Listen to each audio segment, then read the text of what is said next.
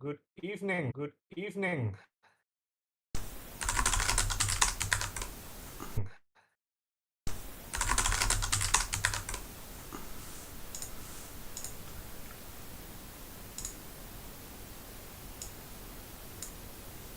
No?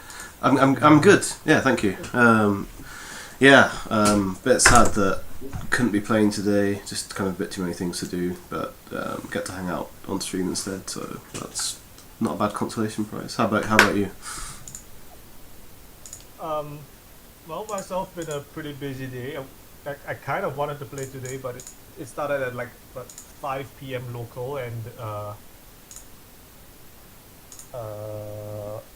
had like something on in the afternoon.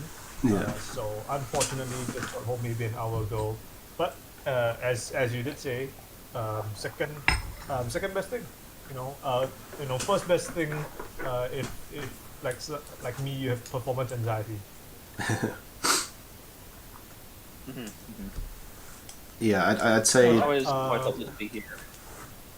We can go into table 23. Okay, table 20. Pokemolo against Gantowny. Yeah, I'll load that up. To be interesting. A Magdalene and versus Ob. Okay. And I see we are joined back by Thranta for some indeterminate amount of time. Thranta, how are you? All right, thanks. You? I mean, decent.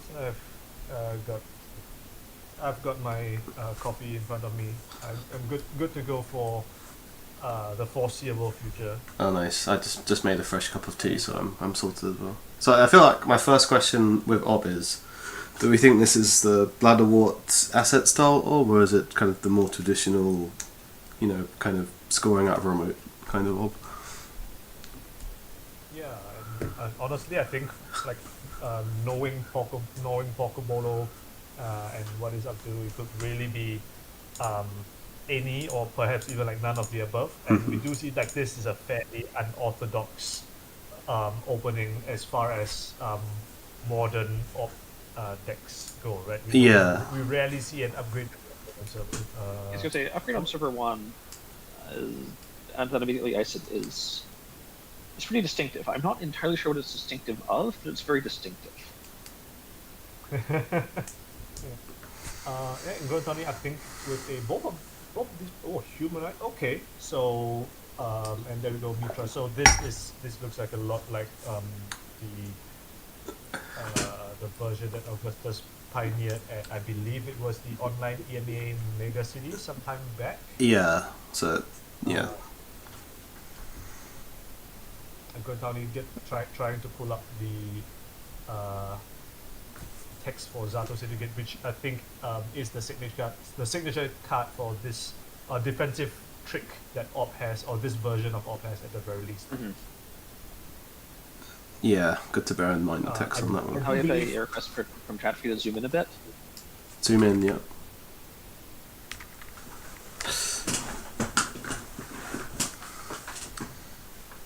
Looks like Gantowny actually has like a fairly decent opening. I think minus the lily pad. This is like basically all the cards that you might want to see in a early in the top few cards in a Magdalene deck. Right, you've got the environmental testing, the DZMZ, and like not necessarily fast econ, but it's like good enough for purposes while keeping cards in hand to overdraw. And this is a Azif protocol. Okay, so not like any kind of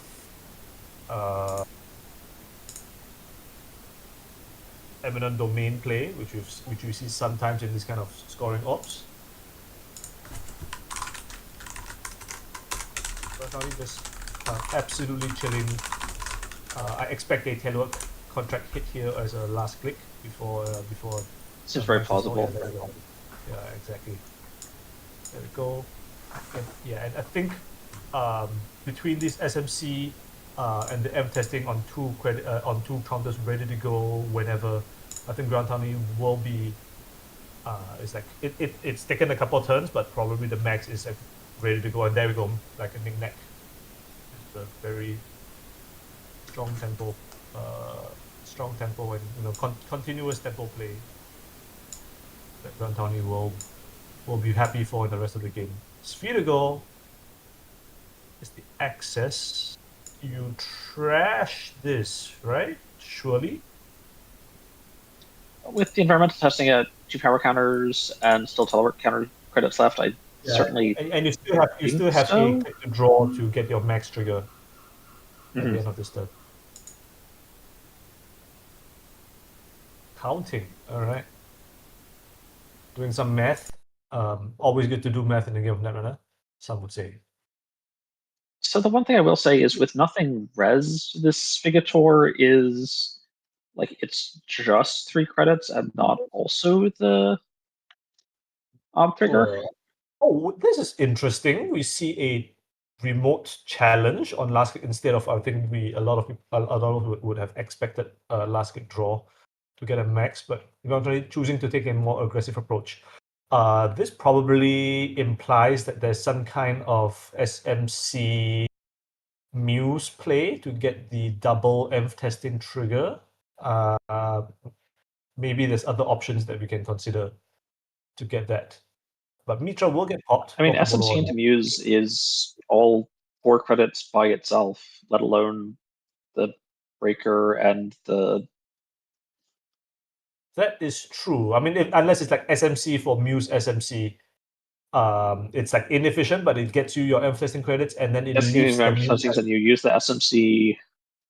Yeah. Yeah, for the thing you actually want to search, it's not great, but it does give you that option, and it leaves the Muse as a body to knick-knack next turn if necessary. Right. And I might be seeing that here. You will keep one. You will keep one credit because of DCMC, and it's a propeller. And okay, yeah, because this is exactly propeller, it's credit perfect to install the propeller of just the Muse, and therefore you get to go in. And having propeller on Muse is fine because the propeller's not permanent anyways. This is not eating EMEA long term. Yeah, I mean, this is this specific combination was made possible by the power of DZMZ optimizer. Would not have been possible without it. And I think importantly, we did see the second humanoid trash. I do believe this implies the presence of 2 humanoids in the deck and not just one, because am I correct to say that the spin shuffled the first humanoid back the same turn? If I remember correctly. I don't recall, sorry. Yeah, but okay. Here comes Lillipad and a Principia. It's not like the traditional. Oh my goodness, Pokeball is gaming. 2 costs. Are we getting Tucana with this? This could be a Tucana line of this second Azif. No, it's a Cyber Sand. All right. Minotaur Center suffers so much flexibility for Ob. Yes. And we do see the meat damage hitting Airblades and Spec Work. You were shouting out earlier that Zotto is sort of one of the signature defensive upgrades of some of these types of obelisks, and Airblades is one of the cleanest answers available to that. Yes. So if the game gets to that point, Guantani might feel the loss of that Airblades, but Pokeball has sacrificed a good deal of like long-term position for this to rush out to this 4 points. Yes, we are a measure response threat, but only 2 credits and only a Cyber Sand rest is not. It's not a very developed board state. Okay, so here comes this Fly Swatter res. Not the most impactful in terms of the board, but what it does do is it is actually a 0 credit res, because now the Cyber Sand Harvester will be gaining that 2 credits back on the Yes, you get the 2 credit rebate at a time of your choosing. And I expect Pokeball. Yeah, there we go. Pokeball pops it immediately. 2 credits back, and we're getting a 1 cost and another It's the humanoid. So humanoid this is, I resources. believe, It's the humanoid resource setup. yeah. So this is the first humanoid that came back off the spin, and here we go.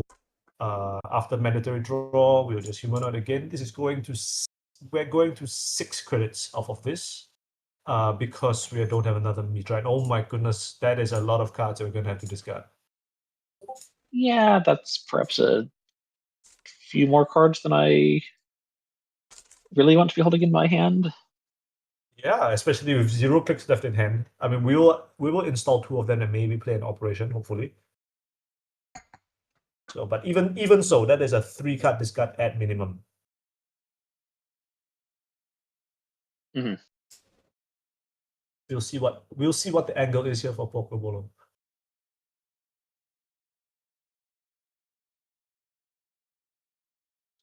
So, R&D. Another card in this remote.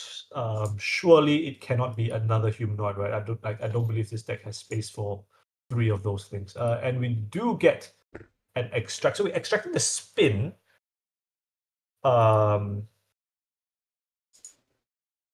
Not a common play, especially with HQ. I mean, I'm very happy to spend what 2 clicks to draw 2 and gain 6. Seems. Yeah. I mean the value here is undeniable, right? And then there's every possibility that server 1 is another spin doctor. So you can just shuffle the first one back and just keep on scamming for more card draw. This of course be the 3rd spin doctor if it was found. As we're seeing another fly spotter here, and fly spotters are not particularly sturdy long term. Yes, and now we see 2 of them. Of course, being up, it can convert them into like more useful things if Pokeball manages to resolve an extract or a another extract, or what was it? Another spherical excavator. Spherical excavator, yep. Although that's can bring them into tithe into. Like they're not getting excitingly better as far as being ice. Yes. Okay, I will say that there's some small irony in the fact that this Physarum is on the fly swatter now. Is on the fly swatter? Yeah, no, it's pretty. Yeah, I think. So yes, so you are allowed to just pay 1 and pass. No issues here. Anthill, okay. This is an easy snap trash. Down to 2 credits on Grand County. Not the most amazing econ situation, but I think if you find another coalescence here, this would be your 3rd coalescence. Yes. There if you find the coalescence, that's just an excellent method of rebuilding. Yes, and we will get another install here if we want. End of turn. Hi. Hello. Good evening.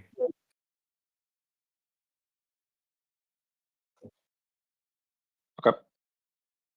Yes. Whatever you did, it's working. I can confirm.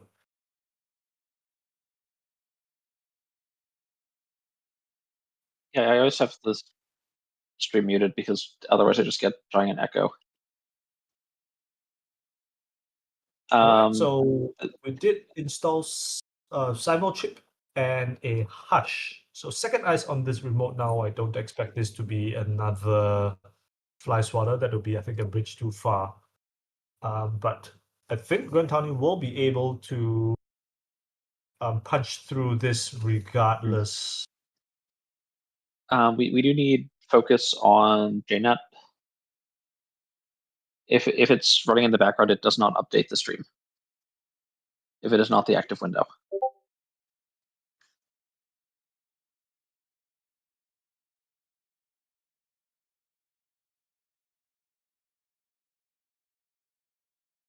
All right, this is a staff car. This is technically not stopping, right? There is a Cyber chip in play. There's a simul chip. Also, it doesn't like say ETR on it. You can let the Stavka fire and then ship the Fasarm and back then- onto the Fly Swatter or whatever you want to do. Exactly.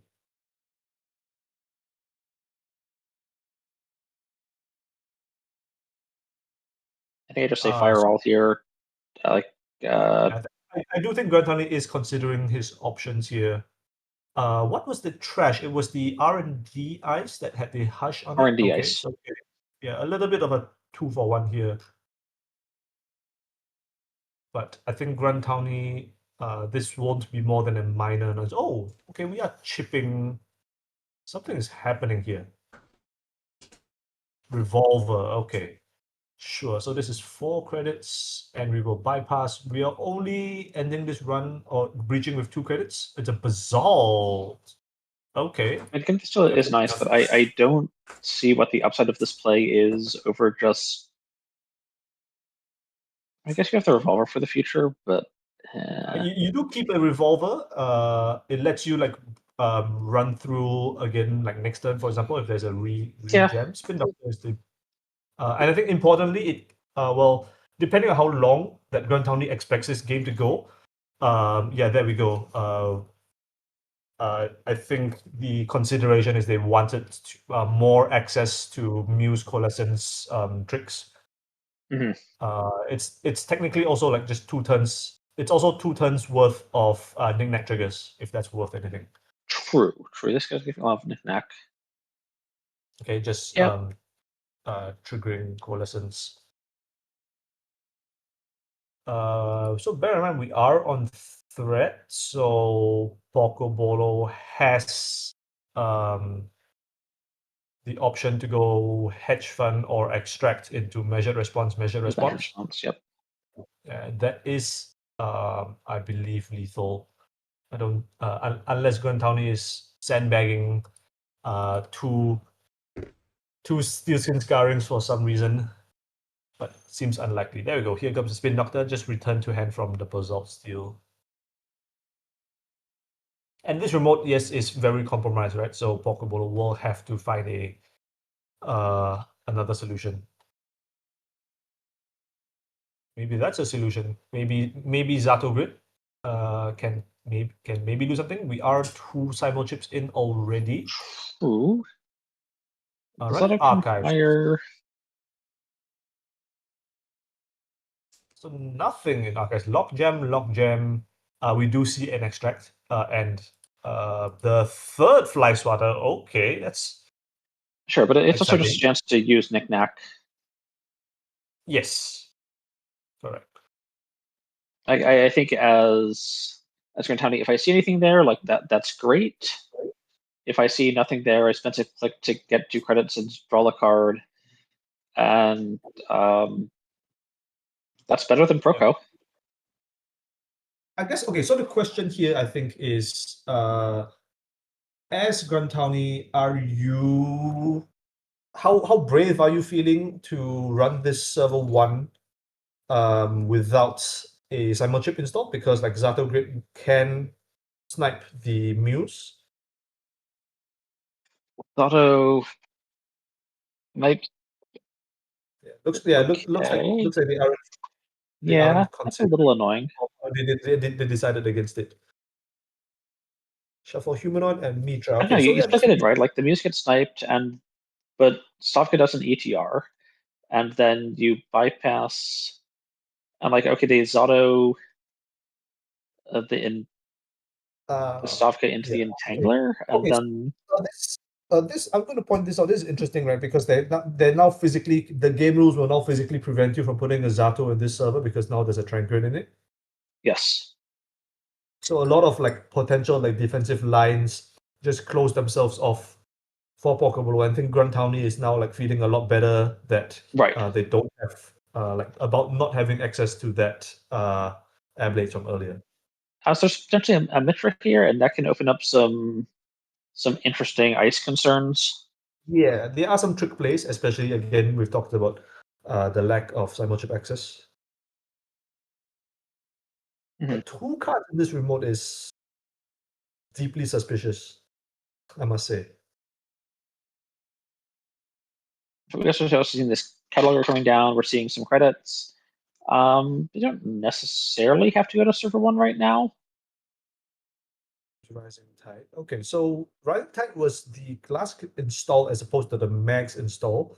So I wonder what's coming down here. Compilation, there we go. And a spending neck, that's fine. 6 cards left in the stack. I don't expect we're going into like any kind of resource or like value generation lockout scenario. This is the human resources again. This is the 4th one this game, I want to say. Just optrix for you.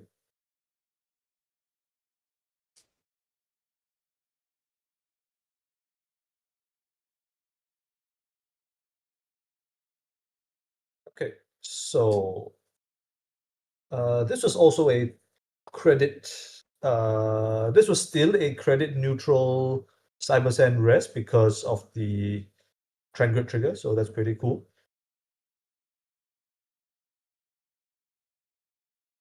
So Pokeball, Trangrid for Mitra. So we know for a fact that there are 4 upgrades in this remote now, which is honestly kind of absurd. What do you think those are? Um, Virus. I am trying to remember what is still Maybe legal right Takano. now because I have not been playing that much recently. We've established it can't be Zato. There's a, in theory, it could be like a Yakov, but probably Yakov would have been rest for the Yeah. humanoid trash, so unlikely. A virus is an option. Mavirus is a very like this deck already seems very influence staff though, so maybe not. I mean, the virus is Okay. only 1 influence, though. It's pretty easy to fit in. I would assume this kind of orb is gonna have from a virus. Yeah, Mavirus into Cybersand into whatever, I think etc. have we seen a Hafrun yet? Because I think the Mitra could do pretty rude things. Yes, I mean this yeah. So the Stavka does slightly indicate the presence of a Hafrun, although of course R&D brings only 16 cards. By no means guaranteed that Pokeball still has Stavrune access. Although I say that this KPI shuffle back may be indicative of something. That's interesting. You don't usually see KPI played in orb that much. Yeah, Shuffling back the definitely, Hafren and I think seems like one of the reasons you might want it. yeah. So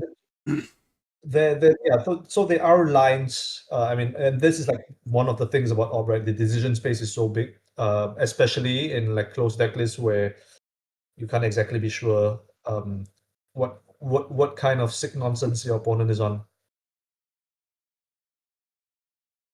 So yeah, Grantani thinking a little bit, committing to an R&D run. I think this is probably. I mean, no way this is another stuff guy. I mean, anything's possible at this point. With R&D Winchester. When is the last time you've seen this? Cataloger. All right. So Grantani will get to see the top 4 cards, but of course, Orb with any number of ways to shuffle R&D in between clicks. Server 7 could be the 3rd spin doctor for all we know. Is that true? Yes, the 2nd spin got brought back from archives by the Basalt. Also be Cyber Sand. Yep, Cyber Sand. No action. Okay. Thank you, Pokebolo, for volunteering that information. It is important. Okay, and we are just clicking it. Okay, slash and burn. Okay. Oh no! Are we running back? Oh no! Oh no! He could still have a way to shuffle here. Yes, it could still be it could still be a Cyber Sand or what's it? This sounds bad. I think Pokeball is saying what we're all thinking. Yeah. Yeah.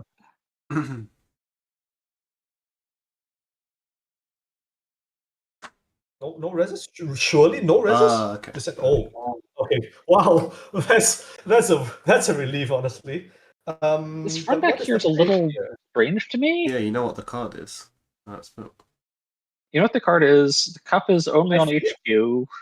I feel like Granthal is like maybe trying to force something out from Pokeball, and Pokeball is like, no, I don't believe you.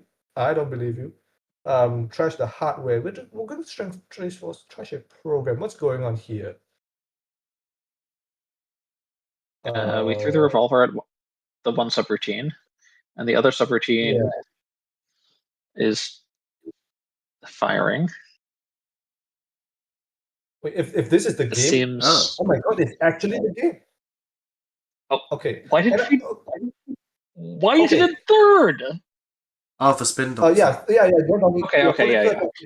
I was going to mention, because if seven is a spin, right, Pokolo may feel tempted to rest, but Yeah, not shuffle. pop it. Yeah. That's quite. Yeah, rest but that's not shuffle, smart, sure. So I think that is a like, given that Grant County knows that they have the Can get in that 3 they have times, then yeah. the second card, I think it's perfectly reasonable. Do you Yeah, think we have okay. time to jump into another game? Or... Absolutely. I think we can witness the tail end of one more. Yeah. Would someone mind scouting ahead so I can know which one's safe to jump into? Yeah, Drive can pick up something for us, since I have closed my Cobra Sure. tab. Let me check out. Table 7, not again, versus Harvey, potentially. That sounds fun. All right, we can jump in that. Okay, I'll hop in on table 7 and ask. Thank you.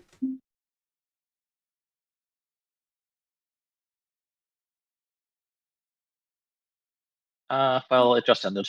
Well, Classic. that will happen. Yes. Let me see if like 38 is doing anything interesting. These are very big table numbers. It is a big tournament.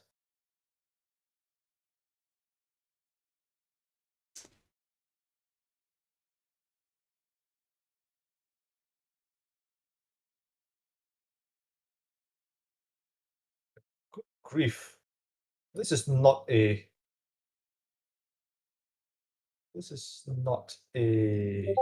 board state. All right, looks like we're good to go on table 37. Triangle soup against the Arit. Oh yeah, 38. 38? 38, yes. Apologies. Okay. Oh, this is not yeah, the... Doesn't look like this is the this kill is not net. it. Yeah. Yeah, this is a board state and a half. Okay. Yeah. I mean, where do we start? There is an Aket on R&D, triple advanced. 4 eyes on HU. Okay, honestly, that's not unheard of for Nebula, so that's fine. Yeah. But we have a remote server with a single card advanced in it against a Zaya with this looks like just like Dirt Zaya with a lily pad. Right? So not something we haven't seen before, but it does look like Triangle Soup has the ability to get into the remote if he wants. I'm also looking at archives here. We're seeing 2 Mindscapings have been imported by the Corp, along with some business as usual. Well, there's a Vlad Grid's posted on the compilation as well, which works quite well with the business as usual. That's the fast advanced angle that we're thinking about. Okay, let's go. Bravado on the remote. I expect a rest here out of the Arit, possibly Messenger Chespo, or this is going to be a very profitable run for Triangle Soup, I think, regardless of. Yeah, there is a Messenger Chespo. Can we still break? Can we still get into the remote here, though? We have Q loop. If we can install the boomerang, maybe. Yeah. Oh no, we can't install boomerang. The only window to install boomerang would have been still during the encounter phase. Okay, so the run, so the approach, like after the Messenger Chespo rest, I believe there's still a window. We see Marjana being sacked to spec work, which means that we still have Marjana, which is not something I see all the time. Yes, I mean, I think in these these like Lillipad Zaya lists, popularized by Koga. Marjan is sort of in vogue recently. It's in both this deck and the Mushli Hat Doll deck as well. Like, good grief, that is a hard score. Honest to God, blank 4-2. Yeah, we're trying to transfer some wealth. I'm not sure how much wealth there is to transfer. The corpse only on 4 credits here, but that is more than 3, and still it is maybe more impactful when they're lower. And I think even if so there we go. The Arit will res to duck 2. Wait, what went on here? Why are there 2 advancements on this Zarath now? What could have done this? It's business as usual, or possibly the Alcat. No, business as usual can only advance advanceable cards. Okay, must be the okay. That's the Alcat. Yeah, it has to be Alcat. That's so interesting. All right. Okay, but Zaravna, gain 2, okay, only break 1 sub. I was going to say Arit is on 0 credits, but Triangle Soup has the option to let him gain 1 off of the Tithe Fire. So he will always be able to steal something.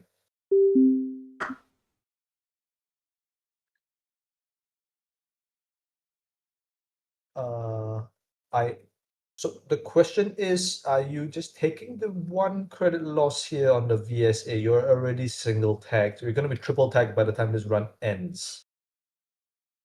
No, we're just paying off 3 off paying the 3. Yeah, so we just break 1 on this Tithe, right? Yeah, yeah, I'll there just we take go. Yeah. Well.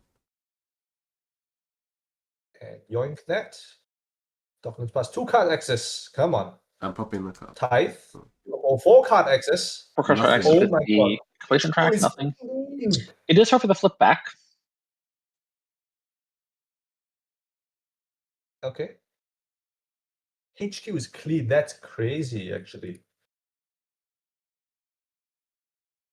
So at the rate, of course, on 0 credits, we can click for credits here. Looks like he's opting to draw 2 more Also cards swing to instead draw. after manual. Like there could be a planograms here. Yeah, we have seen 1 planogram. There are still 2 spin doctors in the game somewhere. Spin doctors, you could jam like Mitra in server 4 or something. You could jam stuff into server 4 here. Yeah, potentially. Absolutely. Thinking.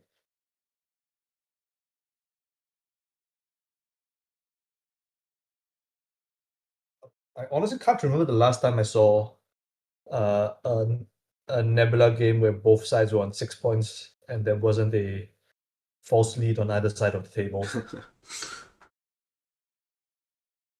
Click for a credit. So no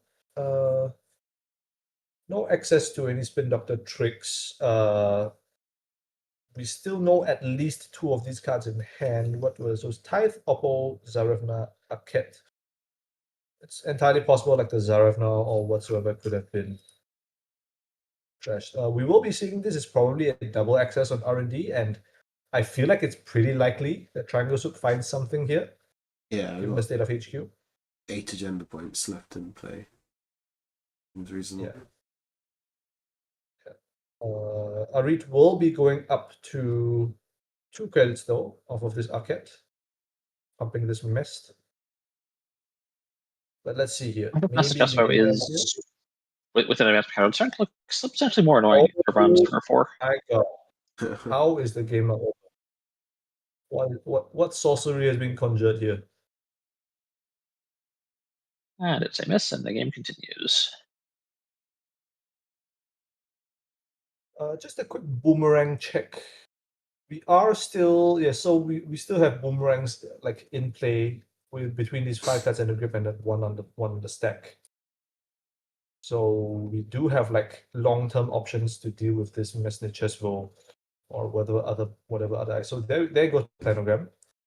We will see a flip back. R&D is now fresh again, worth noting for Triangle Soup, but this time it's only a single access. Yes, but it's now also slightly more iced. Correct. Although,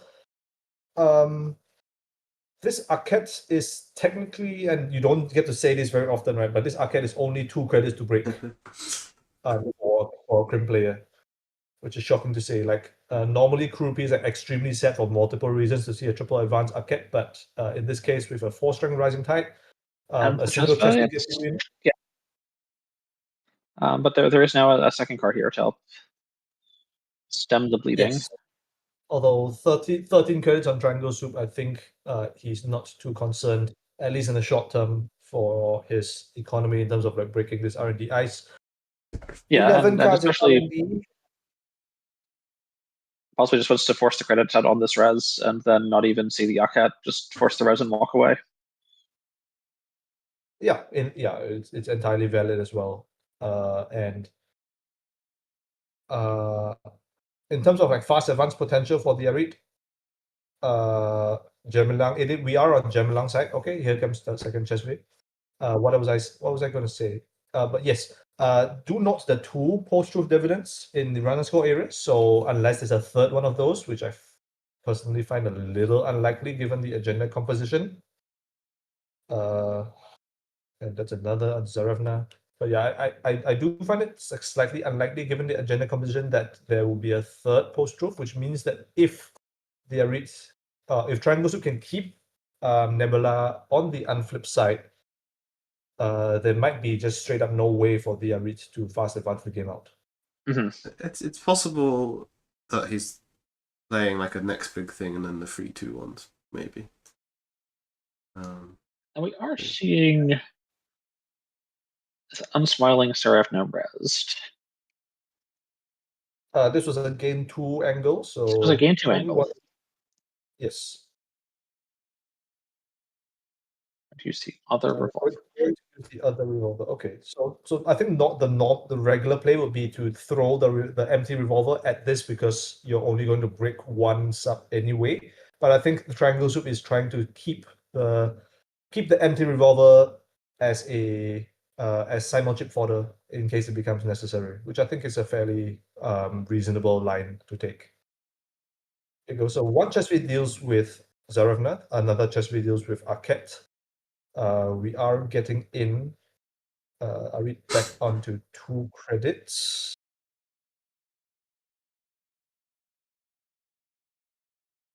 This will be a single axis. Oh, There we go. About time.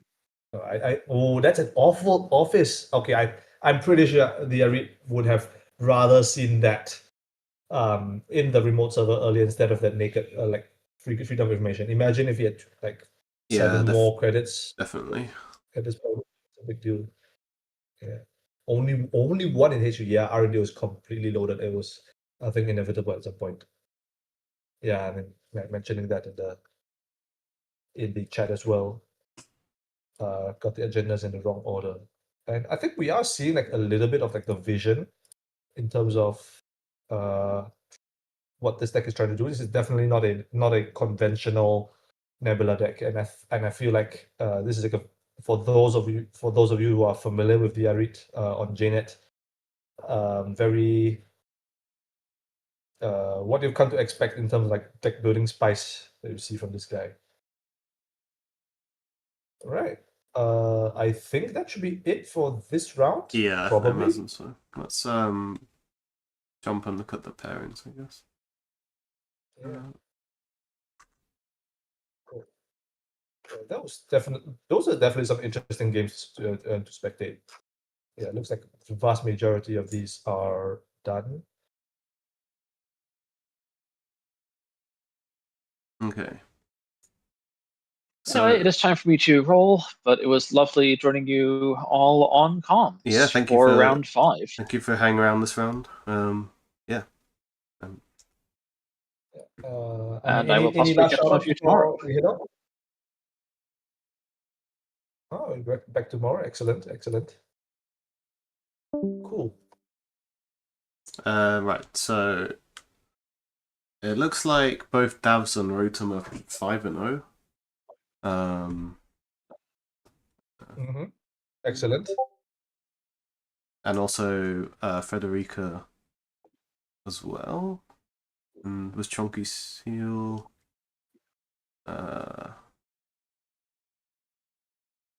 No, yeah. So we have three players at 5-0, I think.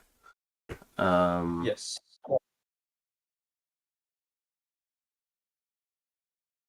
I mean, Rotom Appliance, 5-0. I think a wholly unsurprising side. Yeah, not surprised. Devs 131. You know, our I believe, yes. So it's that the EMEA Meat Space champion, also 5-0. Winning one Continentals wasn't enough. He wants to win the online version as well. Yeah, I mean, I think a lot of people here are like very extremely hungry, chasing that Continentals that the world's buying very very soon after. What do you know what happens if like you win 2 Continentals? Like, does the buy roll back? I was wondering about this earlier, and I think I mean I don't know off the top of my head, but for all the other buys you're allowed more than one, and I don't remember the article saying it was different for World. So I think in theory you could not pass it down, but I don't. Okay. I'm not an OP don't think you're allowed person. To use buys on the same world, right? Like, surely, even if you could hold 2 buys, but you're allowed multiple like Mega City Continental buys, and I don't remember the like. Sure, but you can't cash them in like at the same Continental. Yeah, I know. I'm just saying I don't think the article like made an exception about Worlds, and so if you kind of read it as written, then I think you might be allowed more than one. But like I don't. I imagine the policy is not that, but I guess I don't know is the answer. Could you imagine? It could be quite funny. Like if someone like does a grand slam of like all the Continentals or whatsoever, and then like rolls up to Edinburgh, like Saturday morning, and like cashes in like a stack of them, and it's like, oh, okay, I'm gonna tour the city, be back after lunch. Yeah.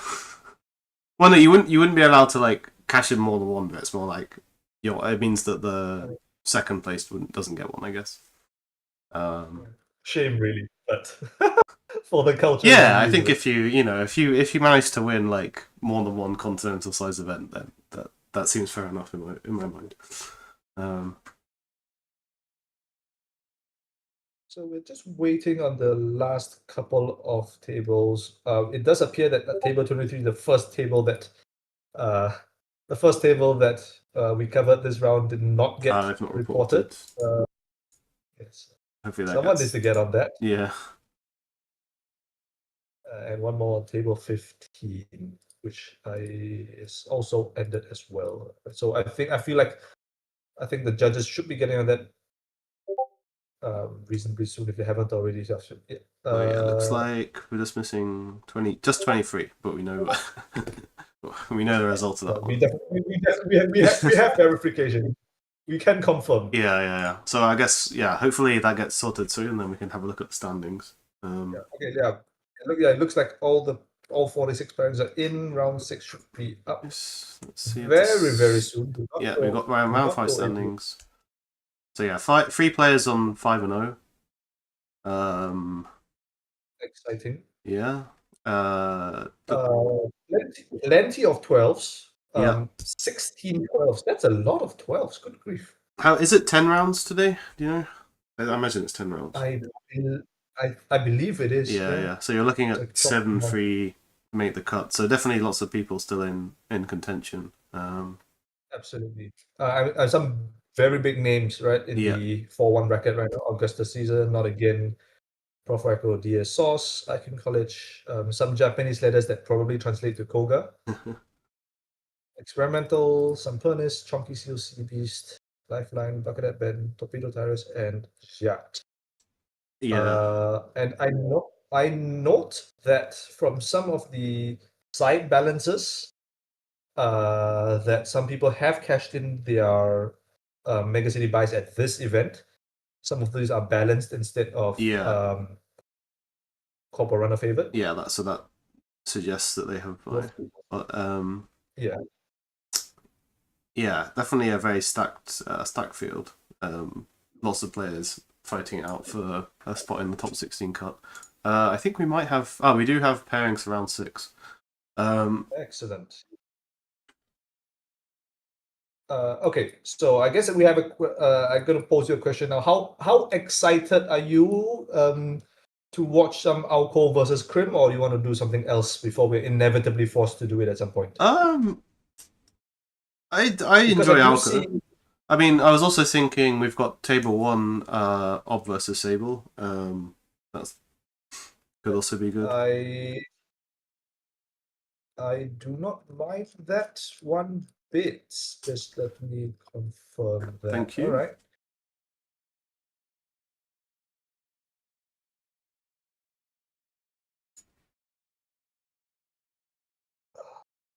Jeez, I searched for table 1 and like a bunch of results come up because that's how Control F There's works. lots of tables with a 1 in, yeah. That's correct.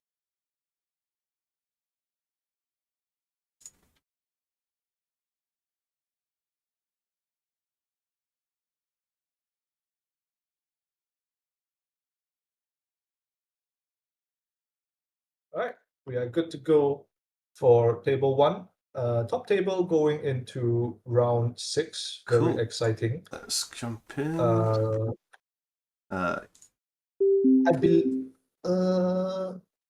So if you win this game and you go to 6-0, are we in ID territory yet? Not quite. So right? theoretically, you could ID the last 4 rounds and you'd be a lock for the cup.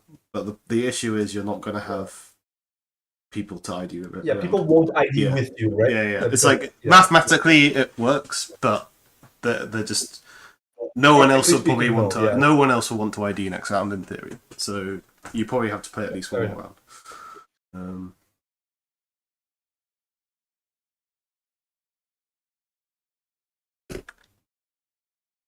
All right. A couple more minutes until the round starts.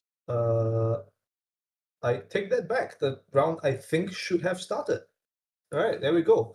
Orc versus Sable. No funny business in terms of deck sizes. No. 40.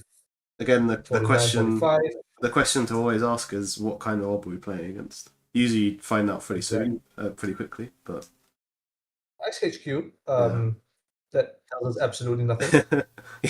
Against Criminal Ice HQ, yeah. This was a mulligan by Burn Castle. Okay. Sorry, Burn Castle. Oh no, we are. Looks like maybe. Maybe. I think no. Has time not started or something? Possibly. I think that so the previous timer has ended. Right. Okay. Yes. People asking. Yes. Where timer? Okay. Aksu, excuse me. Yeah. I don't think this is going to be. I don't know. This is not the kind of matchup that I would expect to go time. So I think this is not so. It doesn't matter so much. Yeah. Well, it depends. If this is like that kind of. I guess even that Bladderwort hostile architecture style of isn't the games will end like abruptly, so it's not that bad. Yeah. That being said, this does not appear to be that kind of op. We see a ice remote and click for a credit. Yeah, that's interesting. One. So Rotom Appliance not showing off that World Champion caliber by marking HQ turn 1. But we do see Mystic Miami into Bravado. Fly Swatter. To a Fly Swatter. So nothing doing here. Forced out the HQ rest, which is pretty good. I guess what does that tell you? Because resing the ice here kind of suggests, I don't know, it tells me that there maybe got some agendas in hand that we don't want the runner to steal. I think that's a reasonable read. Yeah. Like your alternative as Burn Castle is you don't res, and that is giving Rotom Appliance an access, a click, and a credit. So I think it's kind of Yakov. Okay, so yeah, it's always a tough we'll get back to this. Right? Yeah, okay. We extracted it. Okay. Marcus HQ again. Rotom clearly not showing that world champion caliber. Unless we have Boomerang Transfer Wealth or something in hand. Yes. You got to feel like. But I think, so he's definitely he's poking this remote. Lockjam on 3. So we did see, yes, an upgrade and operation. Hmm. Not the traditional card types you expect to see in Ops Archives on turn 2, but it is what it is. Yeah, and forcing out the free strength logjam doesn't. Oh, and we've got the Oh, pinhole and as we well. do, we This is do very have rude. it. This We is very do have rude. it. Yeah, it's extremely rude. Sadly, not getting the full There Sable value where you pinhole your mark, trash the card, and get a click back. But I guess can't complain. I think. can't complain. And yeah, with this Mystic Miami going from turn 1, I think like Rodham is in an extremely strong position going forward, forcing the Lockjam res on at only strength 3. Yeah. So like barring some tree line or wall-to-wall shenanigans, it will remain at approachable levels for Kurupura going forward. I mean, I say Still that full we full don't credits know for Kurapura though, and it's not. It's on the remote, so you can't use the Chev, so it's actually still moderately fair taxing. enough, right? Yeah. But yeah, So but obviously it's not going to be not like ideal. Yeah. yes, correct. I mean, that being said, we also don't know for sure that this is okay. I guess we know for sure now, right? But I Okay. was going to say, ow, ow, ow. Have we rolled H2 eight? mark for Yeah. a third time in a row, by the Yeah. way. Yeah. I was just about to say. But this time it's going to pay off. Here we go. Spin Doctor. That's almost yeah. That's a very easy trash. One real Yeah. credit. We probably see a tag clear here, protecting your Mystic. There we Yeah. go. But what was I saying? Yes, so up to this point where the Shivlev got installed, we didn't know for sure if it was this Wreck Breaker Sable or Oh, the doll. possibly like maybe Yeah. Sable. Yeah. Do you have like a particular take on which version is better? And like, what is your take in general on like dolls, I right? think. And the proliferation. I mean, I'm a mostly hat doll player. I think okay. in a vacuum, I think dolls feels stronger. So I played it in But the EMEA in in the person. vacuum, Hmm? sure. Like in the vacuum, do you mean uh I do guess you what. mean like in the absence of any tech cards, like Samak Samoon, Hammer, Yeah, I or guess whatever? what I What mean have is you? like if the corp can tech more into the dolls deck if they want to, but you don't tend to see Sure. loads of corps doing it because it's not the most popular deck and stuff like Hammer isn't Exactly. good in loads of matchups. Whereas I'd say the Red Then Sable is a bit more robust. yeah. Oh goodness. Yeah, what's going on here? I mean, firstly, the players did have like a little bit of banter earlier. Rotom calling for a purge and then Burncastle obliging with the purge and then going with the undo click. But I think it looks like an extract for no trash, which is not something often seen. Right, followed No. by Hollow Man, Res, and Pop on an Azif protocol. What did the Azif hit? Kuru, that's very good. Carpe Diem. So won't complain. I don't think Buncaster will about that hit. And did we? Oh my. Okay, yeah, we definitely Don't put the never see human. this, right? We never see a Lockgem advance in this I ever. No. But And very interesting. And I think Buncaster is like is like hoping and praying. Like Rodham has used already one pinhole threading, and like if another pinhole comes through on this Hollow Man, it yeah, I think if this humanoid gets dealt with, then that could be I was thinking, oh, right, devastating. okay, this might be like the second worst thing that can happen. Yeah. So what are we going to pick up here? Oh, the extract. That makes sense.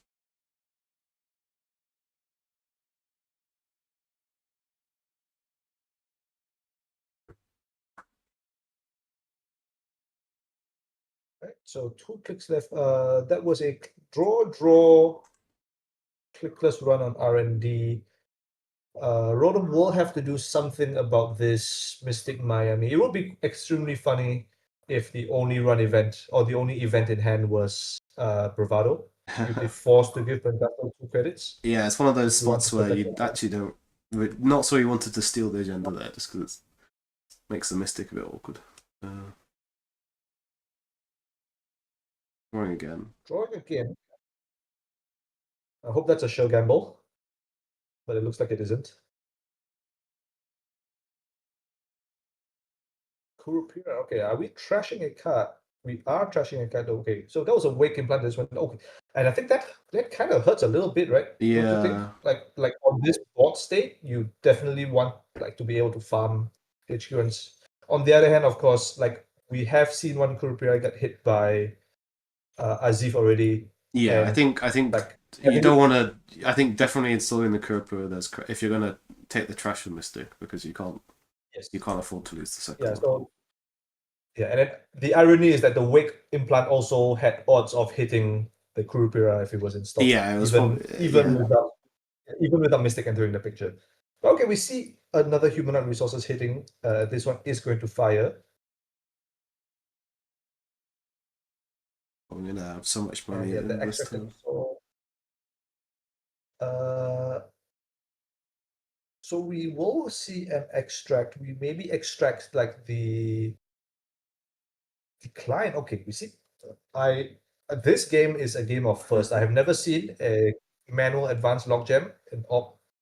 I think it makes a lot of sense. I don't know. I'd be tempted to extract the Spin Doctor maybe, but yeah, and I was. You don't want to trash your Hollow Man. You don't want to trash your logjam because you probably don't have anything to fetch from the logjam. So yeah, kind of makes sense. I think more to the point, the Spin Doctor came down off of the humanoid op trigger. Yeah. So you've already used the op for the turn, and therefore you don't want to extract something that you can chain. Oh, that's a good point. Yeah. So yeah. Yeah, but I've definitely never seen like two extracts played in the same game that didn't have trashes attached to them. And we see a Maskirovka. I think Rotom Appliance is not unhappy about this. No, especially with the this is a bravado, by the way. Yeah. The draw bravado measured response. No trash on that. No money to trash. We didn't have the money to trash it. Yeah.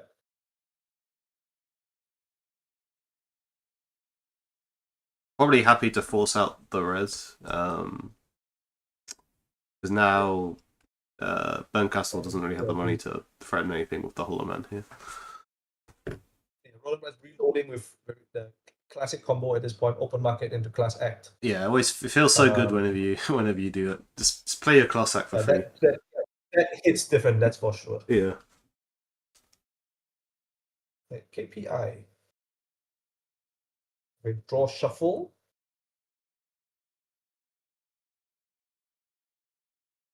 So it's interesting because one thing I wanted to talk about was the return of a crowd unfavored, I want to say. We've seen like a little bit of ScapeNet creep back into the meta in the past week, especially most notably at American Continentals at Montreal last weekend. Yes, in the Leo deck, right? And yeah, in LO, absolutely, and even in the PD that won the whole thing. Shout out to Sep K. And secondly, a green mail. Okay, so this is a very different agenda suite. Yeah. Green mail's interesting. Yeah, and so powers that be is going to trigger putting back Yakov. That's very nice, actually. So this is so that is likely going to be what's powering Burncastle's economy for the foreseeable future. Again, given that we are not seeing another pinhole threading or whatever. But yeah, I think what I was driving at is that I think we've seen a bit of ScapeNet creep back in, and I feel like it's something that you can potentially splash as twinning tech in other decks. For example, Nebula, which once like the runner is going to be forced to make successful runs against Nebula a lot of the time, and likely won't have the credits to fight a ScapeNet trace. It will trigger the ID. If Jinteki Glacier comes back, for example, in Restoring Humanity Glacier, I think it's very reasonable. And even like Nuvum, right, can feasibly play the card. Yeah. for example. Again, it triggers the ID. But what I'm trying to get at eventually is that of all the decks that you could see playing ScapeNet in, Op probably isn't one of them, right? No, I don't think I'd be playing around ScapeNet in Op. Yeah. So, like, I mean, we expect, of course, the twinning to come down at some point for Rotom. Yeah. And we are charging this remote. Okay, so we do know one of these cards is Yakov. One of this was an install from hand. So Yakov is the res. This is not going to be Youch. That's a chunk. That's going to be a chunky trash. Yeah. You do it if you're. I mean, if you don't, it's just going to become a humanoid next turn. Yeah. So I think exactly because most of the time it feels bad to pay the 4, but he's not trashing it though. Okay. Okay, so the Yakov paid for itself, which is nice, but it's not persistent, of course. So you don't get the trash on the trash creds on Hollow Man. A little bit unfortunate, but it kind of it's I guess there's no reason not to res it. Yeah. So like not sitting the prettiest on credits now. 5 credits at the start of turn off of this last open market tick, and we're getting a Trank Grid. That's not a humanoid. Yeah, I think trashing the Cyber Sand is always an interesting question because it feels so bad to spend 4 credits, but if you think that you're stopping a humanoid going off next turn, what's going on here? Castle is cooking. Something is going on here. Like, are we just straight up on 5 points now? We are like in just fast advanced end the game territory. Yeah, this is crazy. Yeah. The board state like, kind of twinning, right? It's kind of late for Rotom for sure is like wishing he had some multi-access relevant now. Yeah. Or even just a Hermes or something. Yeah, wait. Yo, this is crazy. We are just leaving. Hermes the trash. That's actually insane. Yeah. This is a sick play by Castle. Did you see she trashed the Spin Doctor to the Azef? Normally, and to reinstall it with the powers. You needed to save the stash and but yes, the powers that be reinstalled Spin Doctor. Yeah, but so you can still save it. That's really sick. Yeah. This odd deck is crazy. I keep looking and thinking it looks in such a not great position, and then all of a sudden it's like scoring these agendas out of nowhere. Yeah, and then it's like so shocking, right? The moment Rotom found a Hermes, we assume that he was drawing for it. Like looking at this fast advancey small agenda style with the green mails type of op. It's of course excellent card to have in this matchup. And the moment he finds it, it just gets sniped up by the second Azif. Yeah, and he probably didn't want to install it because he probably wasn't expecting a score that turn, which I think is reasonable, but yeah.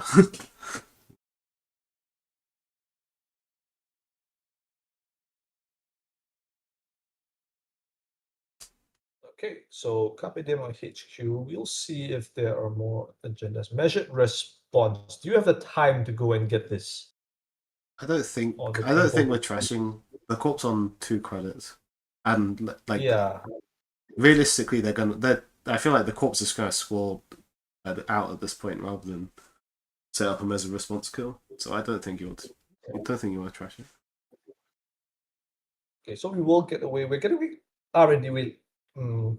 Okay, I guess one of the questions is, if you're Rotom, are you okay to leave a slash and burn in archives? Like of course both players know that it's perfectly protected, right? Yeah. I mean, it's I think it's a tough ask in terms of spending a click just to force a Spin Doctor, but at the same time, it's time to check, is the game actually over? Yeah, that's true. We could just be scoring. Looks like no. Yeah. For the moment. Okay. Interesting. New remote. Nice. Okay, yeah, game is officially not over. Okay. Yeah. So now we've got the archives box, so we can safely clear out the slash and burn. Yeah.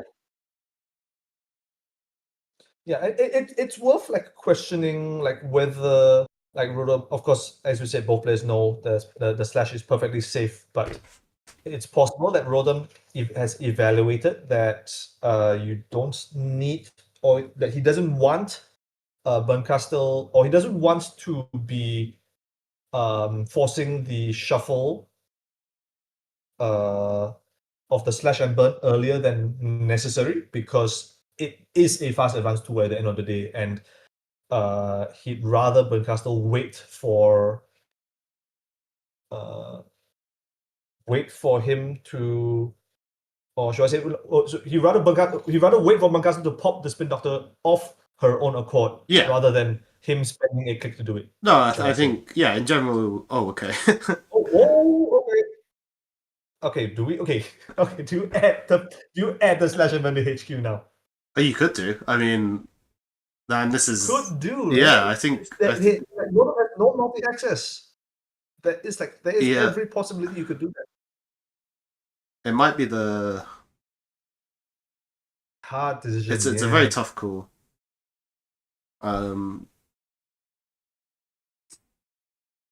But like this is one of those things where, yeah, you don't want to spending the click to kind of force the Spin Doctor feels bad, but if you don't do that, then you kind of give up. You kind of give these lines to your opponent, right, where they can get more value from the Spin Doctor, or this kind of situation.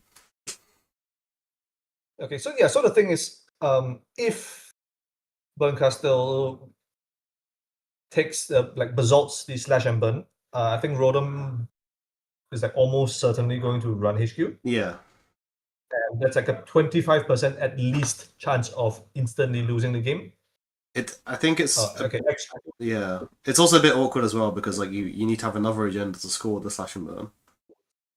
But if if you have that agenda in hand, you don't want to pick up the slash and burn because then all of a sudden it's a there is some there is some irony there. Yeah.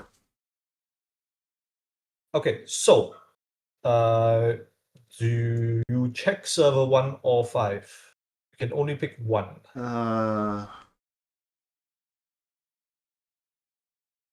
You can check it quite cheaply because if you're Rodham, because Kurupira is charged up and can just bypass this logjam. Yeah, okay, just going back for R&D. I would have been tempted to maybe go through and clear out server 1, but yeah, especially because if the game isn't ending immediately, it is definitely worth clearing up this trend grid. Yeah, because it's you know if you leave the triangle out, the Corpus is going to jam in there every turn. So, but I don't hate going back into R&D. Yeah, just checking the top, just making sure you don't lose to the top deck. Yeah. Okay. Yeah, had to think about that. Oh, okay. Wait, no, wait. We can. This is a fast advance combo actually. If we fetch Holoman of this until into Spherigo. Yeah. Are we gonna have enough money? Yeah, we do, don't we? Yeah. Yeah.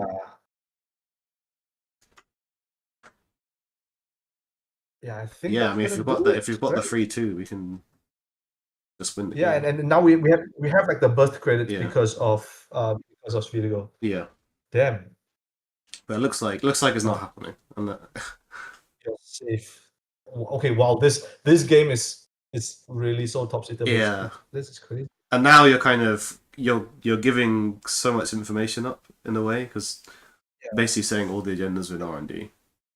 Yeah, but Bernkastel, of course. Okay, we're extracting the just for money. Powers that be, of course.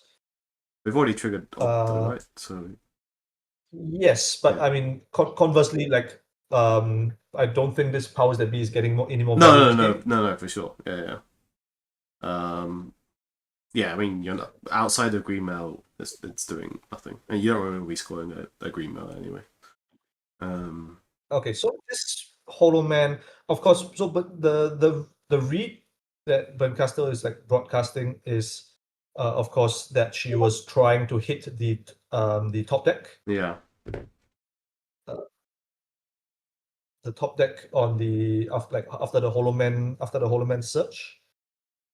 I guess the question now is, does Rodham Appliance have the pinhole or a way to contest the remote? I think logjam is free, of course. Yeah, we we really want to do. deal with this anthill if we can, and Yeah. or the hollow men actually. Now, if you've got a pinhole, I guess there's which one do you actually go for? Yeah. Pinhole makes it trivial, right? Well, but do you trust the hollow man or the anthill? I guess the hollow man. Well, Oh, yeah. I mean, it has to be Hollow Man, right? yeah. Because But it doesn't feel unless good you're to okay. yeah. Okay. Okay, transfer is fairly inconsequential. Could make resin all this ice tricky, I think. Yeah. Because now we could maybe run R&D and then run the remote, and I don't think. Although we actually just noticed we don't have a sentry breaker installed, so that's also So that is like a little bit of the spooky part. yeah. Again, I think Rotom Appliance fairly unhappy about rolling exactly Archives Mark this turn. It was the worst. Either you'd be fine with HQ R&D, but as the archive does nothing for you. And so the thing is, we as long as this Spirigo Excavator is up, okay, here comes the Revolver, but now we can only check. We can only either clear the remote or R&D. I think going for the remote makes sense. A lot of sense. Yes. And the other thing is because R&D, the problem with checking the top card of R&D is that as long as this Spirigo Excavator is up, can always shuffle the deck before mandatory draw, so you can never lock R&D. Yeah. Whereas now you'd have to have Slash and Burn and a 3/2 to lose next turn. And we're pretty sure we know there's no 3/2, so yes, for sure. Yeah, I don't know about this do you trash this Tranquility? You go to 6 credits. I don't know that you do, because I don't know how many more turns are left in the game. How many more times is the court going to jam in this remote? I'd kind of be tempted. Oh, okay. So every time I said I would trash the Tranquility, Rotom hasn't, and the time I said I wouldn't trash it, he did. So don't listen to me, basically. I mean, I'm gonna shout out the Hermes discard. That feels really bad. Oh yeah, but it's a completely blank the card. game at the point yeah. But I mean, honestly, what a game! This is a game worthy of a table one, you know. Oh yeah. It's been very back and forth, and we still have no idea who's going to win. I think these are the best kind of games in the absolutely no idea. On the remote, interestingly, instead of R&D, is that worth thinking about? Okay, we are jamming. I wonder if there's part of me that thinks that we've got some awkward agendas in hand, and we're just trying to bluff we don't have anything by doing this sort of line. Okay, we're taking it back. I'm taking the credit back. That makes sense. Trash Mystic Man. Fair enough. Yeah, I am wondering a little bit about this Descent install on server 1 instead of R&D. It's not like we need to play around inside job or anything like that anymore. Yeah, and it's I guess maybe it's if it's on the central, then you're using Choso credits, so it feels a bit bad. Whereas at least on the remote, it is taxing the real credit. I feel like there was some merit to putting it on the Spherical, perhaps. Yeah, because as we discussed, you can't ever, as long as it's up, you can't ever lock R&D, and I think there is value to Rotom in clearing, removing that ability. But again, we don't know what is in server 1. We're just running R&D. I think that nothing gets you here, right? Yeah, I think you're kind of trying to force a res out. Oh god, okay, yeah. I mean, Revolver just runs through this hammer. Yeah. You can probably. I mean, you just use all the bullets, right? You probably don't care about taking tags. Actually, you just probably break once up. I guess it depends on how much you value the class. The class act trash. Yeah, I mean, I think the game the game may not last long enough. Yeah, you probably don't. But I think you could have. Anyway. You've already got one tag, and it's kind of too late for twinning, so you probably don't care about the tag subroutine. Okay, yeah, he's just breaking one. Yeah, I think this makes sense. Sure. Okay. Keeping 5 bullets, 3 credits left, and Oh, okay. There Wow, it is. what a game though. Like it was. What a game! Like TBH, Yeah. goddamn. Whew. Wow. Okay. What's the remote? Yeah, I think we're all dying to know what is the remote. That's It's Santo. just an Yeah. antelope. Right. Good grief. Yeah. That was a stressful mean- game to commentate. I can't imagine what it was like to be one of the players. Damn. There were a lot of spots where like the game could have gone like extremely wrong for like either player. Oh yeah, Like, yeah. Yeah. Yeah.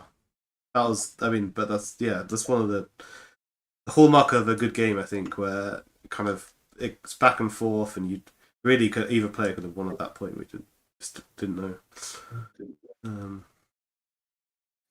They're discussing like Castle saying judgment kind of a bit too early to Azif fast advance. I think it was like perfectly. Yeah, perfectly I mean, defensible. it felt like the Ob was ahead on tempo early on, and a lot Yeah. of that was due to the Azef scores. And I think more to the point in this matchup, like trying to push as many points, many scores as you can before the Hermes comes down Yeah, is like super important. And Definitely. as we saw, it did end up hitting the Hermes directly. So definitely well worth it in my opinion. Oh, so here's a funny table we could jump to next. It's Hotclaw versus Sanctus on table 29, who happen to be brothers. So it's quite funny that they've been paired up with each other. Is that real? Yeah. All right, let me just check in on that. Hopefully, no one's gotten randomly flatlined. Okay, looks like the game's still going. Okay.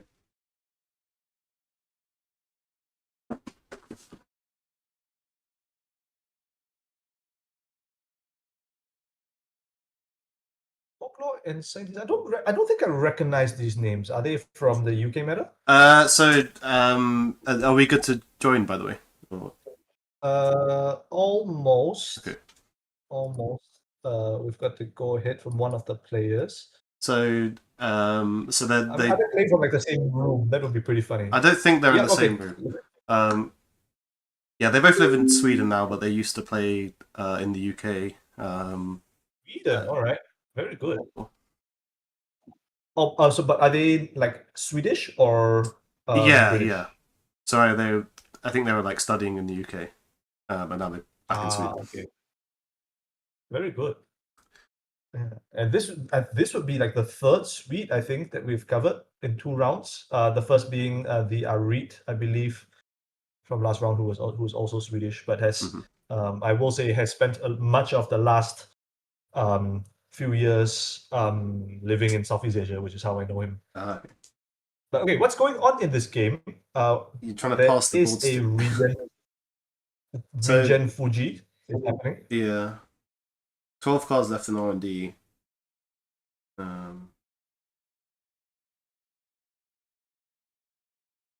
would say from a glance, this looks fairly good for the mostly hat player.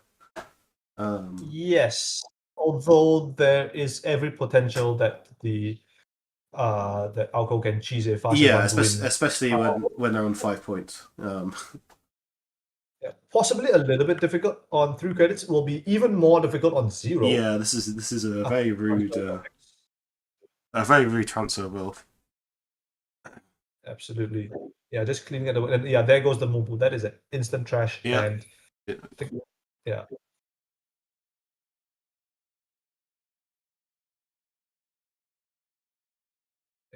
In terms of the econ, we see a finality. Looks like it was hit by damage or discarded. Yeah, it's no core damage. So it's playing the Mindscaping for money. I was wondering whether it made sense to drop the tag as last click on the side of Sanctus, but yeah, this is the end of the line, Ayuko. So exactly, and then we do see an Oppo research in the bin as well. That being said, there is some spice here. Wage workers, that's not normal. That's not standard. Yeah, so I think Because I think in the Oppo version you have two spare influence to play with, because you have free Oppo, one underline, free spin doctor leaves you with two. So I guess Yes, Hotcore is trying out wage workers in the slot. correct. Which kind of makes sense because it's Uh, another annoying must trash that the runner has to deal with. exactly.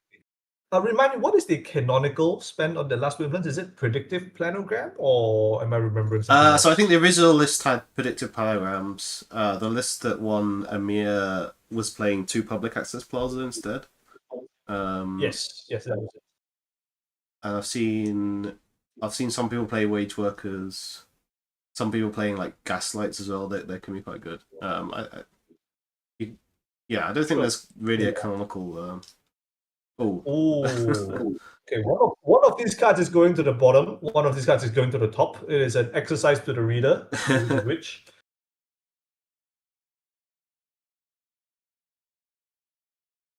Although with the state of R&D as it is, yeah, well, that's expected.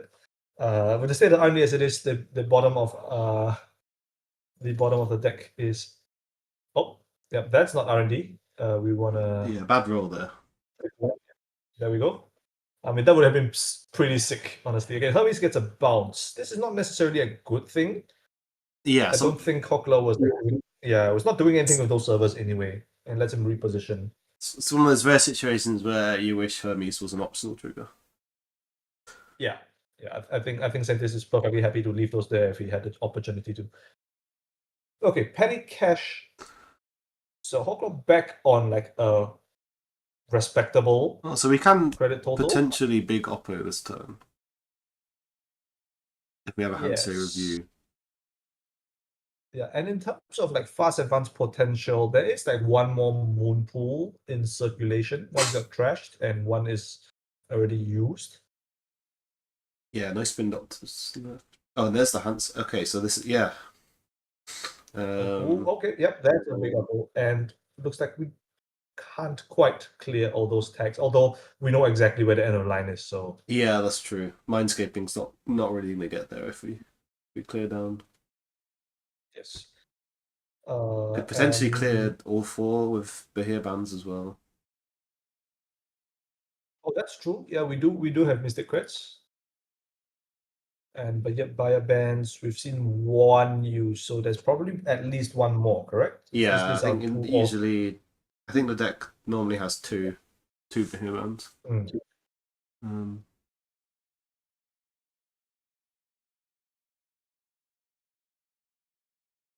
It looks like we are getting away on surely not archives, right? That might just be a death trap. Oh no, that's not true.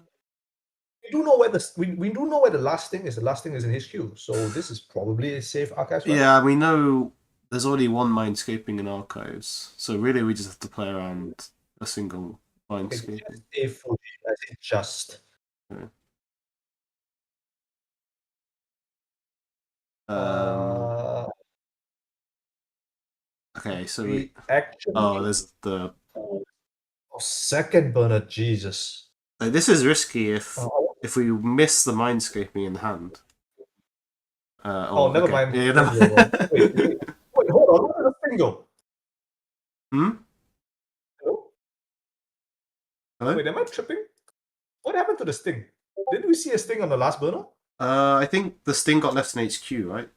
And the Yeah, Regenesis but we've seen all the cards in HQ. No. We Oh, saw no, three wait, of the cards in HQ. There were three of the cards. Okay, Yeah, yeah, yeah. there's one out of. Okay. Yeah. So there were just straight up three agendas in HQ. That's crazy. So I think that Alright. was a bit of a risky line the runner took there, but they got there. Yeah. Okay, I think probably don't. Yeah, I think probably don't have time for another game. So shall we have a look at the pairings and see how we're doing?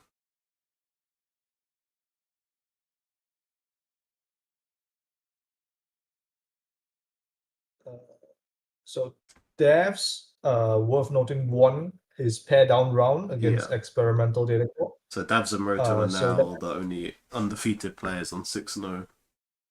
Yeah, 6-0. Lifeline. Technically available to ID each other. Yeah, there shouldn't be any side bias weirdness because we're going into round 7. So, and I don't believe either of these players have cashed a buy, so that seems to check out. Yeah. Other, I'd probably take that ID if in that situation, but they might choose to play it out. yeah, I think it's an interesting choice because obviously your opponent is also fine to ID, but you're also thinking about your future opponents, Yeah. like your rounds 8, 9, and 10 opponents. So like if those players aren't down to ID, you may just be cheating yourself out of a cut slot if you lose out your Potentially. last couple of rounds, which almost happened to me. I will say it almost happened to me at APEC. But Where you have to. So you're 6-0, so you'd have to lose all 4 because you're going to have amazing strength of schedule. So you don't really care about bubbling. So it's only if you lose all 4 remaining rounds that you miss out on the cut. So if you ID this round, you miss the cut if you go 0-3. Yeah. And I mean, I expect that both Devs 131 and Rodham Appliance are good enough to have at least a 33% win rate. Yeah, I would be. Of I think it's probably a fair bet that both of these players are going to be in the top 16 at this point. Yeah, I wouldn't be surprised.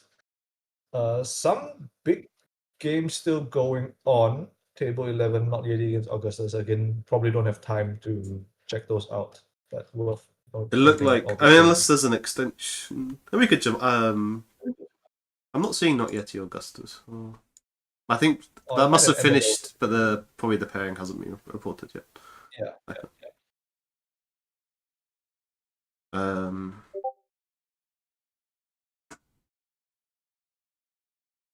I mean, I guess now that we're here, what are your thoughts on like the last few games that we've seen? Oh, I guess something that we actually could talk about that hasn't really come up so far is that this is going to be the second last event in the Continental season, after which we will be getting a ban list. Yeah. Do you have any thoughts on that? Honestly, I don't know that there needs to be many changes. I mean, I think, like, personally, from a purely selfish point of view, I really hate playing against Nebula Kill, so I'd be happy to see False Lead get banned for vibes reasons. But I think the meta's actually in a like pretty decent spot, or at least I think is in a spot where the issues can't really be fixed by banning more cards. But yeah, I guess I don't know. What are your thoughts? So I think like we can like or at least how I like to see it is like I approach like the health of meta in stages. Yeah. So the first stage is side balance, which it's like maybe still a little bit too early to talk about it, but I think at least from the current perspective, side balance seems healthy. Yeah. Right. Like the quality of games. You can maybe argue a little bit of quality of games, especially in like versus like Ladder Ward decks or Nebula or whatsoever. But side balance, like on the face of it, is fine. Faction distribution, corp side before Montreal, I think it might have been a problem, but I think we are seeing the return of HB, and that gives me like a reasonable. It leaves me reasonably confident in terms of like corp distribution going forward. Do you think the LEO and like the new HPs we're seeing, do you think that's a response to like what the meta runner decks are like before, or is it more just like these are just powerful decks that took a while to find? It may be a little bit of both, because like the LEO was like something that I think notably the Snare Bears like brought out in force for Montreal, right? Yeah. But I don't think it was ever like a top secret deck, at least from their point of view. Like I think Rotom Appliance was playing LEO for I think he played at UK Nationals. Throughout the Mega City season and so on. So I think it's just something that has been in development. The final form of which was shown off last weekend, and only now is it picking up, right? Yeah. Because like it's more like a visibility issue more than a meta development issue. I Right. feel, and it just hasn't been that visible until now. That makes sense, I think. Yeah, I mean, runner side is still a problem, right? We can just look at the peek at the demographics from this event, and I think you'll see very similar distributions. Yes. Like across the rest of the continental season. This runner side, we can't. I think, run but away I from think that. if you just look at the runner, if you look at purely from a faction point of view, yeah, it looks imbalanced, but like there is quite a lot of variety in the kind of the three most popular Crim decks, right? They're like you've got your kind of Reg Sable doing Reg stuff, but Yes. then the Mushli Hat is it's kind of very different to that, playing the Matryoshkas, and then the like Dirty Desire as well is somewhere it's kind of its own thing as well. So like I think yes, criminal is very overrepresented, but it also just has a lot of variety within criminal. So it's interesting because I would compare this somewhat to maybe a couple metas ago when Hoshiko was like the undisputed top dog. Yeah. Runner side, and correspondingly, Anak was like the most played faction. Maybe not like 55% most played faction, but definitely more than Crim and Shaper at the point. Yeah, you'd expect it to be the most popular identity. Yeah, but what I'm trying to get at is that Reg Anak was very different to the non-Reg Anaks at that point in the meta. So I'm comparing to decks like Phoenix at the time, like the Mulch Lu, stuff like that. The archetypes were like very well defined within the faction, and I think for the first time, like in maybe ever since Geist rotated, we are seeing the same thing start to happen in Crim. Yeah, which is a good thing. Yeah. But before it was basically there was Red Crim and that was you are playing your flavor of Reg deck, maybe Omakua or whatever. But now is maybe the first time them you see a Crim, and I mean, yes, there's going to be transfer of wealth, there's going to be bravado, but the mechanism is different. Yeah, which is good. That's a good point. I hadn't thought about that. But we do have pairings for the next round. Right. Speaking of next round, I think this unfortunately is where I'm going to have to drop off. Okay. I mean, but it's been a great chat. Yeah, it's been great having you. Yeah, and all the best for the rest of the rounds. Thank you. I guess we can. I will leave you in the very capable hands of Gail Ha, who should be joining us any second now. Before you go, do you have any thoughts on who should stream this round? Oh, excellent question. We have standings. We have pairings. I guess just throwing a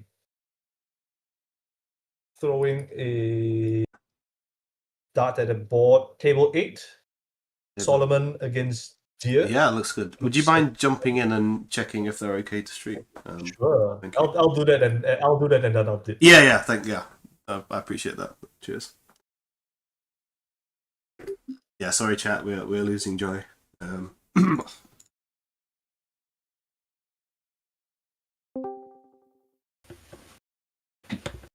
Hello.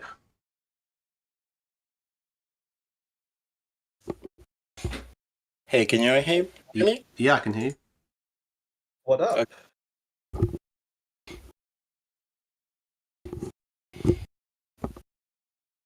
Would you like to introduce yourself to the stream? I'm Galéha. I'm a French player from Toulouse, and a TO and a judge. Oh, well, yeah. Good to have you on comms. All right. Looks like the both players are fine with the stream, so we are good to go. And with that, I will leave it to your very capable hands. Thank you again, Joy. Yeah.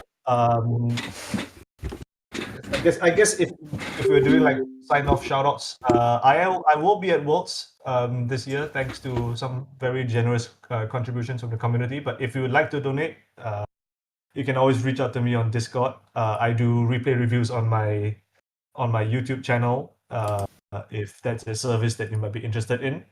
But yeah, no pressure. I'm happy, very excited to be meeting everyone again in 2 months. Yeah, I'm looking forward to meeting you at Worlds. Yeah. Yeah, catch you all soon. See ya. Bye. Okay, so we've got King Solomon playing PD against Deer on the Mushliha. Okay. So I guess my immediate question is, I wonder what kind of PD this is, because I've seen some kind of old school reg PDs, and then there's obviously the kind of combo-y PD that won North America Continentals. Yeah, Sebastian K, the core damage PD. Yeah, exactly. Really cool deck. Yeah. I've not had a chance to play with it yet, but it looks pretty fun.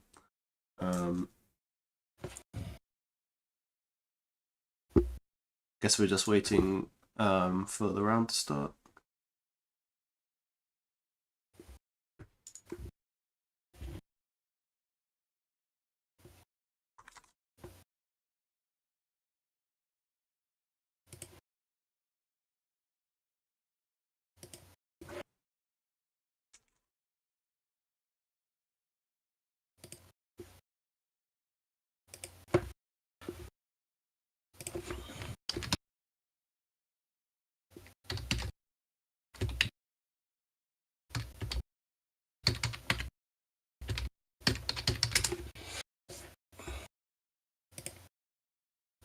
Yeah, it looks already started.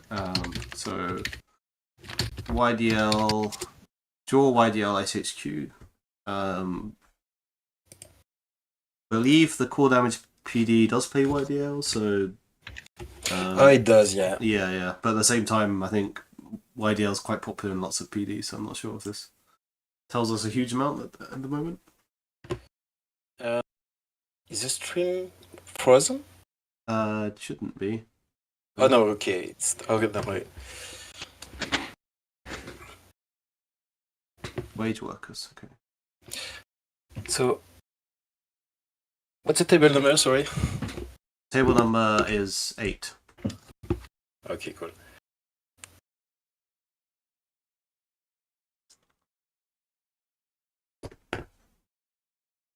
Yeah. So mostly had just setting up here.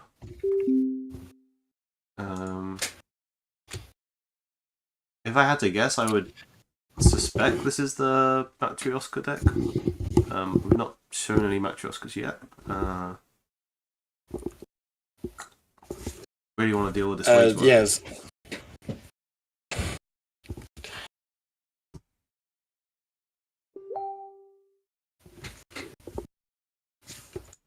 Yeah, mostly had deck from recent tournaments were on Matryoshka indeed.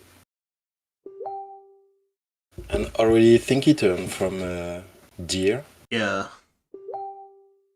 I guess they might be thinking they want to kind of deal with this wage workers. Just trying to work out the best way to diffuse that, I guess. Yeah.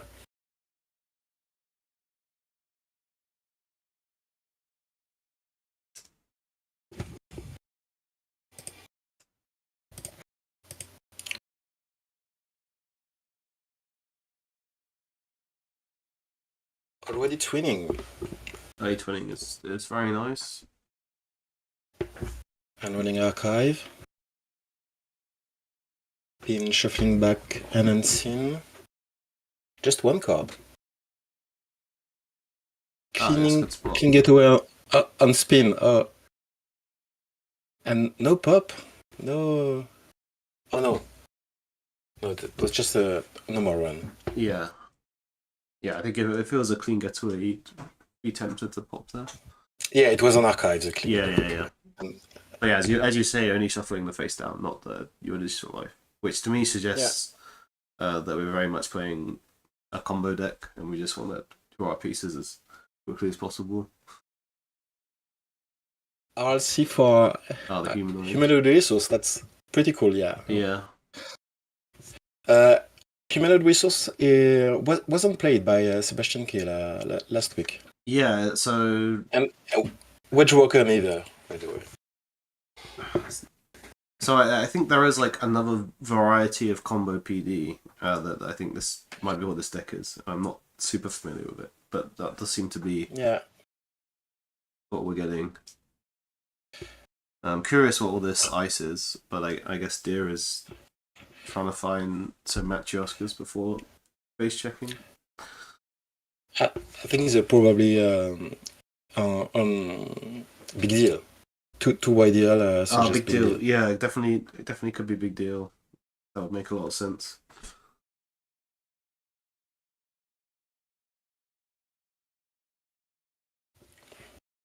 And upgrading server 2. Yeah, so pinhole. I suspect we're just going to deal with the wage workers here. Free pinhole paid by Mystic, and then 2 Chesve to.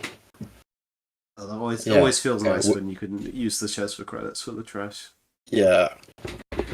Trashing away wage workers for free and charging twinning, yeah. Yeah, well, you take that. It was already charged from EMEA, but pretty cool. Or I'll see. I'll see again. Give me another human. Oh, it's back to the wage workers. Another one. Oh, Nanomind. Okay. So scoring up. Gonna score. Wow. 4-2. 3 clicks. Just an offload. CFO. Okay. That's kind of a combo deck. Yeah, I mean that was a good turn. We got the wage workers back and scored a 4-2. Can't be sad about that. Not sure how much money did it cost, but well, it was a hedge fund. That's so, that's Nano a future management problem. hedge fund. And well, yeah, we'll get a big IDL off. It'll be fine. Yeah, only 6 credit and 4 unrest ice on the corpse board state. Yeah. But at the same time, they're not really probably wanting to face check. You know. Especially with a bravado that is just revealed from Mostly Hat. But Draftify could be, you know, you don't want to be dealing with that. Oh, but going for the HQ. Yeah, they go for it anyway. Yeah. Maskarovka. Oh, okay. So, yeah, we can just break all of that. Wonder if this one's the draft. Oh no, second Maskarovka. So we can't break all the subroutines. So yeah, they're 1 credit short. So you have to give them 2 credits, I think. Yeah, I think you just break the underrun, let the corp up to 2 credits. Or I mean, it's a tough choice because you could just Okay, we're giving them 2 credits. With the corp at 0 credits, it's tempting to break the other one. Yeah. Okay. Using twinning to access Flyswatter, Drafter, and Fully Up. And then bouncing back to 8 with Bravado.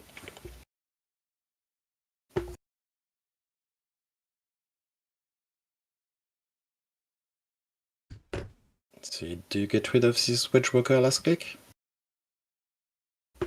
The corp on 2? I'd like to.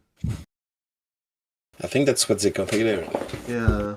I guess if the upgrades on Managum, you could be a bit sad, but definitely want to be you definitely want to deal. You have to deal with it. I think this is okay. They're spending the last 2 credits to raise it. Yeah. So they're probably I think this is okay. We can just deal with it next turn. Yeah, nice bounce back from the corp. Yeah, 0 to 7. From 0 to 7.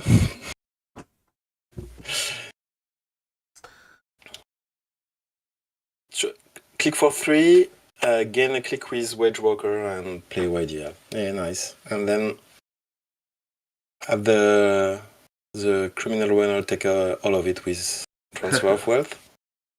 Well, at least almost half of it. Yeah, this is probably going off the wage workers from route. Are they spending twinning again? It's a tough one when you're just seeing free and not hit anything. I'd be tempted to spend 1 counter here. Or just 0. Yeah, 0. No, not spending any. Yeah. Honestly, I didn't follow how much cards were known.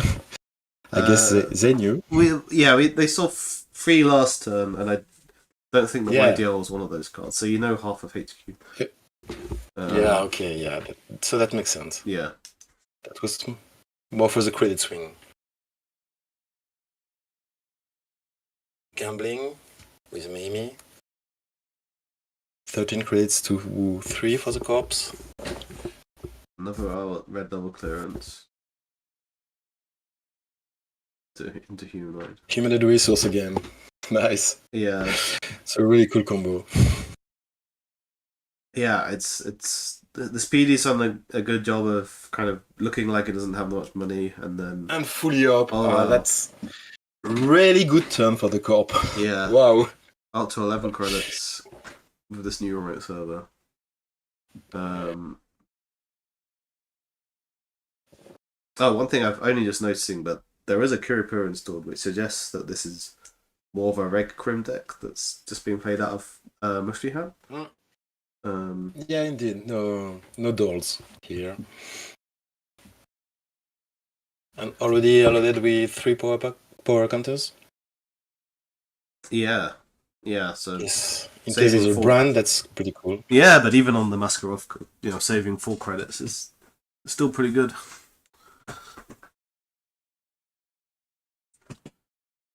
We're drawing for something. Drawing up. Yeah. Yeah. Are we trying to find a Century Breaker so we can don't have to worry about drafter so much?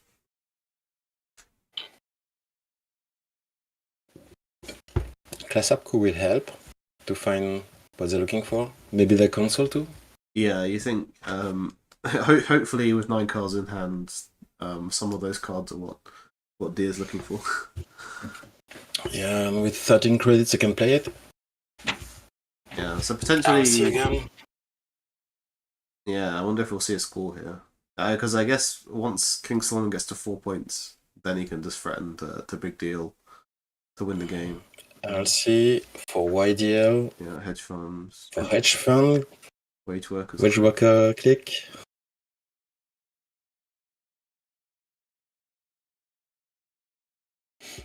Ooh. To draw. Another ice on HQ. So drawn HQ. Wow. 12 cards left in R&D. So we've drawn a lot. Only 2 points scored and 12 cards in R&D. Wow. HQ must be loaded. Yeah, you have to imagine, especially with the third ice going down HQ, that there are some agents there. That's a big tell, I think. Yeah. But definitely. And I wondered, how we're gonna, if next turn is gonna be scoring out. Oh, okay, but it looks like this wage worker is probably going down here.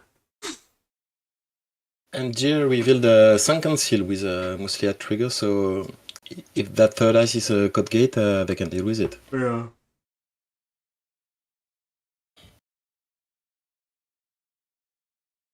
So yeah, same play as we've seen earlier, trashing wage workers with Mystic and Chesve credits. And 4 credits on this twinning now. Yeah. Boomeranging the R&D ice and Bravado R&D, I guess. Yeah. Probably seeing 3 cards.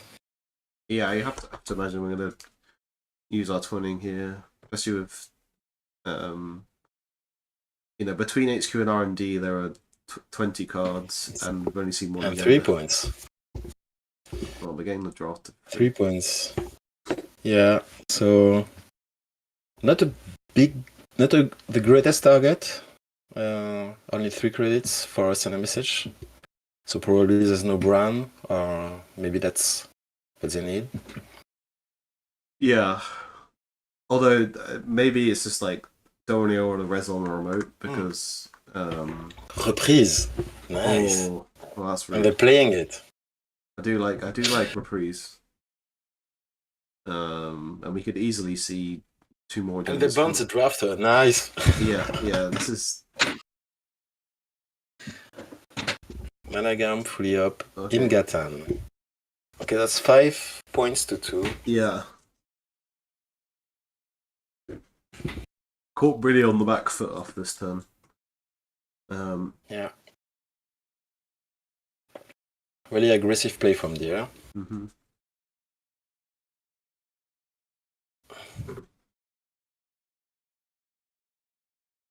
Discarding Penny Shiver, so that's what the console are. Oh, interesting. Normally you'd expect Hermes, but yeah, Penny's favor. Well, that matches the aggressive playstyle of running a lot. That's true. That's true.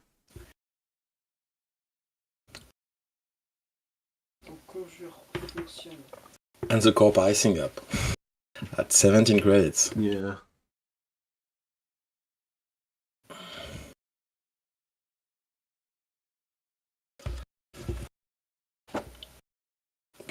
No, nothing in the remote, not jamming, so runner can. Runner doesn't feel under a lot of pressure here. I think they just will continue to sell. Can reload the twinning, make some money. Yeah, probably not running this turn just because we don't have a full twinning. Carpe diem, considering the HQ run, so Oh, we are going to take the HQ run. doing it with 4 credits on Chesney.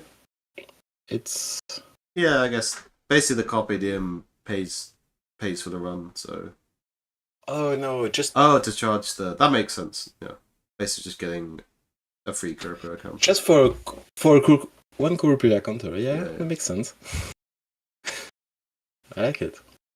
I definitely would not have thought of making that play. I would probably... Yeah. We'll see if it becomes relevant. This counter. Yeah. Discarding I think I would have second just Penny not Shiver. made the run, but like obviously this is just a free extra Kuroko counter, so.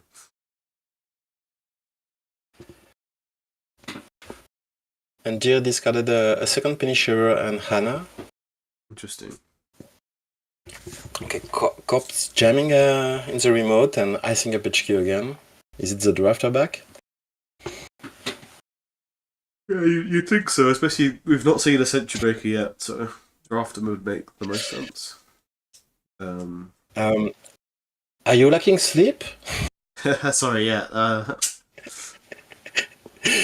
You've been yawning a bit. Yeah, no, I'm a bit. I think I just had a pretty busy week and it's catching up with me. But you know, I will Happens. acquire another cup of tea in a bit, and that should help me power through. Sure. Definitely not it's yawning because like of this game. This is an exciting game. Yeah, it is. So buy a bands to install Sunken Seal. Pretty. Yeah. With Chesbeck credits. So now Again, we have the very nice color. We use. can get in R&D. And Carpe Diem, it has a mark on R&D, but they don't run it. Okay. Or we just don't want to deal with a draft to face check. That could Yeah, quite maybe, punishing. yeah. Get the wage workers back and pick up a YDL or something. But not Discarding challenging the server top 2. and- So this could potentially be a 3-2, and then Mhm. we'd be threatening to big Free deal up. out a 5-3. But it doesn't look like it's an agenda. Very small fully up with only one Yeah. server. That's yeah. 2 cards and 2 credits.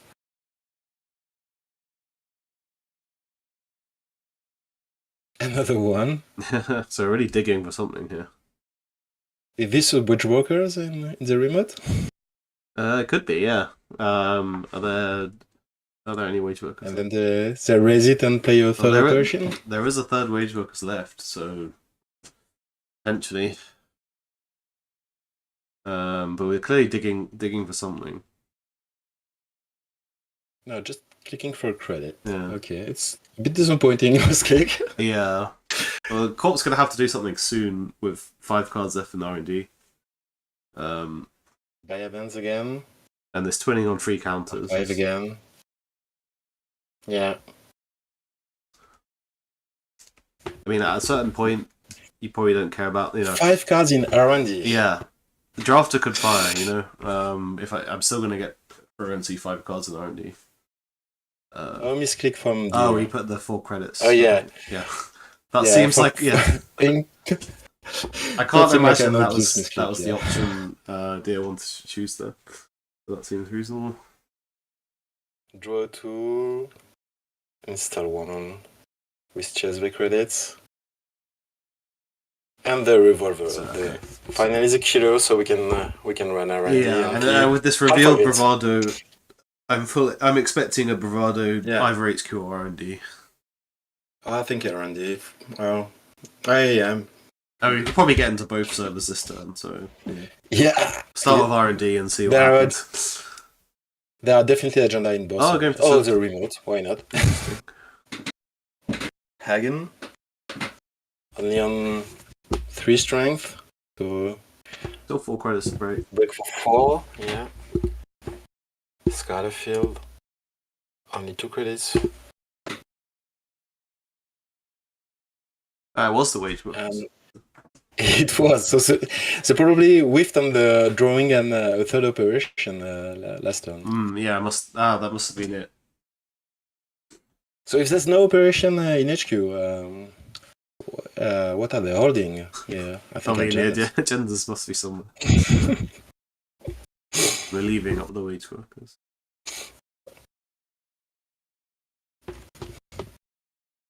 Okay, it's getting rezzed. Okay, so stuff is happening.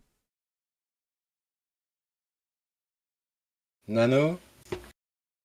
Oh, okay. Lumino. But the game can't end this turn, because you cannot score any more agendas after Luminal's been scored. Yeah. But maybe we can bounce up on money enough to be able to threaten the big deal to close the game. And they use PD to get back RLC and used it to play humanoid resource and pop it. Nice. This is a great turn. Only 1 card in R&D. Yeah, 1 card in R&D. I guess that's one way to deal with twinning. Just don't have more than 1 card in R&D. Yeah. So they have to jam the last agenda. Well, I think they're looking to big deal, but really needed some. Oh, maybe yeah. Money. Oh, they're on 5 credits. Yeah, I was expecting some YDL or something. You don't have to do anything. Yeah. Yeah, really. I don't think there's any way King Solomon could win it. Oh, we're jailbreaking just to draw a card. Jailbreak for 1 card. Yeah, just to draw a card, exactly. Yeah. So this has to not be a trashable or an agenda for King Solomon not to lose here. Which it looks like. It's a nice ISO operation. But I have to imagine we're going to see, an HQ run here with the twinning. Yeah.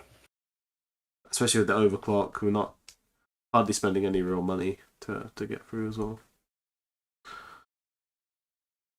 Okay, there it is. Yeah, well, that was probably exciting game. Not your typical game of Netrunner, I'd say. And that was over very quickly, so we can probably jump into a second game. King Solomon saying he was looking for any kind of operation. I think that was the turn when he had the wedge workers and played two flops. Yeah, that makes a lot of sense. And Gia commenting on the jailbreak with 1 card in R&D. Very funny play. Yeah. Okay, so do you want to jump into table 5 and ask them if it's okay to stream? Yeah, for sure. Thank you. What's on table 5? It's Lifeline versus Giat. Okay.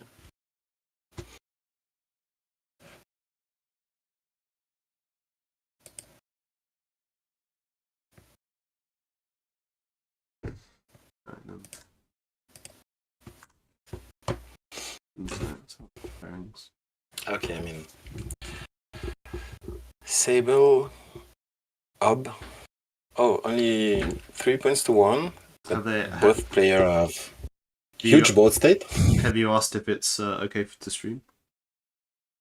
I haven't. Oh, sorry. Okay, yeah, just if you can ask in chat because I can't. Yeah, sure. Oh, I don't want to join until we've got permission. Yeah, sure. Yeah, but only 3 points to 1, so if they agree, that's... So we're going to see a bit of a game, I guess. So left line is okay. Oh. Jet. Okay, yeah. Okay, yeah. I am jumping. It's fine. So yeah, full rig for the runner, all breakers, 2... Oh wow, yeah. And 2 Chesway, 17 credits. Wake, Hermes. Oh, and there's a superconducting hub in the corpse square, which is not something you expect to see at all. Indeed, yeah. 2 pivot. Oh, they're on MAD. There's a MAD in archives. Oh, it's this up deck, the mutual sword destruction combo.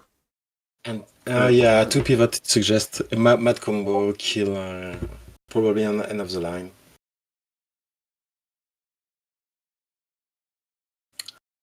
And transfer of wealth on HQ.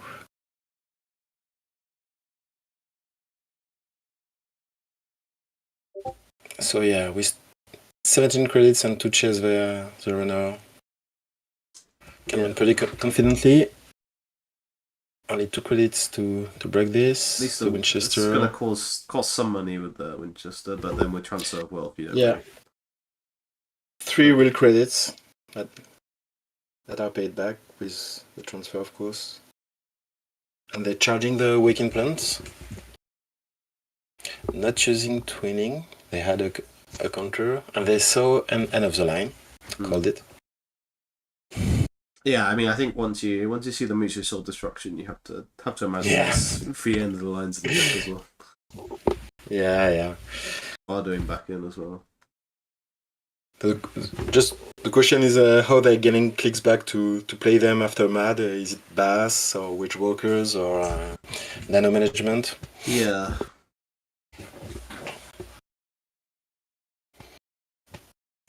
That's the various version we've seen from Ryan Batwins, who invented the deck. Belgian player who comes each year to the French Nats and has been winning or doing top cuts usually. Yeah, I think first time he played this deck, it was French Nats 2022. Okay, 23. so he's been playing it for a while. Yeah.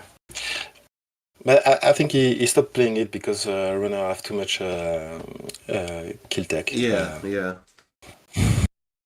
So interestingly, NFL, the no free lunches probably aren't as good in this matchup because with mutual sword destruction you can just give the run more tags, so we don't care about the no free lunch so much. Yeah. You're not popping it for value. You're keeping it for your life. You'd rather have the stone chip or something to try and survive a kill turn. Yeah.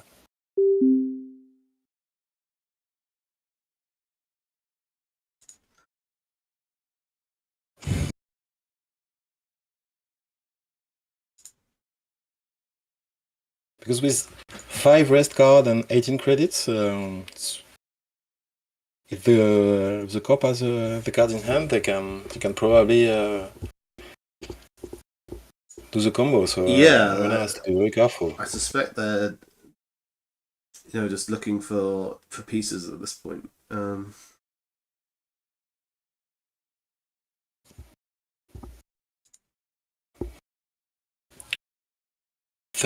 Third ice on R&D, and we're contesting it with 2 twinning counters.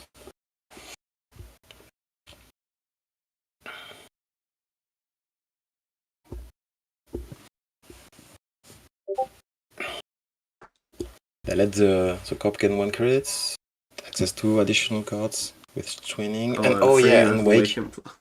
Seeing a lot of cards. Well, there's an STS. SDS. playing with Chesve, of course, and bouncing with Hermes. Oh, okay. And There's yeah, the game. that was big dig. Yeah. That ended fairly abruptly. But we've had two pretty quick games. So, Yeah. Well, this one was 30 minutes and 14 turns. that's true. I'm gonna have a look at the pairings. Let's see. Okay. Let's. So it looks like Rotom won against Dow's on table 1. So that means Rotom's 7-0 and basically automatically a lock for the cut at this point. Torpedo Tyrus beat Prof Wacko, so I think Torpedo Tyrus 6-1 now. Back at Ben on Augustus, it looks like they're probably also 6-1.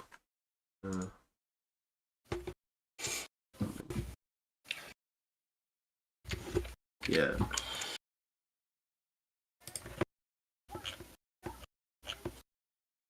So 10 minutes left in the round. Yeah, so we could let's try and jump into another game.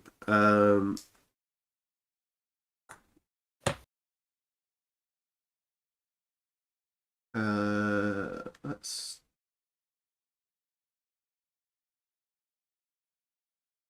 we want an AUCO. I mean, there's a lot of AUCOs, so I think that one just finished.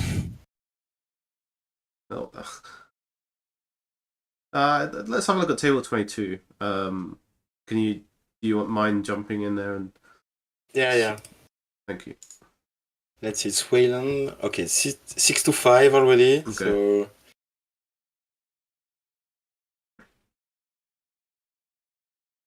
there's a run on the remote. Okay, it's not game yet, but it might be. Okay, Postis. Okay, I'll ask. Thank you.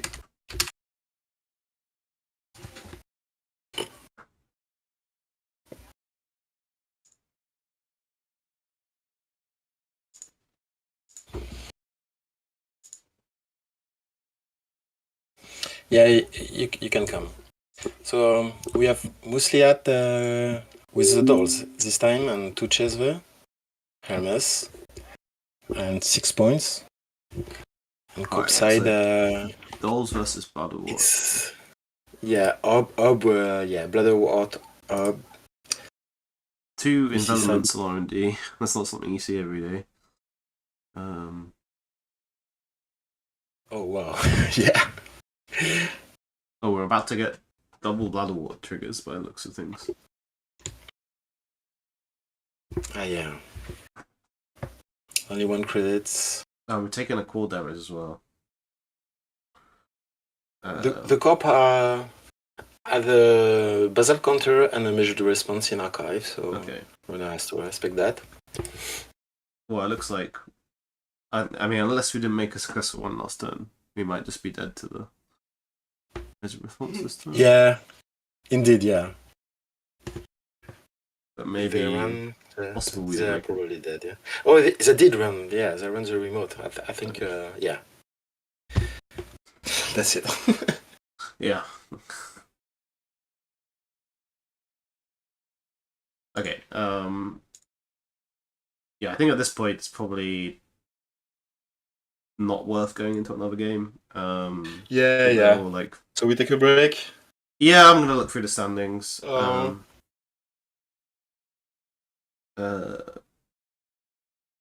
Yeah. Well, actually, I'm going to get a cup of tea. I think this is a good point to take a quick break.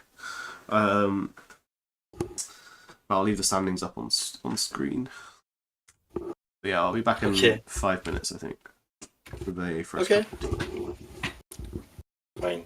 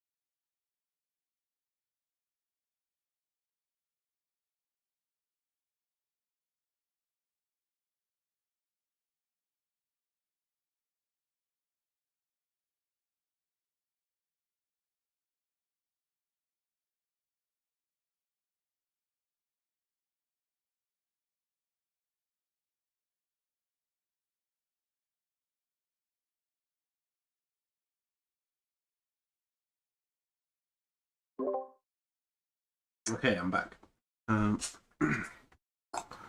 Let's refresh the standings and see how we're doing. Okay, it looks like we're just missing 2 pairings.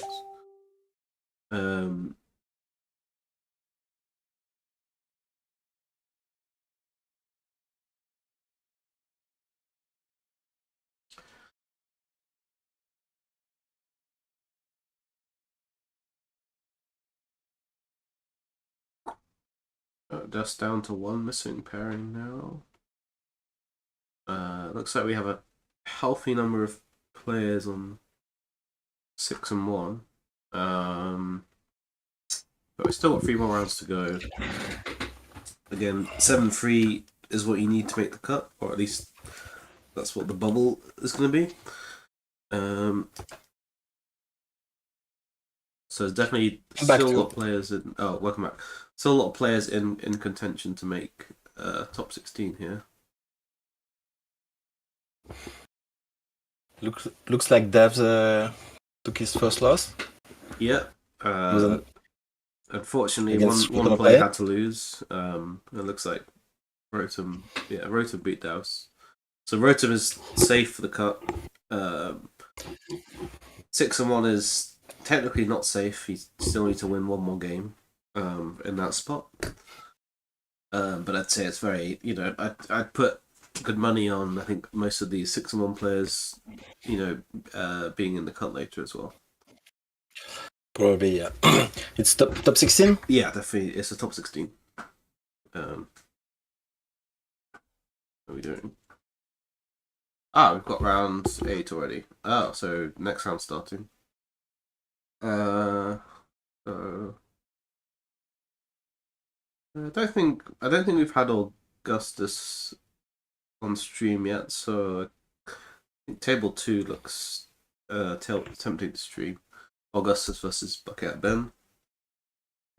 Should I ask? Yes, please. Yeah, Bucket Ben, I believe, is a player from London. He won a district that I was judging earlier in the year. Which table? No, it's table 2. Okay.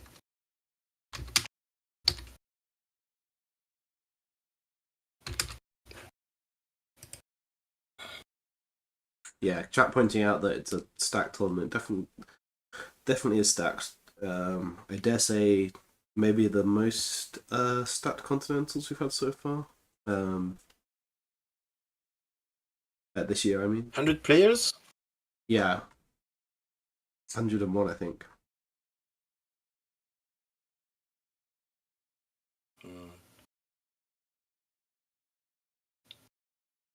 Can't see table 2 yet. Yeah, me neither. So they could be IDing, I think, is what might be happening. But it's technically a risky ID. But that could be why we're not seeing a table. So I'd say let's maybe give it a couple of minutes. But I suspect if very likely that. Oh no, I see the table now. Looks like there's I checked the.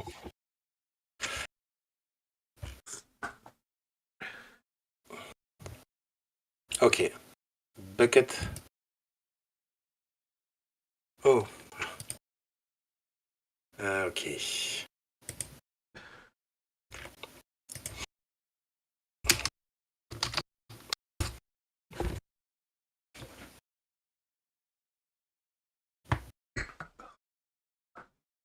Yeah, it's fine. Cool. I will jump in then. There we go. So, Bucket had been on Sable and Augustus Caesar on Hub. Just to see what. Augustus Caesar is a player who come up with a Zato Hub and a Humanoid resource and Mitra Aman. Yeah, I believe that's kind of what he's known for playing recently. So I would not be surprised to see him playing style warp here. curious to see the latest version of the brew. Yeah.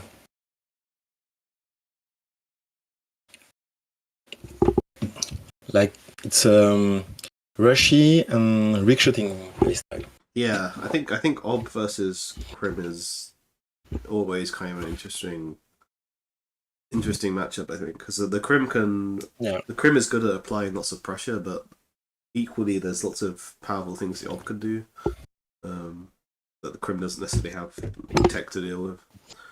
I guess I'm just waiting for the start of the round as well. I really like this Ob deck, and usually when I play it against Scream, I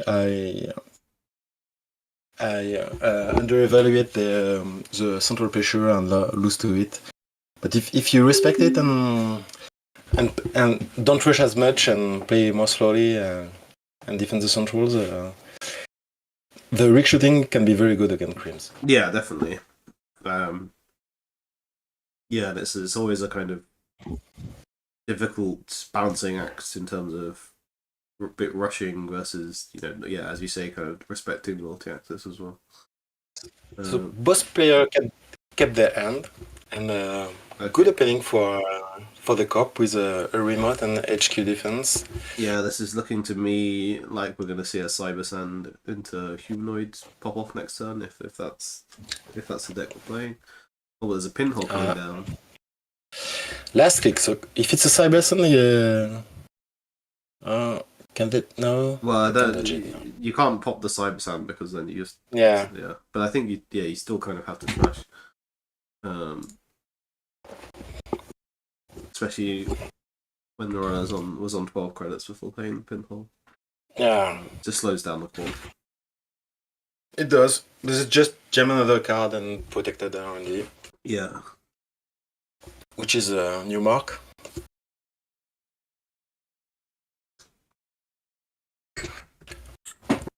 And around 7 credits, drawing up.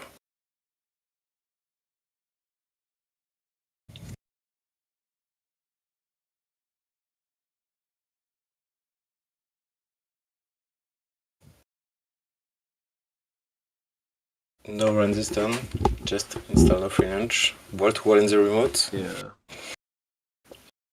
We're getting the full wall-to-wall value, which is always nice. Yeah. And then spin.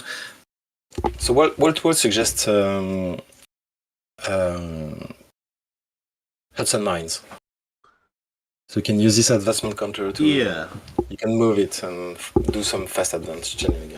Yeah, especially because you can also fetch the Hearts and Minds off the Cyber Sand, so they do work as well. But yeah, it's kind of a tough call because there's different number of assets that Ob can run, so like depending on whether this is more of a asset Ob compared to more ice, then and boomeranging the remote and clean gateway. And let's humanoid risk. No res on the ice from. Yeah, kind of risky because there are some ice that you can't boomerang through, like environment, for example. Yeah. So that could have been a big swing, especially with the clean getaway. But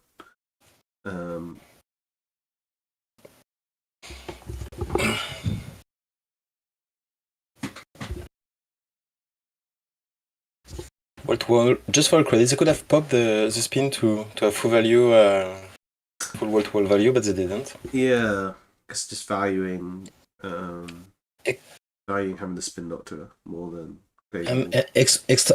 extracting the boomerang ice. So the typical Ob. Yeah. Classic. I really don't like playing boomerang or botulus or anything on the face down ice against Ob because that's what happens. Yeah, but I think it was a reasonable trade to get rid of that humanoid resources. But yeah, boomerang the face down ice versus Ob. It can get punished, like we saw with the extract. Oh, and then there's another Cyber Sand, so almost certainly going to see the humanoid off next turn. Yeah, I think from the cop side, it's really better to extract the ice than to raise it. Yeah. And strand the boomerang. Yeah. Letting them back. I definitely. But yeah, we are seeing the humanoid resources get popped off. Oh, to fetch the Svigator. Installing a new remote with a piece of ice. And do we have an operation as well? Yeah, nice turn. No operation. No operation. I don't think you can Still be too good. sad about it. Yeah, it's just still fine. 15 credits. Yeah. Yeah, brand new remote and SV. Yeah, that seems pretty good to me. Oh, and now Stable is really running low on money here. Although they do have the copy deal. Kind of a risky run here. Oh, and yeah, there's punished. a Stavka. Oh. So punished. Yeah. I think that's Losing. the worst case basically.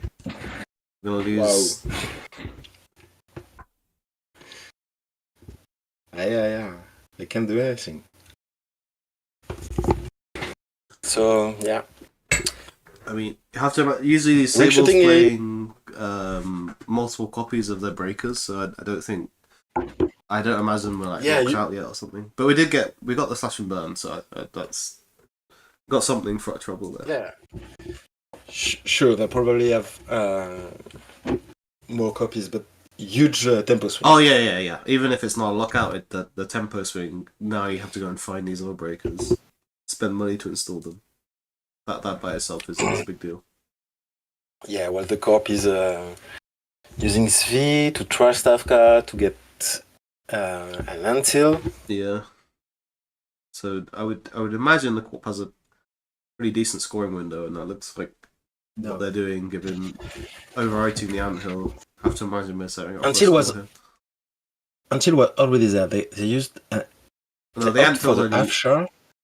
Yeah. And they override the until. Yeah. Wow. I think because this looks like a pretty good scoring window, right? So I think they're just not getting the full until value. Maybe. But I think just getting a score through while you can seems good to me.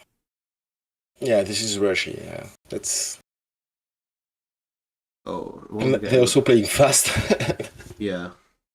Okay, powers that be, which is more evidence that this is definitely an agenda runner remote. So chat, I don't know exactly what deck Ben is playing, but I don't think I imagine he has other more icebreakers, but we'll see. Oh, and above the law to trust the Mystic, I guess. Yeah. Still 2 clicks remaining. Get a powers that be trigger. This ob is off to the races, I think.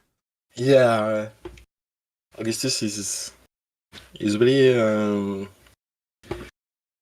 riding the ob wave. Yeah. Hard.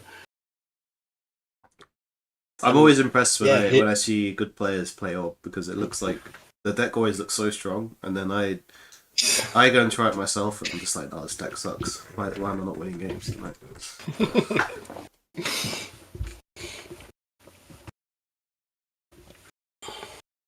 Yeah, but really, it looks like ob can kind of do what they like.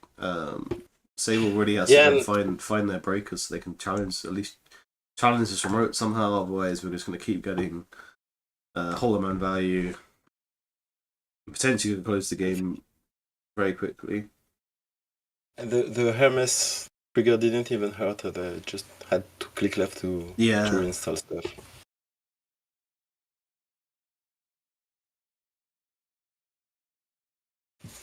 Yentuno is also an incredible op player that really cool to watch play. Yeah, definitely.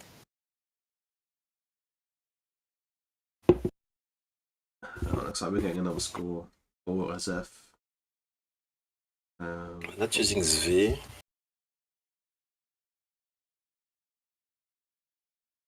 What did we? Oh, we trashed the pause that dish.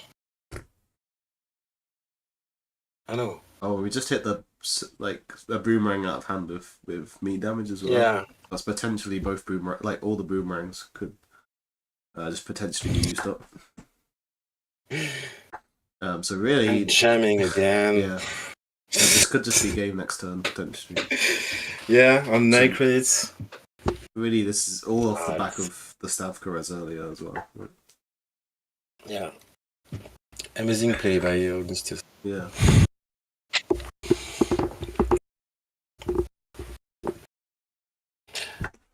Yeah, Mark on archives.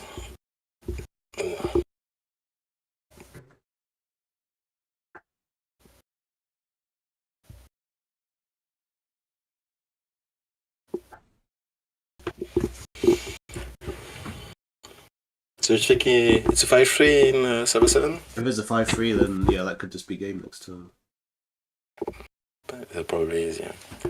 Maybe they should at least run it to force them to res, but yeah, with no breaker. Yeah, You have to imagine. That can help transfer of words into half sharp. Yeah.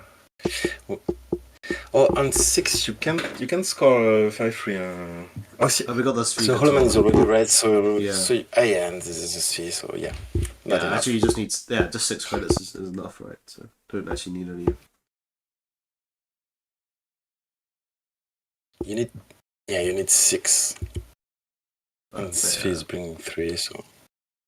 But that white space isn't going to end the run. So if we can steal an agenda and bounce the card in server 7, we could be good. Oh, and we did get the agenda. Ooh! I have to imagine this card in server 7 is getting bounced here, yeah. And bouncing the card in server 7, of course, which was really a huge threat. 2 slash and burn stolen. Yeah, and we had just enough credits for white space to not end. Game is on! Yeah. I did not expect all of a sudden it's looking like even good for even play. Is trashing the half sharp for I guess we just want the money. Makes sense to me. Yeah. We need money. Probably, jamming. Yeah. And then new server. 1 click left. Extract.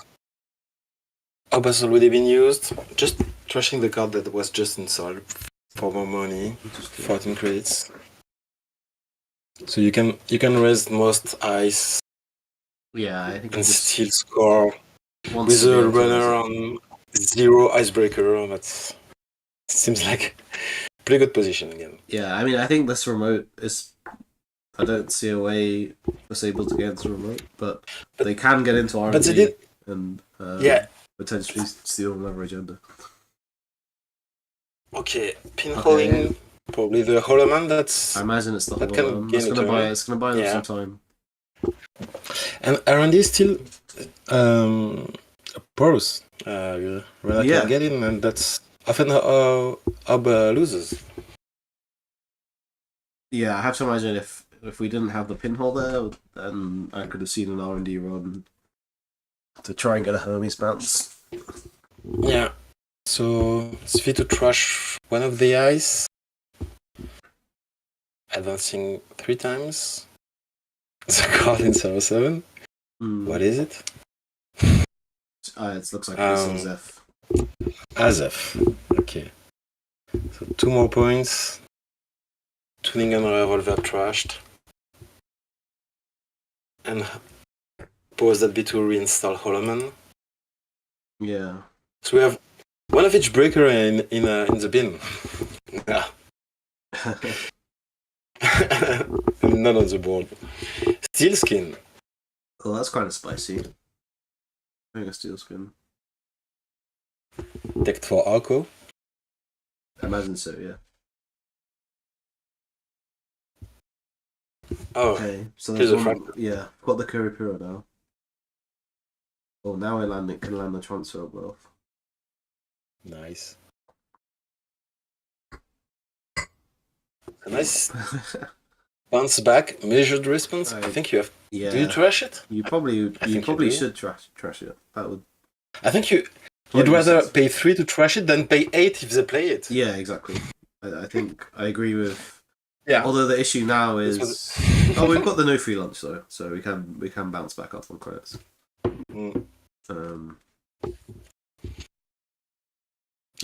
Floating the tag. Yeah. It might. I don't think they're on end of the line anyway, but No, and the Yeah. resources, I think Yeah. you're probably okay. He's probably saying I'm okay with spending 2 credits to click to trash. yeah, These resources are all I fairly don't- low value. I doubt they will. They have to go fast. Yeah. They can waste Oh, a click but on 2 we are, credits okay. and. Okay, I was wrong. I think And the no free lunch. makes sense to me because it's just representing free credits for the runner. And Augustus saying that I have enough money. I'd rather you didn't have more money, basically. I think that makes Okay, sense. yeah. Runner only on 4 credits, so Yeah. would it be about the money? Could be. This makes it harder, to get your Shibboleth down and then contest server 7. And he installed 2 cards. Yeah, we One installed in it. server 7 and a new remote. Yeah, the double install trashed the no free lunch. Carpe diem on the mark on archive. Getting a click. Okay, so we're getting our click plus 3 credits regardless. So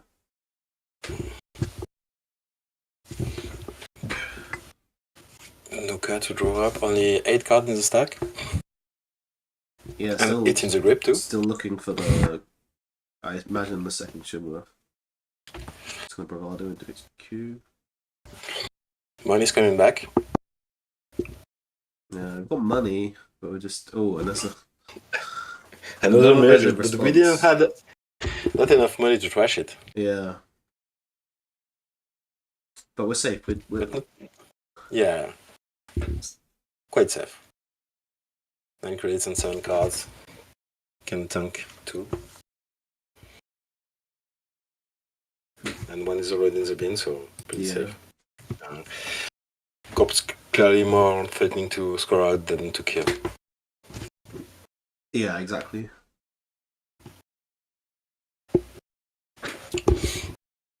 There's still a card in server 7 and 6 points on the corp side.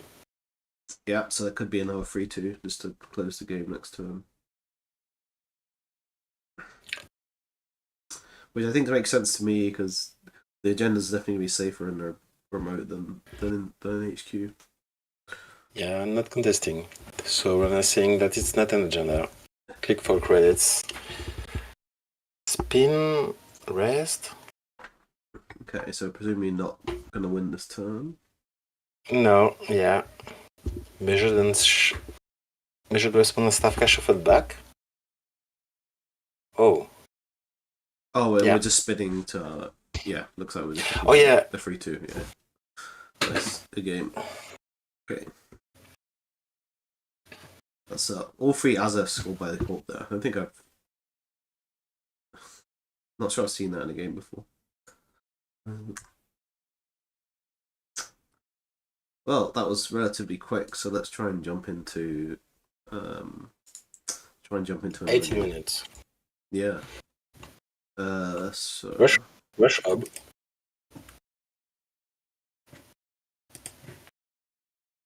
We got in the pairing.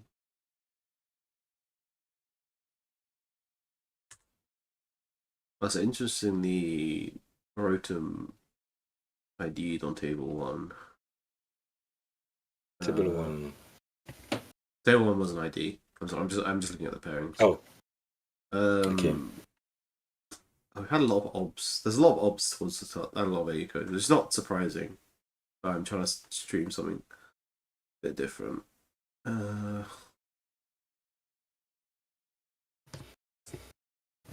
Okay, maybe table 14 could potentially be interesting. So I got built to last versus Sable. That's how far I had to score down to not find an ob or a Yuko because we've had a lot of that already. Sentis versus Safer. I should pull up the blacklist for streaming. Do you check it? I mean, I should, but I don't think. Yeah, they're not on the they're not on the blacklist. Okay, thanks. I should just keep it handy.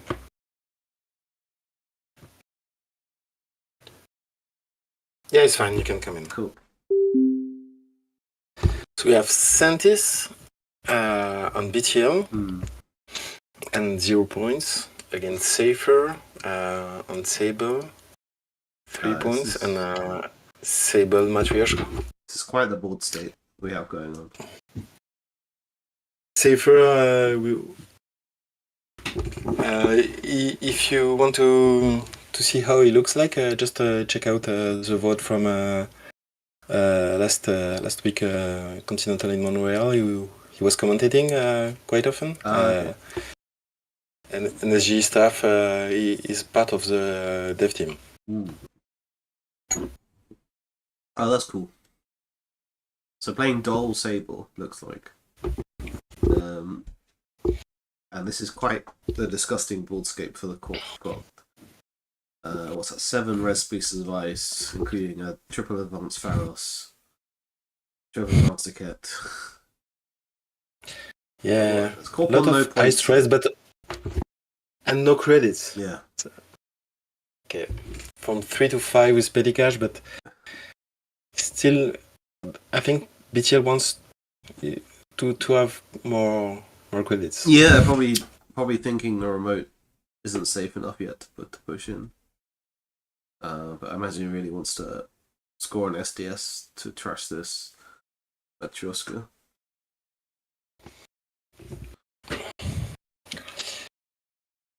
Okay, it looks like a game that will probably bring us up to the time of the run. I mean that is one of the that's one of the reasons I that's one of the reasons that's why you choose BTL. Because probably we're not going to be jumping around to another couple games off this. Yeah, this BTL doesn't seem to want to go fast. Yeah, so much advancement on ice, Silendra, Pharos. Wow.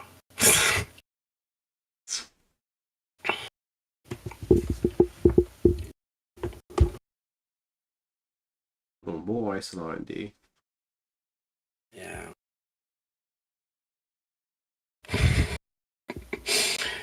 Third ice and R&D.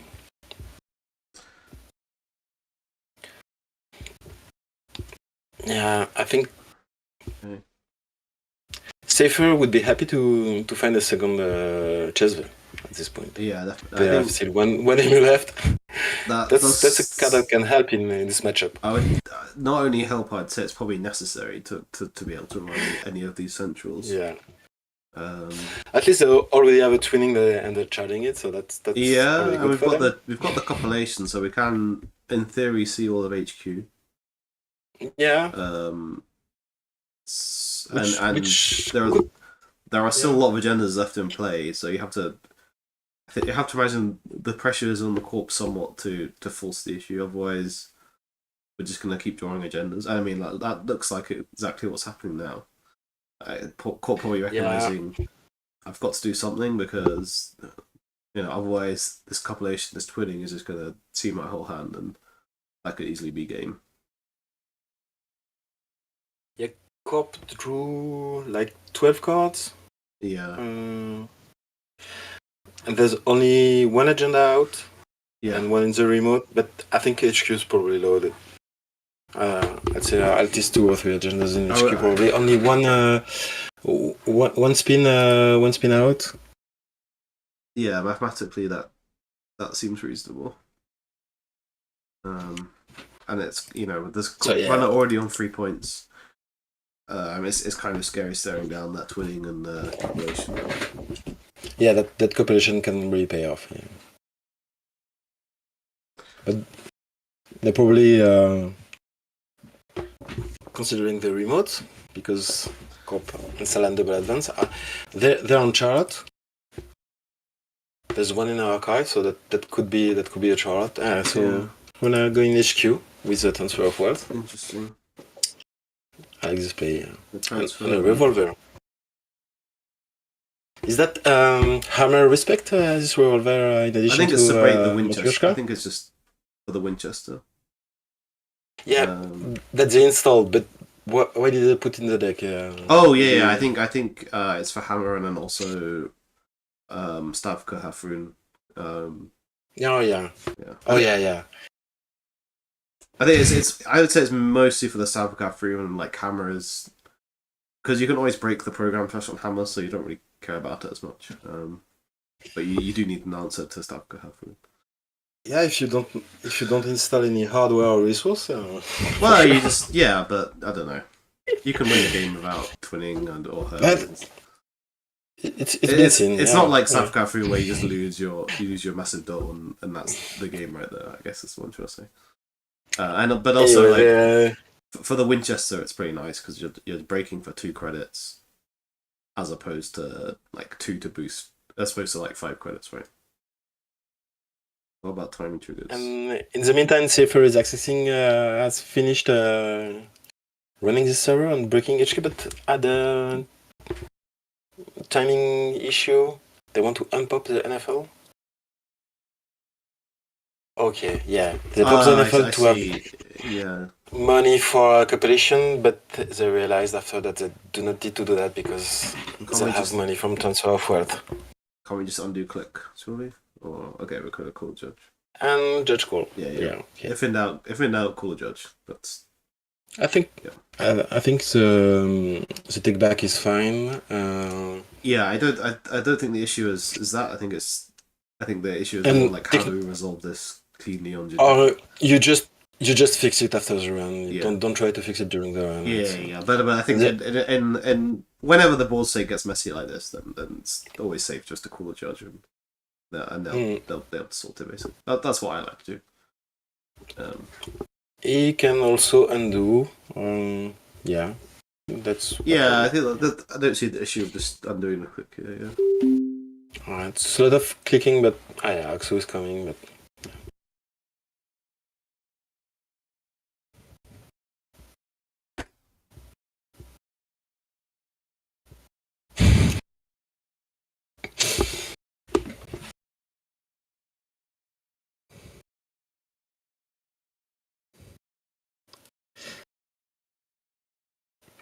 Seems like an expensive run.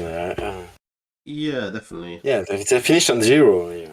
Well, you're getting the transfer. You're gonna see the whole hand. Cape Net. How much influence is Cape Net? I think it's 2. Let's clear. Oh, there's a basalt spot. Yeah, it's 2 influence. It's 2. And then we're getting and now we can potentially access this double advance card as well. And clearing house. Wow.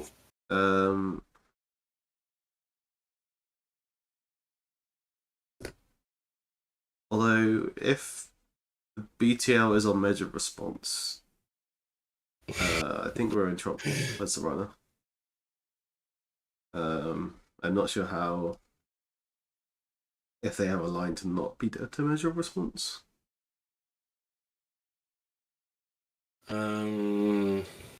Yeah, but they've seen most of HQ. That's true. There's no MR in the trash. I think we've missed one. How many twin encounters did we use? Yeah, so we saw 5 cards, but there was a card bounce observer too. So potentially the measure response could be the missing card.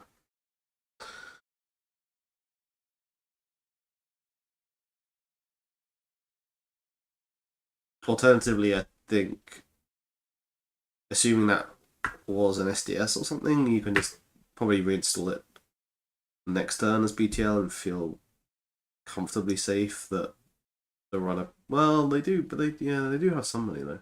Yeah, it's a tricky spot for the court to navigate, I think.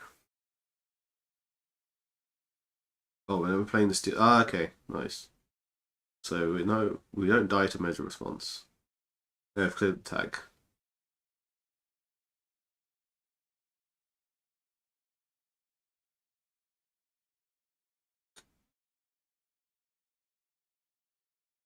Okay.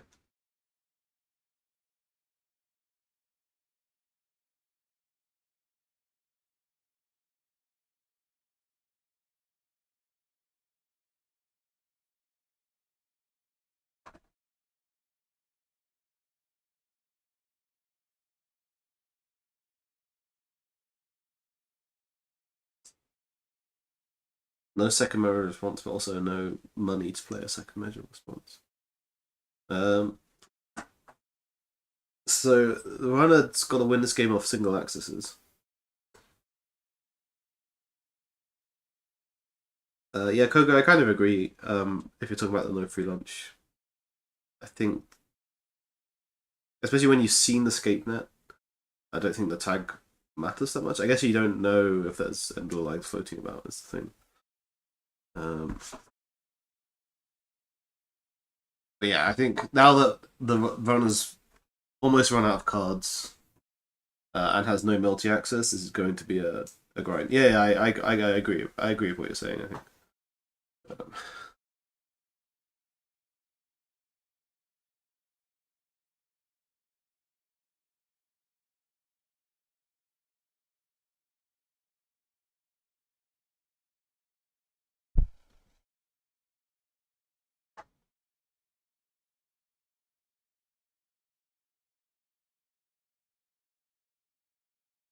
Yeah,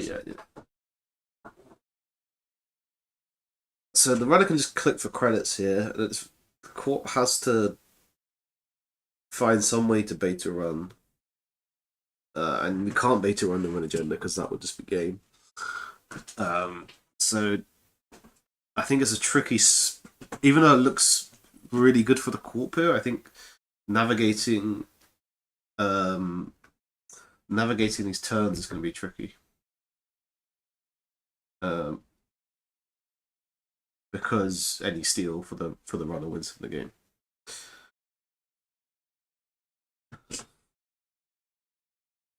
Yeah, I think Safer's doing exactly the right thing in this spot. They just click for credits. The Corp has to do something.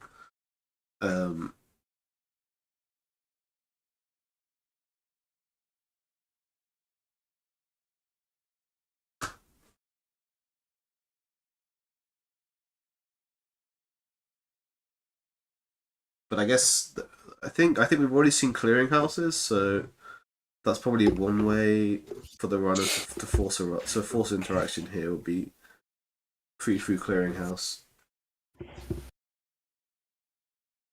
They click for 4 again? Yeah. Okay, and now we're jamming. So we're kind of forcing the runner to run this turn out of because of the threat of SDS. At the same time, we've got one imagines to be a fairly taxing remote. Could be Charlotte too. Could be a Charlotte, that's true. But yeah, I think it's probably fair to think about this turn because this seems like a fairly important turn in the narrative of the game. And kind of one wrong move could spell doom for each player. Yeah, it's fair to take the time to consider this run. So how much does it cost to break a 3 advanced Pharos with a Matryoshka? Well, it's strength 10, so it's 8 credits to boost, and then you got to break the 2 and the runs. 11. Yeah, well, you probably don't care about a tag at this point, so let's say 10. But at least 10. A lot of money. But no, we're going for R&D instead. It's interesting. For a single. For a single, but there are 4 agendas remaining, so fairly, could easily be an agenda on top of the deck. But the Corp is going to make it expensive for the runner here. Also, the issue is if we're using the Matryoshka, this to me suggests that we're just giving up on the remote, or we just wanted to force it, because we're not going to have enough tools to break everything. I don't think. Safer is calling math time, and I think with the Corp on 7 credits, you really have to consider bouncing and running the remote. I think so. Which he does. I think it's you're committing too much. I think just to get that single access. Oh, this message chest is gonna hurt. Yeah, 3 credits with a counter to start with. Yeah. But the cop's already down to 3 credits? Yeah, Corp's down to 3 credits, but that's still enough to score SDS. This is going to cost at least 3 credits. Well, it's going to cost 4 credits really because you have to break the loose 3. So technically, we do have enough to get into server 2, but it's going to cost us all our money, and we're going to float to tag, and that's assuming the second. Well, I guess you kind of don't want to res the second piece size anyway because you want to force the runner to spend all their money on the Pharos. Yeah. Yeah, he has exact. Yeah. I agree. I think he has exact money to break. So basically, I think that's probably the decision you're making now. Is like, am I letting the message Esper fire, or am I spending my entire 14 credits to see this one card and then not have money to trash it if it's a clearinghouse? It's 4 to break message Chesvo and 10 for I mean, sometimes you can let the lose 3 fire on the message Esper, but not if you have to break the Pharos immediately after. So.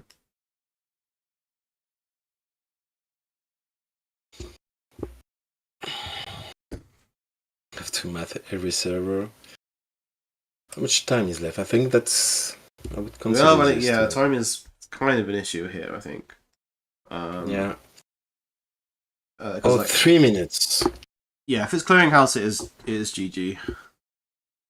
I think you go. I think you go. The cop. If there's 3 minutes, the cops can't win. I think you have to. I mean, you score SDS and then you just have to like jam, and then. But it's tricky because the other runner. So they can trash clearing a house, but if it's clearing a house, they can draw up. They can draw up to not be dead this turn. Oh, we broke the message as for it jacked out. That's interesting. But why didn't we just let the after pressing and it was the SDS. Okay, so I think the runner is locked out, but I don't know if the corp has enough time to actually score out here, especially on 0 credits. Yeah. So I think maybe that's. So this looks like it's going to be, even though theoretically the corp is in a great spot, I don't think there's enough time to capitalize on this lockout and running archives. Okay, very sportsman from Safer not to slow play. Yeah. Breathing through his turn, even though he's leading 3 points and we are very close to time, 2 minutes left. Yeah. Really giving the corp a chance, not going giving for the corp slow a chance. I like it. Don't know that the corp has enough time in any case.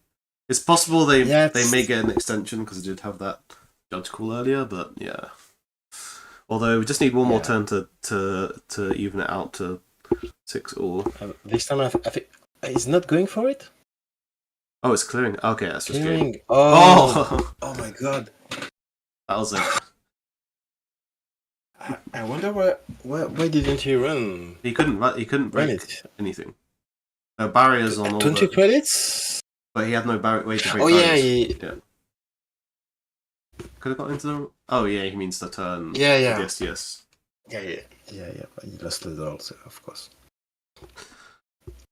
But yeah, I thought it was Charlotte bait. Yeah. Yeah, I think I started pointing out Safer playing. He had the win. Yeah, but Safer playing very sporting there. I think to not try and play for the clock. He was taking his turns very very quickly there. Oh, interesting. The Safer said if he saw that was a bait because he thought Sintis knew he could get in, but Sintis messed up the math. Yeah, it does kind of happen. Like if you try and you're trying to like read your opponent and stuff like that. Yeah, I feel like these kind of things happen. Very funny. I think that's like that's a very tough call to make, though. I think I definitely wouldn't like to to have been in the runner's shoes that having to make that hard call there. But yeah, it looks like we're kind of coming towards the end of round 8. Most of the pairings Indeed. are in.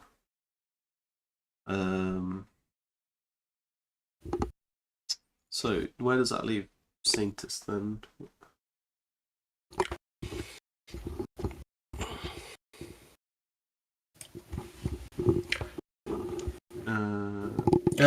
So he was. I'll be back. Okay.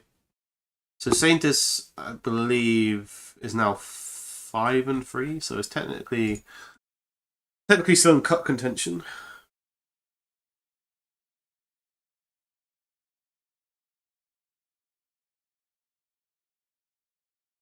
Yeah, I think basically the call you have to make there is, do you think it's the agenda or not? It's a pretty tough decision to make.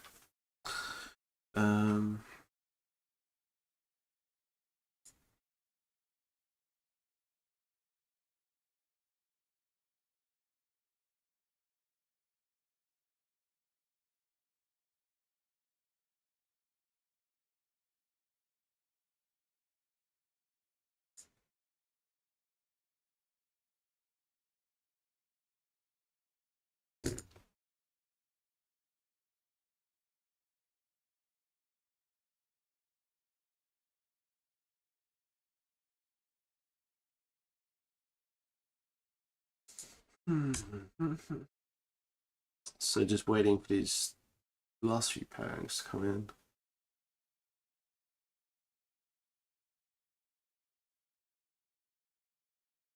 But yeah, I think as has been commented several times,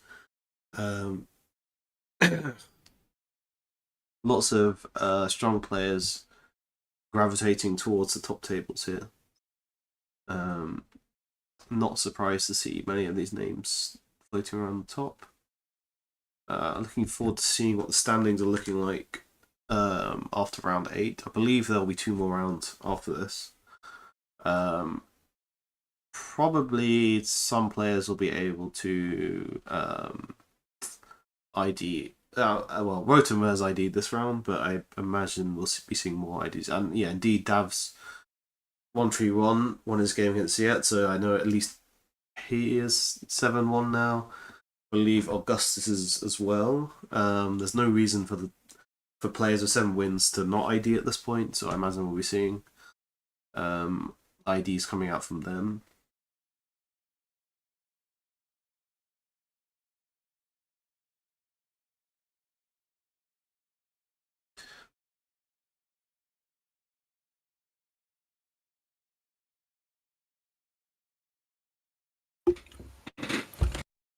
I'm back.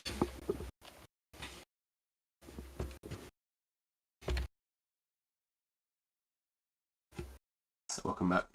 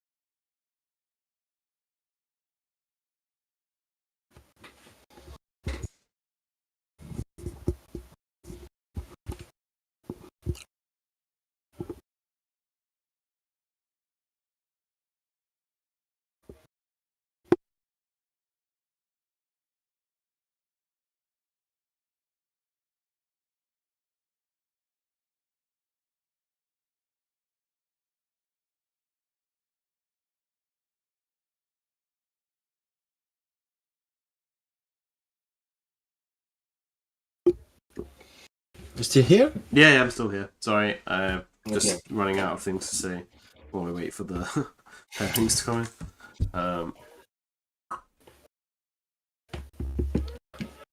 See that chat is complaining that we stream too many Wayland games, so I promise next round we will have something other than Wayland. I assure you that it's not a bias on my end. I'm not actually the world's biggest Wayland enjoyer. It's just more a reflection of the fact that there seem to be a lot of Waylands floating around the top tables. But we can have something else on stream next round just to have some variety. I can certainly be biased towards. We've got pairings as well. Okay, well, let's have a brief look at the standings first of all, because that should shed some light on how the tournament's going. So, what does the chat want to see? Do you want to see Oko and Nebula like previous Continental tournaments? I don't know. We could try and find some. We've had quite a few HBs though. We've not actually had that much Ayuko. We could go for a Nebula. I think we've not seen that much Nebula. So we'll go for a Nebula or Ayuko. Well, I'm trying to look at the standings, but the Cobra seems to be misbehaving a bit. Don't know if that's a problem on my end or not. Is it a repairing? According to chat, we are getting a repair, yes. But I should still be able to see the standings, but I can't for some reason.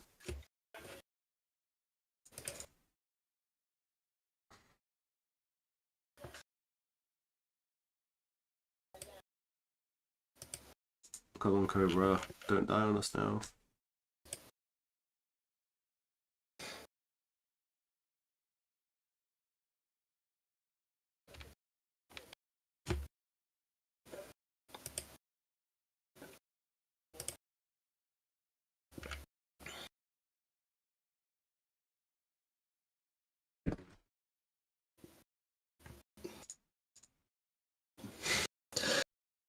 People have issue loading Cobra. Yeah, it looks like So there's a problem with Cobra. repairing and but there are. I mean, some people seem to be in games, but I don't. I'm not sure what's going on. That's just. yeah. Maybe I'll have a look in the. Okay, yeah. I believe the repair is still in progress.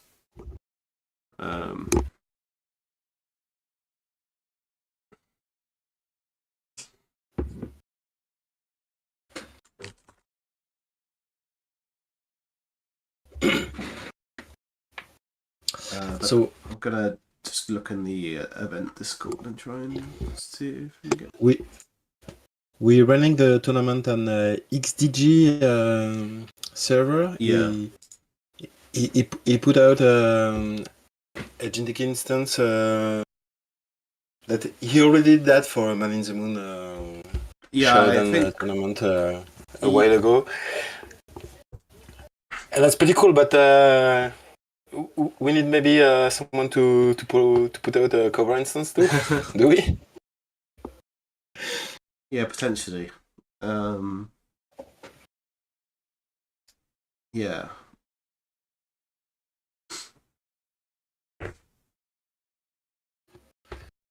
Yeah, they had issue with Cobra last weekend too at Morale, I think. Oh, really? Yeah.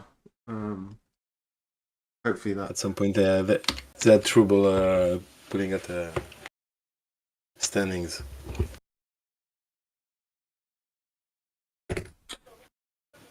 Yeah. Sorry about this, chat. But really, until we can see that. Well, first of all, I don't think the games are really. Oh, there are some post repair tables going up. It looks like, but I want to see the standings.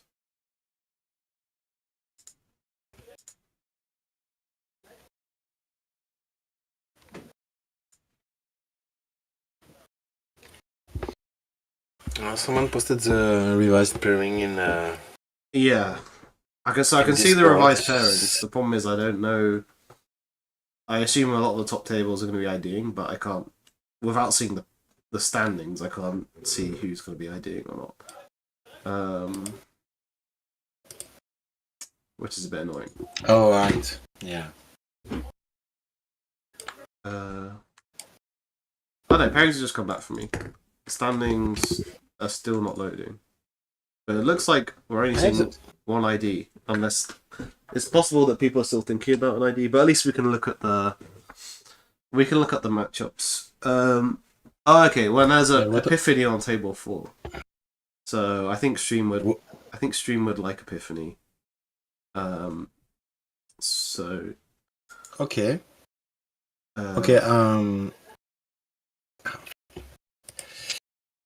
Ask. Thank you. Table 4. Yeah, table 4. Sumpernis versus Minstrel. Okay. Yeah. Again, it's in theory this table might want to ID, but I can't see the standings. So yeah, if they do ID, we can go find another table to watch. And I promise it won't be Wayland.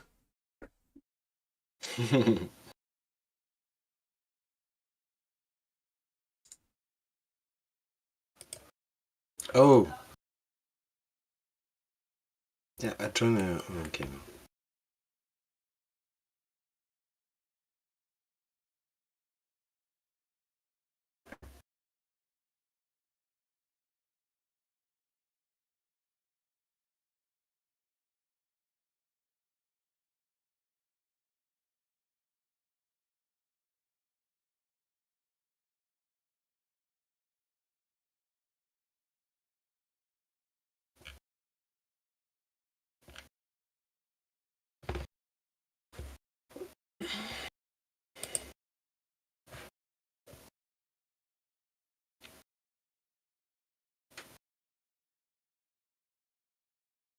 Any luck on table 4?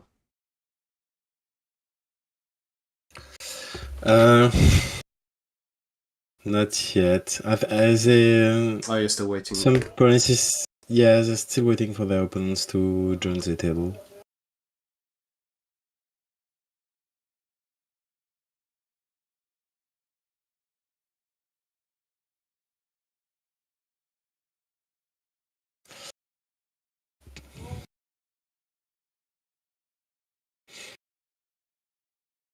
Looks like table 2 is playing. Devs and so 3. Yeah. What table? Okay. Well, why don't we go for table 3, because that's another MBN. But yeah, looks table like 3 is still waiting for their opponents. no, table 3. Both players are on table 3. It looks like.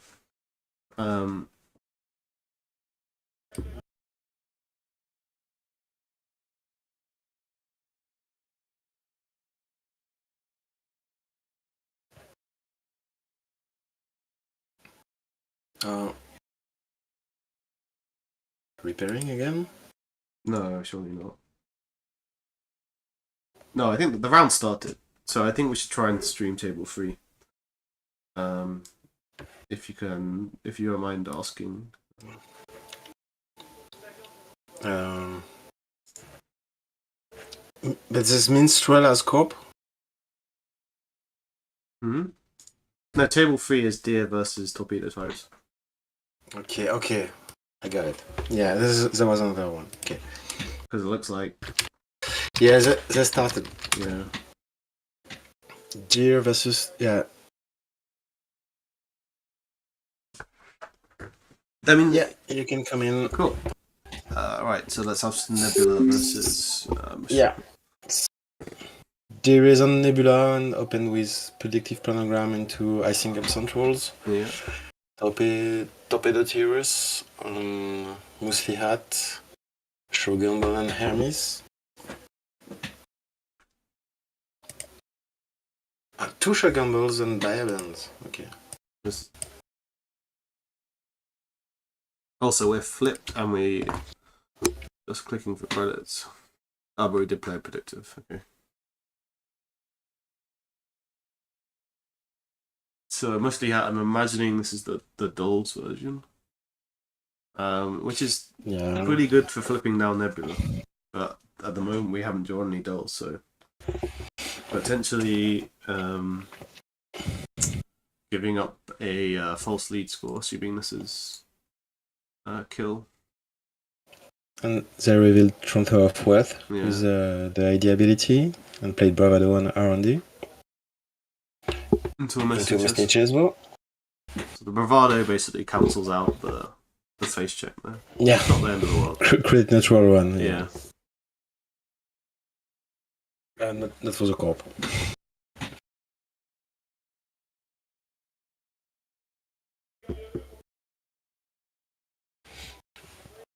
And then Carpe Diem, just for the credits. Second ice on HQ and just clicking for 2 credits. Interesting. It kind of looks like neither player Reprise. Yeah. Reprise is very fun. Like, I imagine at some point we're going to see this message SO get bounced. Well, here, man. So really digging here. Getting Mystic down, which is nice. Public trail in the bin is pretty useful information. But now we're discarding 2 cards. Both two transfers are well getting discarded. Wow. Oh, why can we see the... because that shops. They're playing touch, yeah. So imagine that burn is going. Event was Burn the called. transfer bluff. Yeah, and there's a false lead. Yeah. We are getting a bounce though. And game is going quite fast. Yeah. False lead score. I must bouncing HQ ice.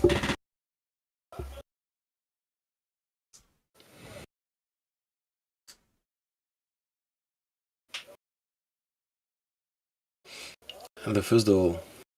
Yeah. Nebula still Still on flip. the arena. I think it's been flipped the whole game essentially. Yeah.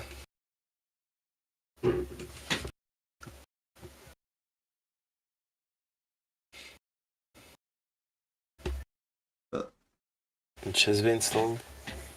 Orb is only on 5 credits, so I think that's kind of the saving grace for the runner here.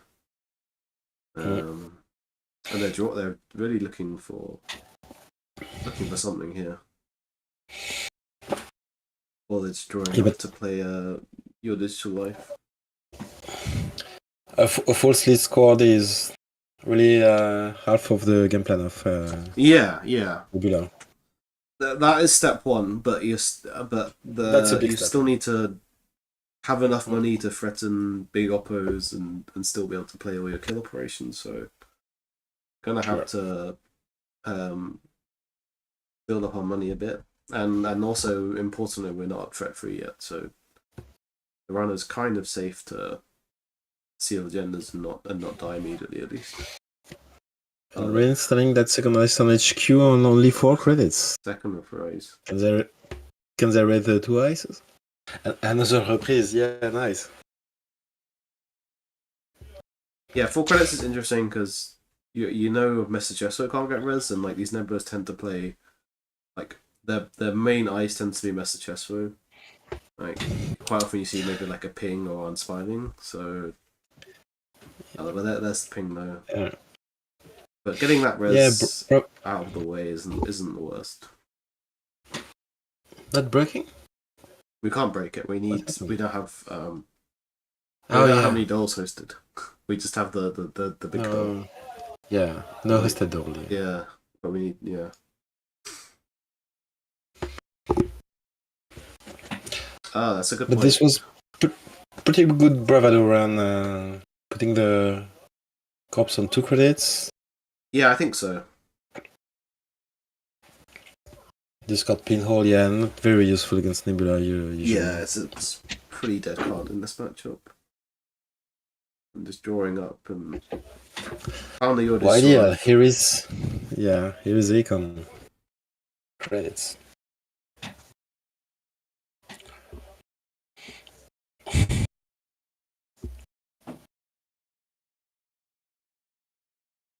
Draw YDL credits. That's a option. There's some value, but not very exciting. And discounting too.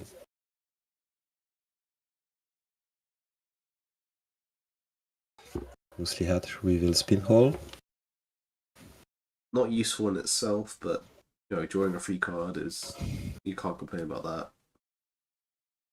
At some point we are going to draw into our dolls and we'll be able to yeah, I think this is kind of a very interesting game so far, in that I don't think the runners made any successful runs. They might have made a successful run on Archives, but I think Nebula's basically stayed put the whole game. But equally, the Corp also seems to have had a fairly awkward draw where they've not been able to capitalize on being flipped as much as they might like to have been.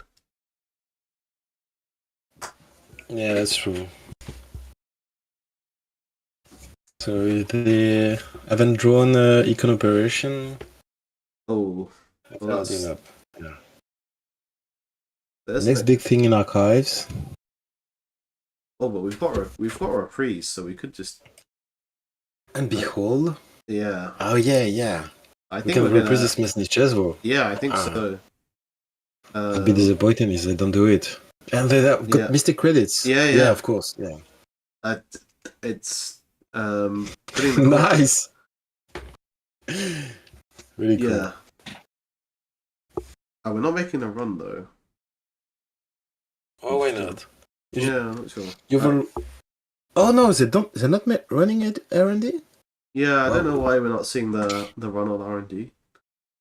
You've already stolen. You. It could be respect. Change anything for Behold. Oh, okay, that's fair. Yeah. There's one in Archive. If you, that could be the reason. Yeah, good call. Still worth it to bounce. I think just playing the reprise to basically trash the message gesture seems pretty decent. I have to imagine we're going to see a big Oppo come out this turn as well. They can afford it. They can afford it. I think that the question is, can they afford it and also have enough money left over to threaten a kill? I wonder if there are any petty cash. There's no petty cash in Archives. Oh, there's nano management in the deck. That's interesting. So this isn't just the straight up, the typical Nebula kill deck we see, because there's a nano management. So that suggests that some number of end lines have been cut for nano management, and I think we can safely say it's not a pure false advance deck because of the false leads. So it's some interesting hybrids Nebula deck we're seeing. Yeah, that's Public Trail, Public Trail too. Yeah, Public Trail. So it looks like we're just playing Nebula kill, but we've got the higher managements, I guess, for the matchups where the runners have too much tech to die. We're just gonna score out. We can also score. Yeah, that makes sense. That makes sense to me.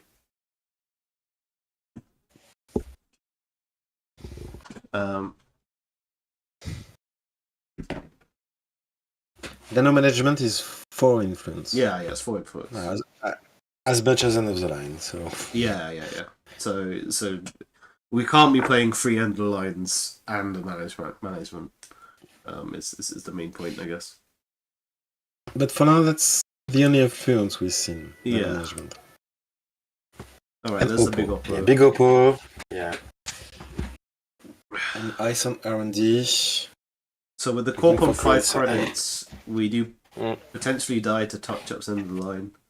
Fortunately, one of the downsides to playing the Mushli Hat deck is you do have a lot of events, so it's quite difficult to play around the touch-ups. But one has already been played. And we know there aren't 3 end of the line, so definitely a tough turn for the runner to navigate. The runner could, in theory, die to end of the line, but seems quite unlikely. Oh, that's true. We could credit by 2 end of the lines. Yeah. And force lead after they clear 2 tags. Yeah. That's so Possible, but seems very unlikely. Yeah. So yeah, I think definitely it's fair for Torpedo Tyrus to have a think here. Seems like it's a fairly big fork in the game as to the line he's going to choose. I think I just clear the tags.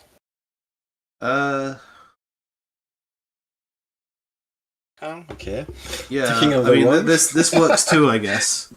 This is a nice transfer. Okay. Nice. But do see the touch ups though, which is good to know. Yeah, but and we finally flipped out Nebula. And bringing the corp down to 2. Yeah, which is pretty key. I think if we didn't have the transfer, then yeah, maybe you do prefer it to just clear down. I can't imagine we're seeing. Yeah, I don't think we're seeing the whole seat get popped here. I don't. We just said the runner really.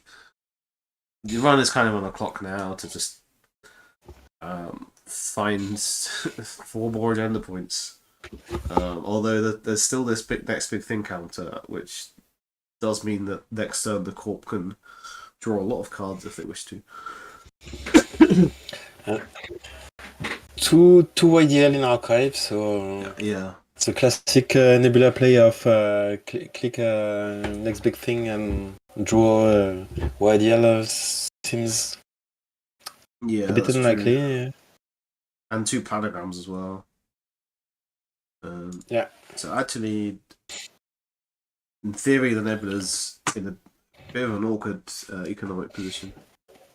Yeah, so those 5 tags aren't that frightening.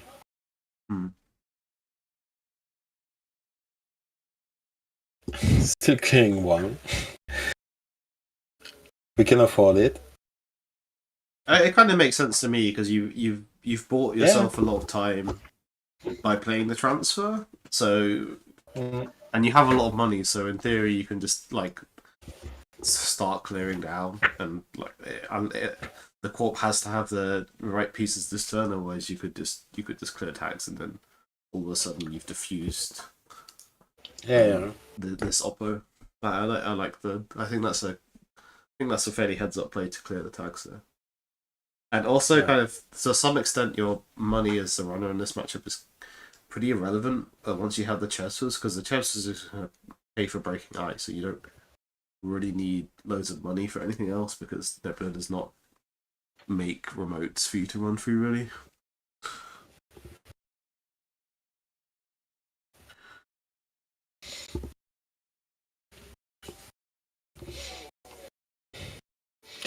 It's kind of a credit war. I play Oppo, you spend credit to run, to flip me back. Yeah. Clear tags. They're having a big think. I imagine thinking about whether or not to use this next big thing counter. Yeah.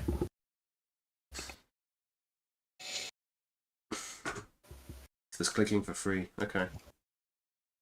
So I suspect Torpedo then might start clearing down tags. And basically says that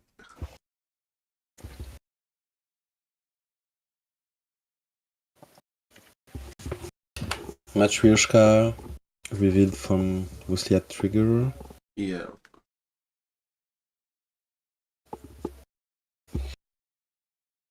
Yeah, they could really play it safe and just clear the tags. Yeah, I guess the question to ask yourself is, okay, he's going for it. Okay. Falsely is getting sacked though, which suggests that we do have the end of the line touch-ups. Wow. Or just 2 end of the lines. But I think, to me, this play made sense because... Touch-ups? Okay. Event? Yeah, it looks like... There's 2 events? Looks like we're about to die. There's 4 events. Yeah, so it... End of the line. Wow. I think the runner played that well. I'm not sure they really had. If the Corp had the kill in hand that turn, I don't think that was a great. I don't think there's really any line the runner could take to win. So I think clearing down and saying, well, unless you have exactly the kill this turn, then I'm actually safe. Made a lot of sense to me. But yeah, that was a quick game. Great perfect kill from there. Yeah. Interesting. Nano management and end of the line. Nice deck. Yeah. So kill Nebula with some spice. Okay. I wonder if we can see standings now.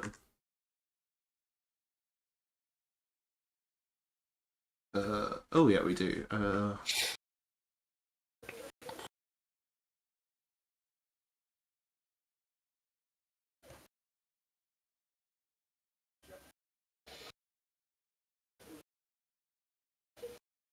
Okay, so imagine we've got time to jump into another game.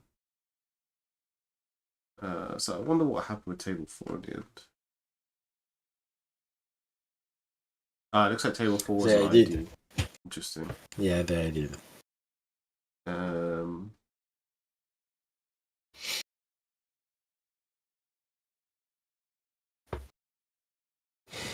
Warlock's playing Restoring Humanity. It's unexpected. I think so. Let's try and jump into table 9 and see if they'll let us stream. Not seen any Restoring Humanity today, and I honestly have no idea what Restoring Humanity is up to at the moment. Okay.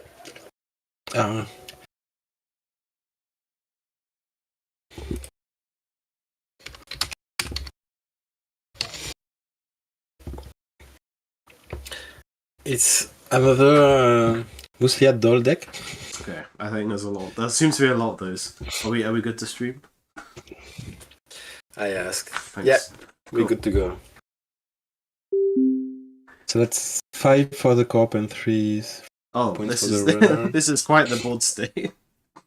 Oh my god. 3 Chesve. Yeah. You need the free chest.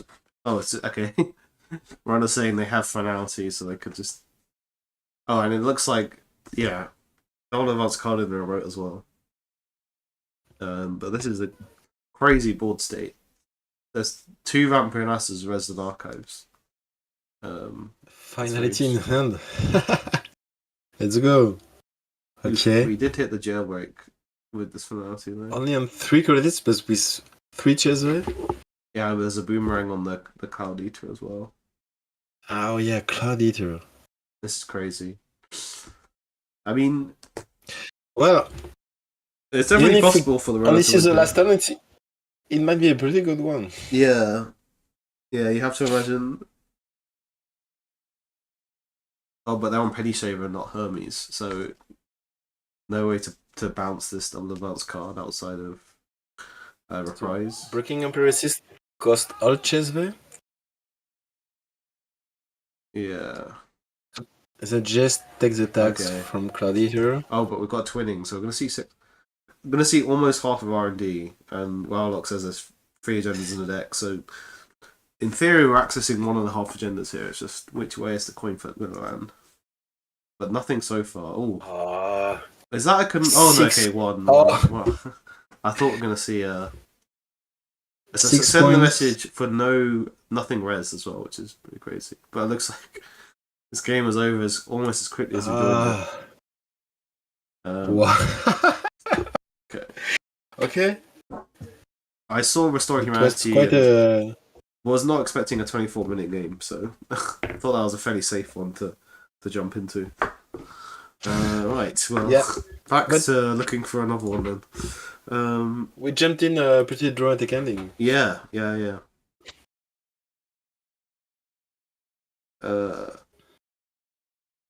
Well, we've got another. We've got Dewey versus Restoring Humanity on table 11. Let's try that one. Yeah, Ace and Press on Dewey. Yeah. Okay, 3 to 6.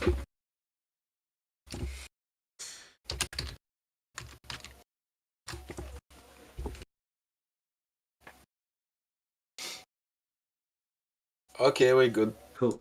Right, let's see. Hopefully, we can stream more than 2 turns of a Netrunner game here. So the corpse has an advanced card in the remote with La Costa, but they're only on 3 credits. Yeah. So I think this might be the rumored Restoring Humanity Clearinghouse Prison deck. That I And had not again ask for faster play. Yeah. There's still 15 minutes more. Oh, hang on. Yeah. Excuse me. I've got someone at the door. I'll be back in a sec. Sure. I'll let you take over. Okay. Yeah. So Ace Press is using Eru to run archives. But there's 3 eyes. So Euler breaks Vampy for 4 credits. Boto raised at 6 strength. We on threat 4. We have a ghost. And only 3 credits.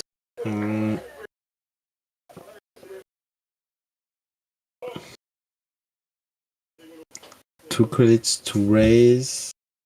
Okay, just breaking the net damage and let the on the run fire, but Corp will have to discard to end the run, which they do. That was the runner last click. They end the turn on 3 cards, 0 credits and 1 tag. La Costa advances a card.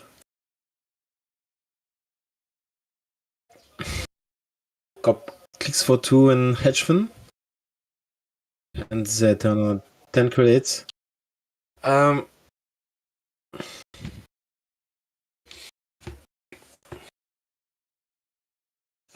Oli, you didn't mute. We can hear you talk with your partner.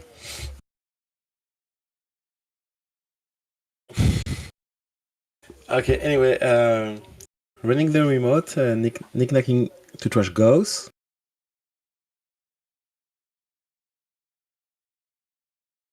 Empiricist raised by the Corp down to 3 credits.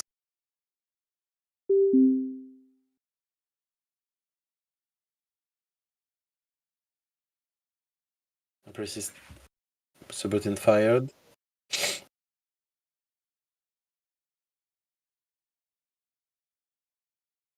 And runner just drawing up. Floating 2 tags, still on 6 points. The Corp install another card in the remote.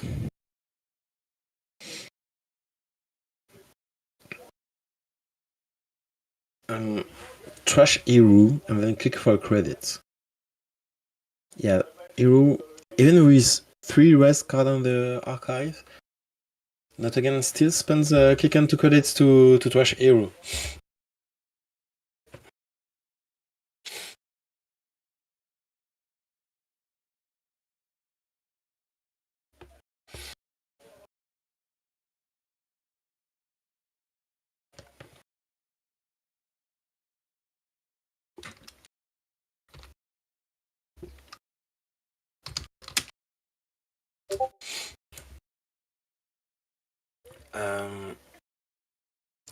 Okay, I'm back. So Ace Press spec walking the Euler.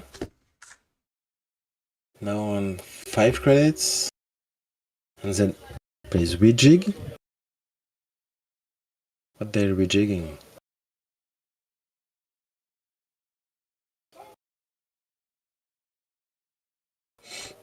I'm back.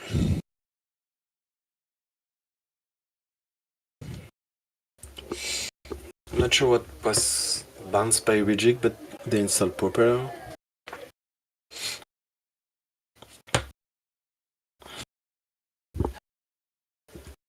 And not again install another card in R&D and a new remote, advanced. Wow, what's going on?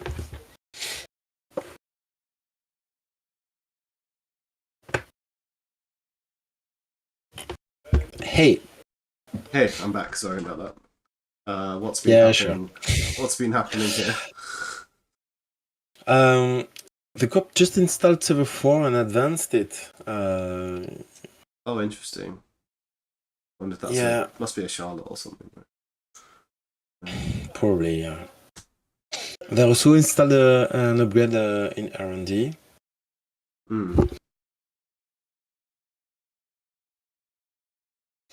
And they trashed Hero. Right. Runner had Hero and floated tags, and even with 3 chunky ice on archives, they still spent a click and 2 credits to trash it. Blimey, yeah, there's 19 credits worth of res dice on archives. Oh, that's not something. Yeah.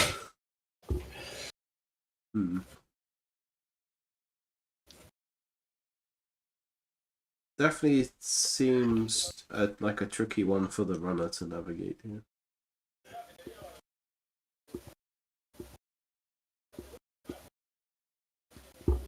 So there's 2 advanced cards in server 1.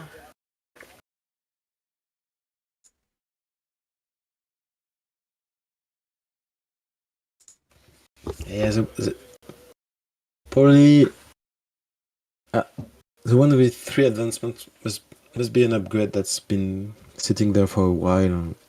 The other one has been installed last time. Could be, yeah. Interesting. Analytic, maybe. Yeah, I guess just like bluffing. The trash Pretty Mary? They sold Pretty Mary to Knick-Knack. Oh. While running R&D. How do we get through 2 Botos, though? Oh, you're saying you can trash ice if you already want. Oh. You can trash cards from home. Oh, I like that play. Yeah. That's really an interesting weakness of Boto. You can hammer it and force a cop to trash. Yeah. Really cool. I've done this a few times. You use air blades to dodge the. But only 3 cards left and 0 in the stack. So yeah, you can't run it through. And when I black counter. Yeah. Although why didn't we? It's a set of play. Yeah. But it looks like we trashed of the first Boto, so why didn't we just let the runner get to the second Boto and then trash a card? Or I guess you're like worried that they'll like fully break once you go through. I think that makes sense. Maybe, yeah. Okay. So cop isn't discarding anymore. Well, we're breaking this time, I think. Oh. Yeah. But then I wonder if there's a void. And that's why we didn't. Yeah. Oh. But, yeah. But they let the subroutine fires on the first one and broke the second one. Yeah. Because you couldn't break both of them. So this is actually quite clever, I think. Doing it this way. Yeah.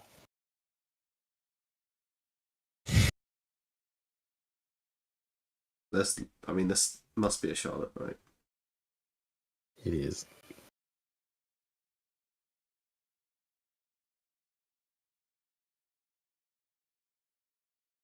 Ace Empress realizing they hadn't out. That's too late. Oh no.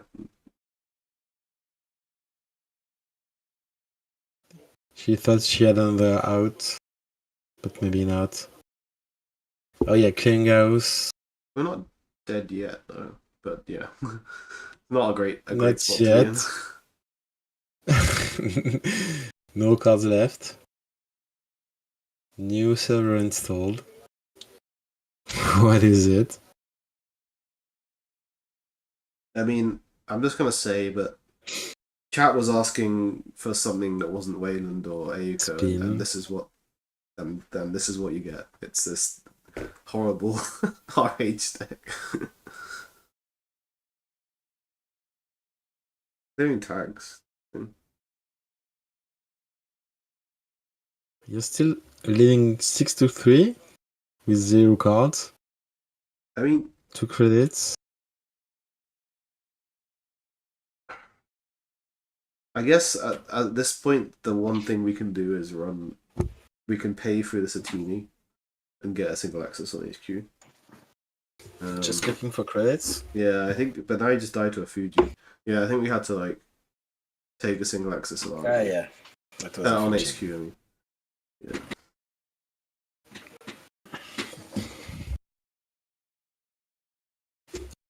So we are almost to end of the run. Yeah, looks like it. Okay, I'll take a short break. Yeah. See you in a bit. Interestingly, Davs and Source did not ID last round, despite them both being 7-1. So they definitely would both have been safe to ID, but at least one of them did not wish to ID, and that just led to Davs taking another win there. Yeah, looks like we got most of the results in there.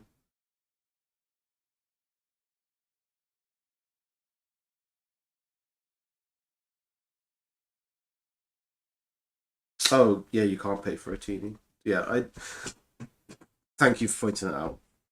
I should read cards more often.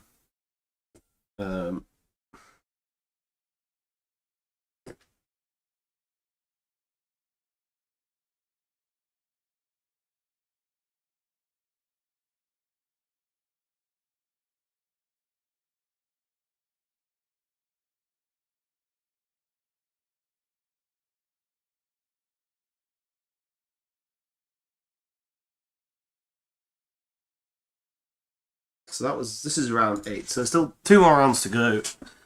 Oh no, that was round 9. So yeah, 1 more round after this. Okay. So I imagine. Let me just check the round timer. But I think we'll be.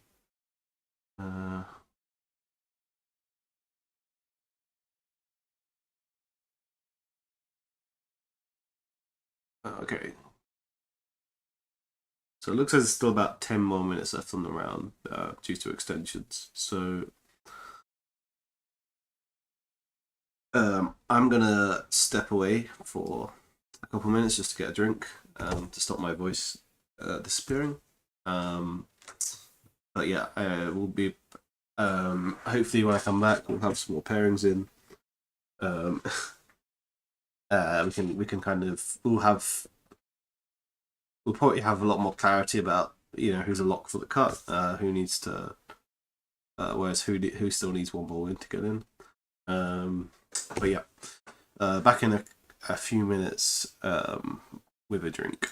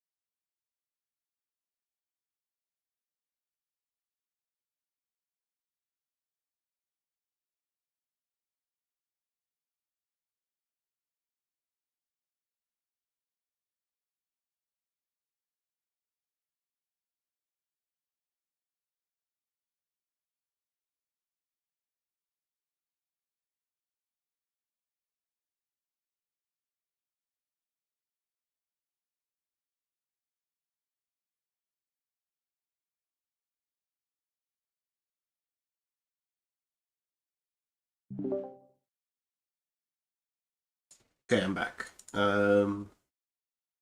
Right. Table 3 should have been reported because that's the one we streamed earlier.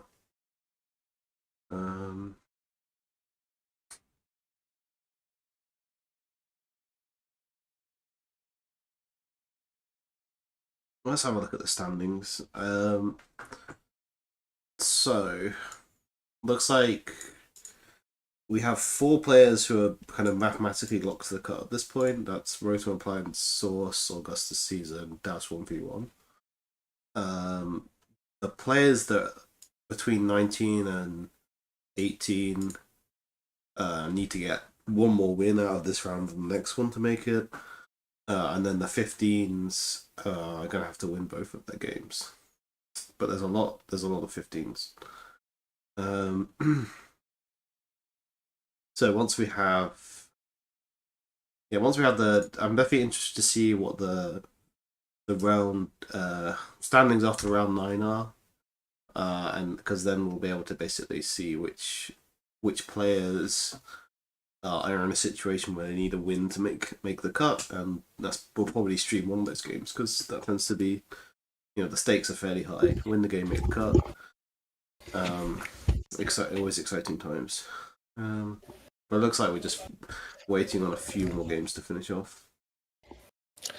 So, do you know what are the cut math? 'Cause I've been hearing about this, but it seems mystical. So it's basically a rough rule of thumb, I'd say, is like 7-3 is probably enough to make the cut. I think in theory it's only enough to make the bubble. So you need to be 7-3 and a good curve schedule. But I believe like the in-person Euros had a few more players than this, and at the end of Swiss there were 17 players, I believe, on 7-3 or higher. So the vast majority of people on 7-3 made it. So if you're 7-3 and you have good curve schedule, you'll be in the cut basically. Rotom and Augustus already ID. Yep, This one? that was perfectly safe. Safe ID for both of them. The table 4 ID though I think was not safe because both of those players were 6 and 2. So Minster and Sunburn is IDing. I believe they will be in a position where they both will have to play and win their next game, because I think just IDing will not be safe enough. But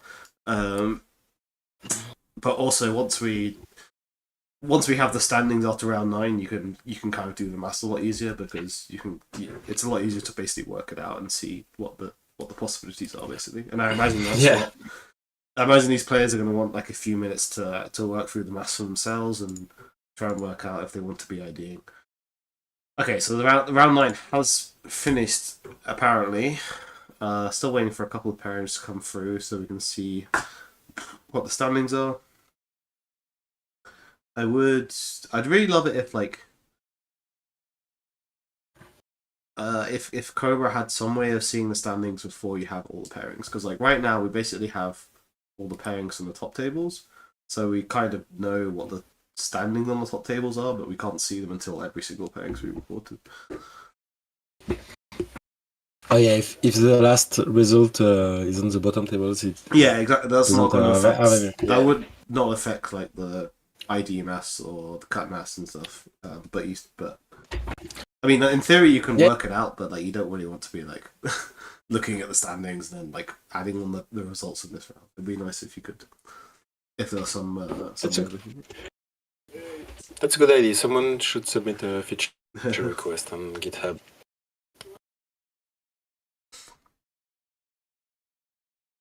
I think it's kind of academic because I imagine I think after we see the standings, the judges might give a few minutes for the players so that they can work out. You want a few minutes to go through the maths, try and work out. Well, first of all, work out if you're safe to ID, and then if not,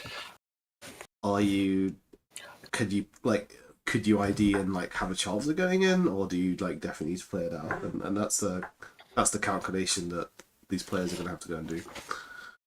Yeah, Devs and Deer both won their last game, and they're probably safe to ID from now on. Yeah, so 2 rounds left.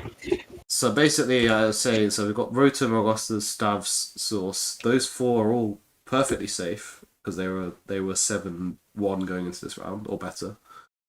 Deer was 6-2, I believe, but has won, so is now 7-2 and therefore is safe. So I think Big Unit 3000 was also 6-2, so he should also be a lock for the cut. Then I think the same is true for Bucket Hat Ben and Chunky Seal as well. Yeah, and then the table 8 and below I'm not sure about. I think that might be like the 5 and 3s who needed to win this round and then also win their last round as well. But also, yeah, once the pairings are in, I won't have to do any maths. We can just look at pairings. Yeah, we'll see. I never considered cut math to be worth it, honestly. When I go to tournaments, I'm there to play. If my opponent offers it to me, maybe I'll try to figure it out. But otherwise, I mean, for me, it's worth it because I'm getting old, and 10 rounds of Netrunner is a lot, So like, if I can ID like some of those rounds, then I'll take it. I feel like after round 10 of single side Swiss, my brain is somewhat melted. So it's always nice if you can ID. Okay, it looks like standings are up. So let's have a quick look at those. As I said, I think they're up in theory, but Cobra is being slow.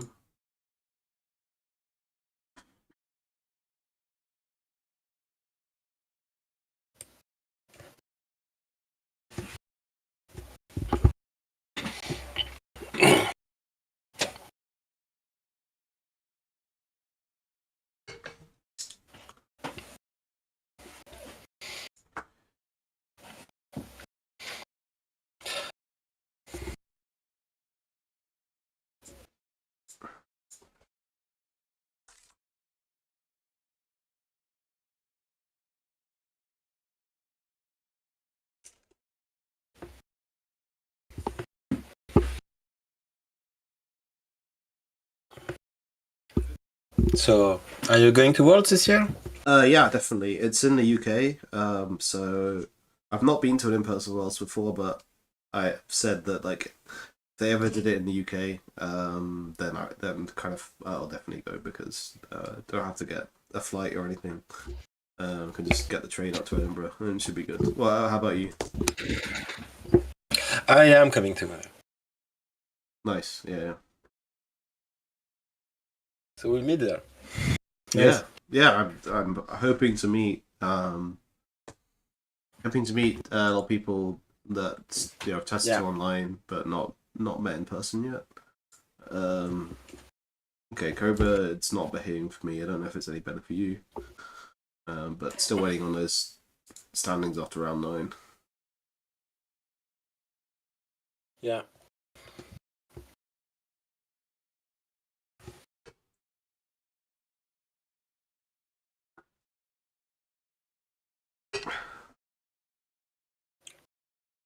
So Axu went to bed? That's what I'm saying in Discord. Oh, Axu did. Yeah, I think someone else has taken over as the head judge. It's OF1515 taking over. Oh, it's loaded. This is exciting. Okay, so these 8 players on 21 or better, they're all a lock for the cut. And then I believe everyone else below is going to have to play their game and get a win.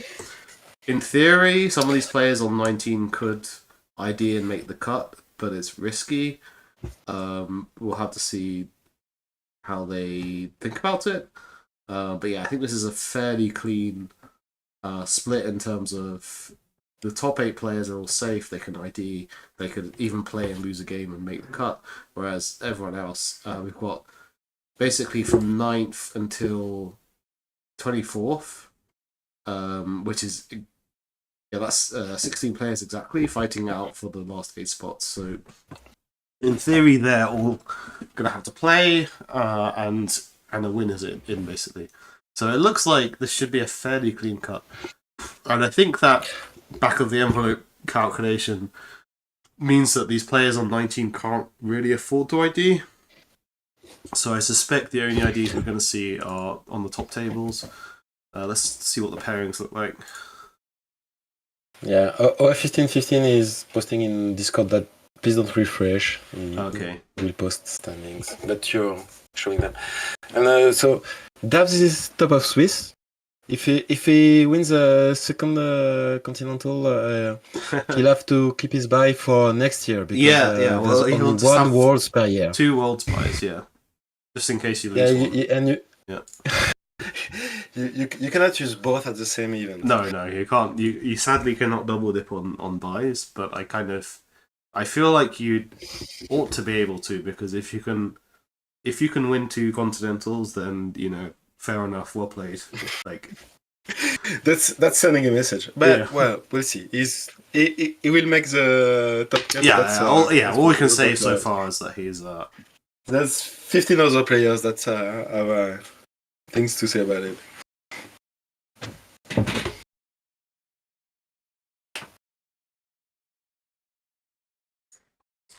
Can we see pairings? I cannot see pairings yet.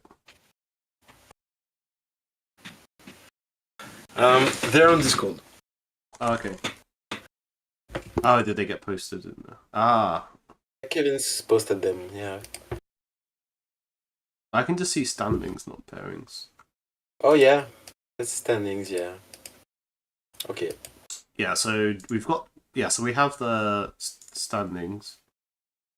Well, I'll put on stream, but we're still waiting for pairings. But yeah, as I was saying, it looks like the top 8 as it stands are all locked for the cut. They can ID, they can concede, they can win a game just to get a higher finish. It doesn't really matter. Whereas 9th through 24th, so very cleanly, is going to have to battle it out. And they're all looking to get a win. And simply put, if you win, you're in. If you lose, you will not be making the cut. So win gets you one of those lovely gourmand mats.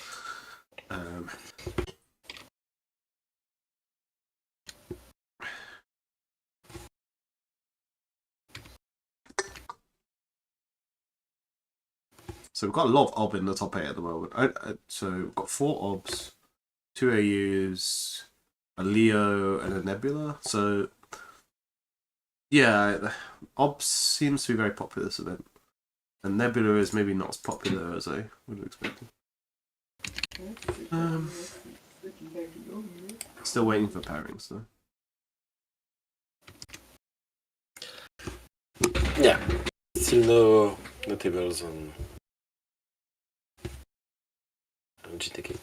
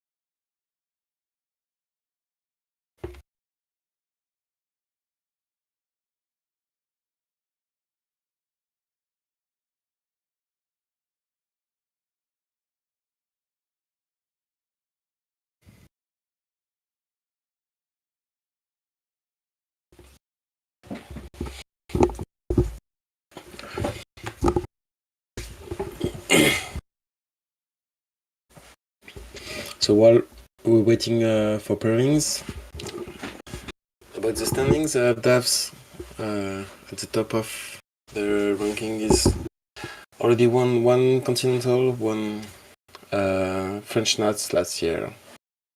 Really good Yeah, I've French heard player. he's quite good at Netrunner. Rotom Appliance has been known for being the best PD player, I think. Yeah, he's also won Second place. won Worlds as well. Yeah. Um, Yeah.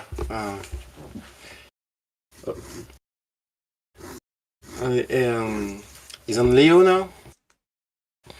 We've seen him on stream earlier against Khan that's true. We with his Leo. yeah, we've had him on stream. We've had Augustus on stream. I think we've had Source on stream. Not had Yeah. had Deer. We've not had Chonky And- Seal. We have had Lucky at them.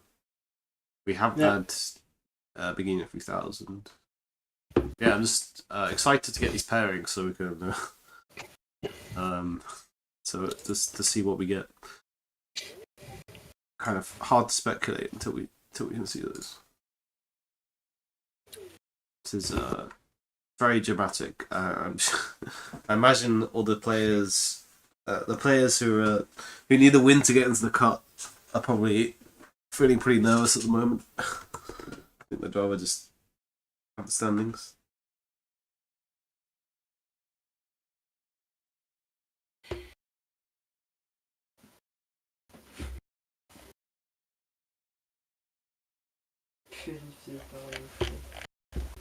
Oh.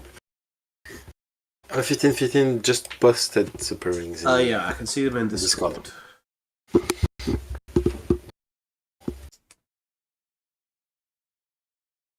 Good. So ID negotiation can start up and everyone can start. Probably Yeah. the top 3 tables or 4 tables we probably ID, I guess. I think top 3 will all want to ID. It looks like there's been some like table 4 and 5. Yeah, I think we're gonna see 3 IDs and then the rest play it out. Just because of that, basically the top 8 did not all get paired with each other. There was some kind of pairing down, which is going to so some of the 19 players got paired with players on 21. It's not safe for the players on 19 to ID, so they're going to want to play it out, I imagine. Can't really see this on. Okay, okay. Yeah, pairings are up on stream now.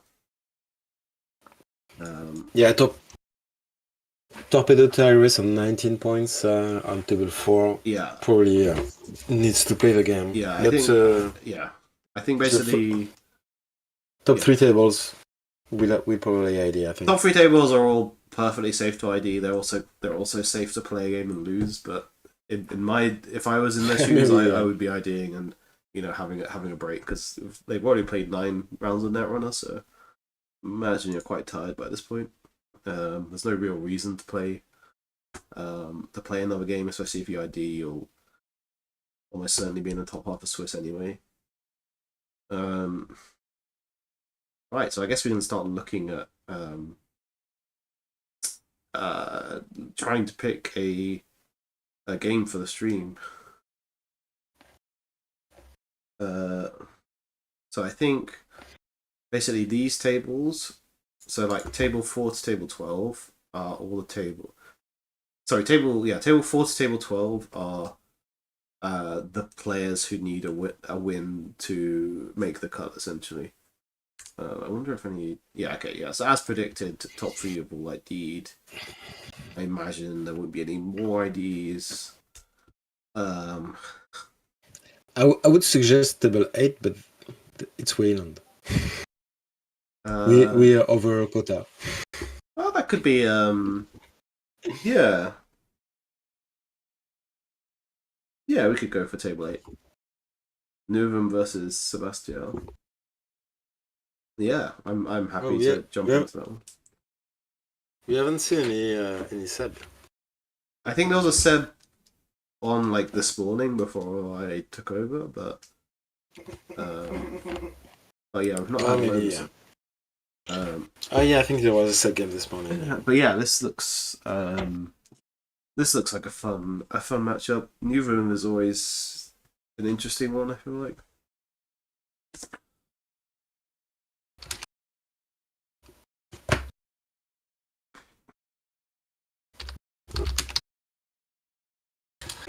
I think Experimental Data Core had a good result in recent tournament. I'm not sure. The name is familiar to me. Yeah, I can't. you too. Yeah. I think maybe one of the APAC events potentially, but definitely a name I associate with doing well at Netrunner tournaments. So, but I can't. Recently. Yeah, I think it might have been one of the APAC Continentals. I can't see. Yeah, they're both okay. I can't. They're both okay to stream. Okay. Oh yeah, here we go. Cool. I think Can is another French player, unless I'm mistaken. Yeah, he is indeed. Maxime, I know him. He's actually a teammate. We made a testing group with French players for the Paris Megacity. Oh, cool. And he's our most competitive member. I ended up third or fourth. I can't remember. Yeah, I think I met him because he came to one of the districts in the UK, the Cambridge one. I played against. Oh, nice. Him. Yeah. Okay. Do you have any insight into his Newham deck? Well, I think it's Rush Newham. That's what he played at Paris. With like Yeah. seamless launches and measure response and that sort of stuff. Yeah, I think so. Yeah. So he's kept his hand. I can probably pull up the list. Oh.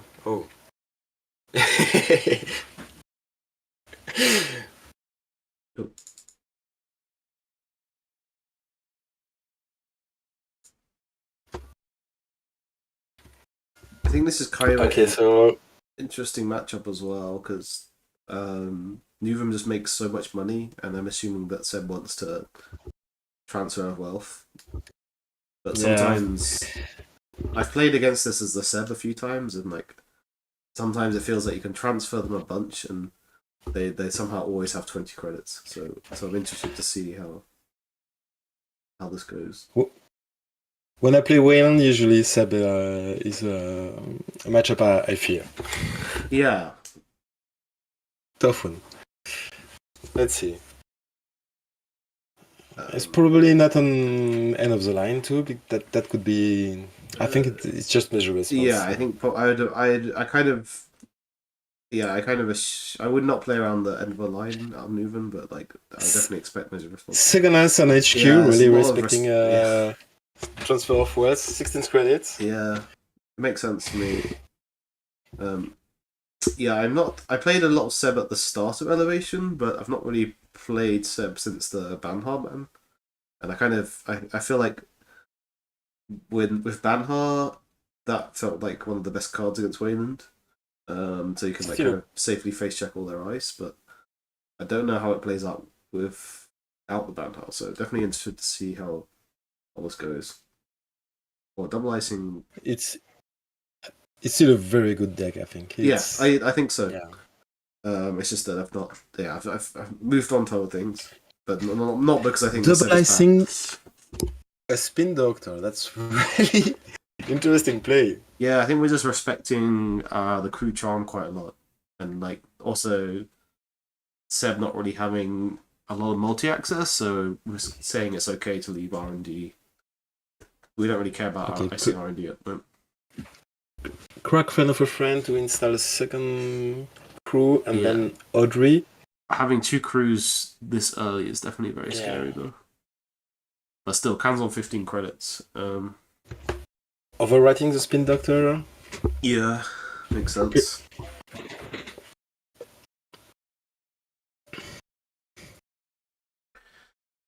Then draw. And icing archive. That's really I like. good against Seb. Yeah, I like. again, Just to playing kind of against make, Praxis. Yeah, I think this makes a lot of sense. I think it's a pretty heads up play, kind of preemptively. I think I can't. Before R&D. Yeah, I think that's again. It's one of those things that I would probably just ice R&D about thinking about it, and then regret my life decisions. But I think it's kind of heads up by the court to And just. still, Petty Cash, Ice R&D, new remote, really blazing. Gameplay, Yeah. 20 credits, 6 ice, 8 ice, 6 ice installed. And wheels, and wheels to trash a spin. I think we're using this spin doctor. I think. Yeah, spin was used to deny the Audrey. Yeah, I think probably.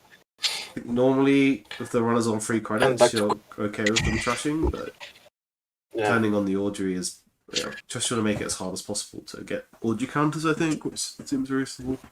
Oh, blimey, on 28 credits. This is so much money. To the runner at 3 credits? Yeah. But with friend of a friend, like, jamming. Seb can bounce up very quickly, especially with the friends of a friends. But this does look like we have a window to do things as the corp.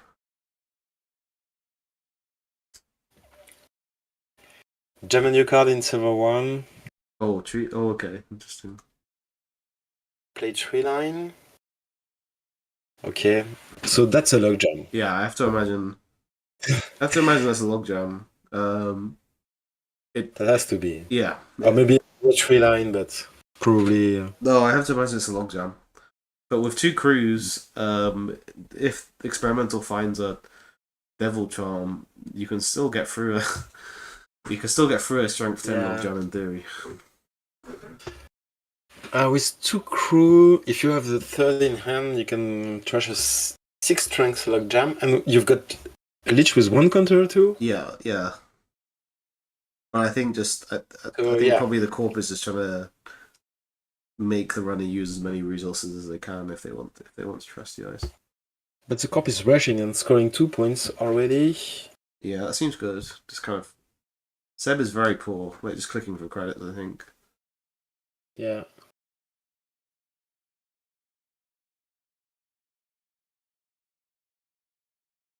Seamless was played. Oh yeah, Lago. Okay.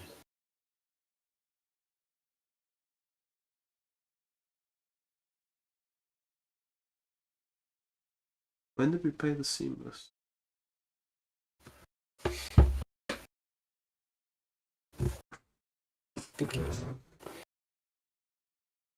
Okay. So that looks very much like an agenda, but I think with 23 credits and 3 pieces of ice. So is there... Was there a run this game? I don't think we've seen a run yet. Oh, we've run. We made 1 run with the hammer to check. Yeah, to check a spin doctor without 28 clicks. But I believe that's the only. No ice race still. Yeah. Yeah, no, that was the only run made. I think Experiment's probably digging for. And Praxis. Yeah, interesting. Just to get back a friend of hammer. Oh, that's pretty. That's gonna be crude, yeah. Yeah, I think you have to crew that, but at the same time, you have to, yeah. And installing hero. Yeah. Getting the crew back. Okay. But now we've got 3 tags. Install the crew. Too many tags to get the set trigger and no threat to install the program, but open archive and hero. 2 crew. Just clearing tags. Yeah. Wow. Use Hannah to clear a tag. Strike fun. Get Odrid and buffer drive. I guess we're going to solidarity back. Yeah. Oh, if this is the STS. Yeah. Seamless.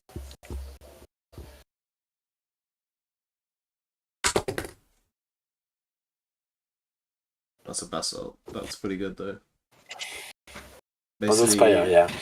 With the seamless in the bin, basically threatening that any card you install in server 1 So they didn't move them. They checked the R&D, top of R&D, and didn't trash it for 2 credits. That could have to consider.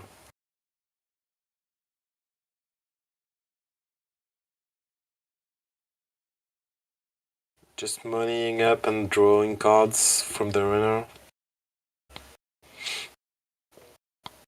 They're just jamming.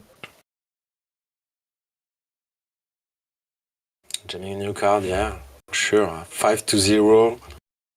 And yeah, 2 basalt counter. forcing the runner to do something about this because Yeah. with They've the, got a with the quite a basalt boss. counter and the seamless in the bin. Oh, Marrow! I didn't notice. Yeah. I don't think the hand size is, but that's interesting. So not playing. Normally, you'd expect the amanuensis out of set. I think that's Oko Tech, no? Isn't it? Yeah, it's a kill tech, but I don't. I guess it's kind of relevant towards the measure of response. So we're going for a transfer. Yeah. I wonder if you're do you just let this through, and maybe you have enough to res the Iceland server one. That's interesting. Yeah.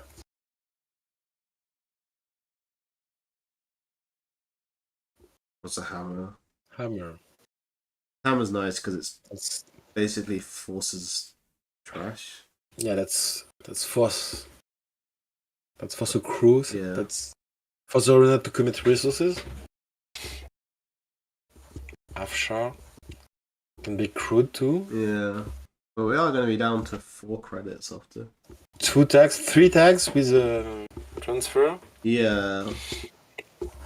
Well, I don't think there's any tag punishment, but it means we're not going to be getting said value for a while. So now we just need to res. yeah. So probably can get through here with the Audrey counter. They got 100 counter and 1 leech counter from that. Yeah. Oh, but it's an anthill. Yeah, and that's. I think Ken is okay with it. Yeah.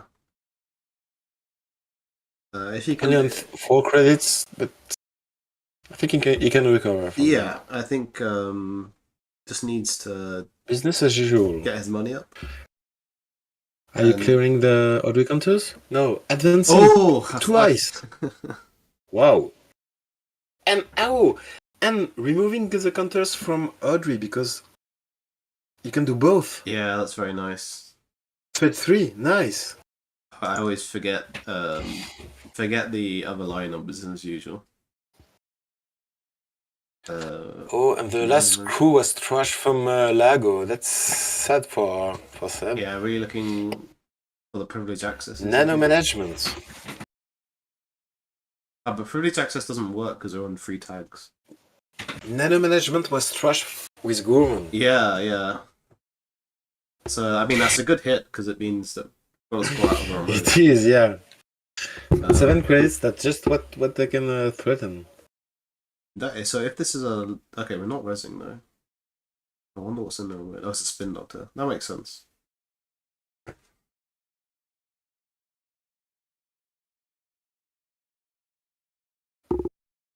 Use the spin to shuffle hedge fund and keep a KPI.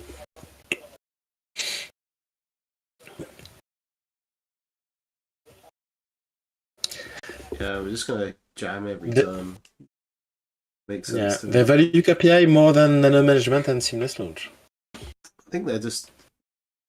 Well, you don't want to shuffle the seamless launch back because you can just get it with the basalt spire. So. And then you can play it twice because you can pick up 1 on the runner's turn, then pick it up again on your turn. Yeah. So actually. Yeah. And actually, even with the nano management. Oh, but yeah, the same is true of nano management, right? Because of the basalt counter. Yeah. If you draw a 3-2 at any with point. With 2 basalt counter, you have some stuff just, you are happy to keep in archives. I hadn't even considered that, but yeah, if you just. Manual. Yeah, so really. Access. I think Can is just putting. I mean, this could be a gender in the remote, but. So trash. They installed manual and Oh, but Trash. there's the hammer. Did you respond from Oh, HQ? and this hammer's gonna fire, I think, because we've got no crews. Can't break it with Audrey. And then we can break one subroutine this with one- Audrey. But we're gonna lose. Yeah. This one's gonna hurt. Yeah.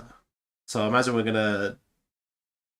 So what do you break? Do you want to keep Audrey? I think you need to keep Audrey, especially with 3 counters on. So you're losing hardware or resource. I think I'd probably just trash the. Oh no, they're breaking the hardware or resource. Oh, that's interesting. So you take a tag and lose Audrey. Yeah. I guess the arrow know what? is pretty good.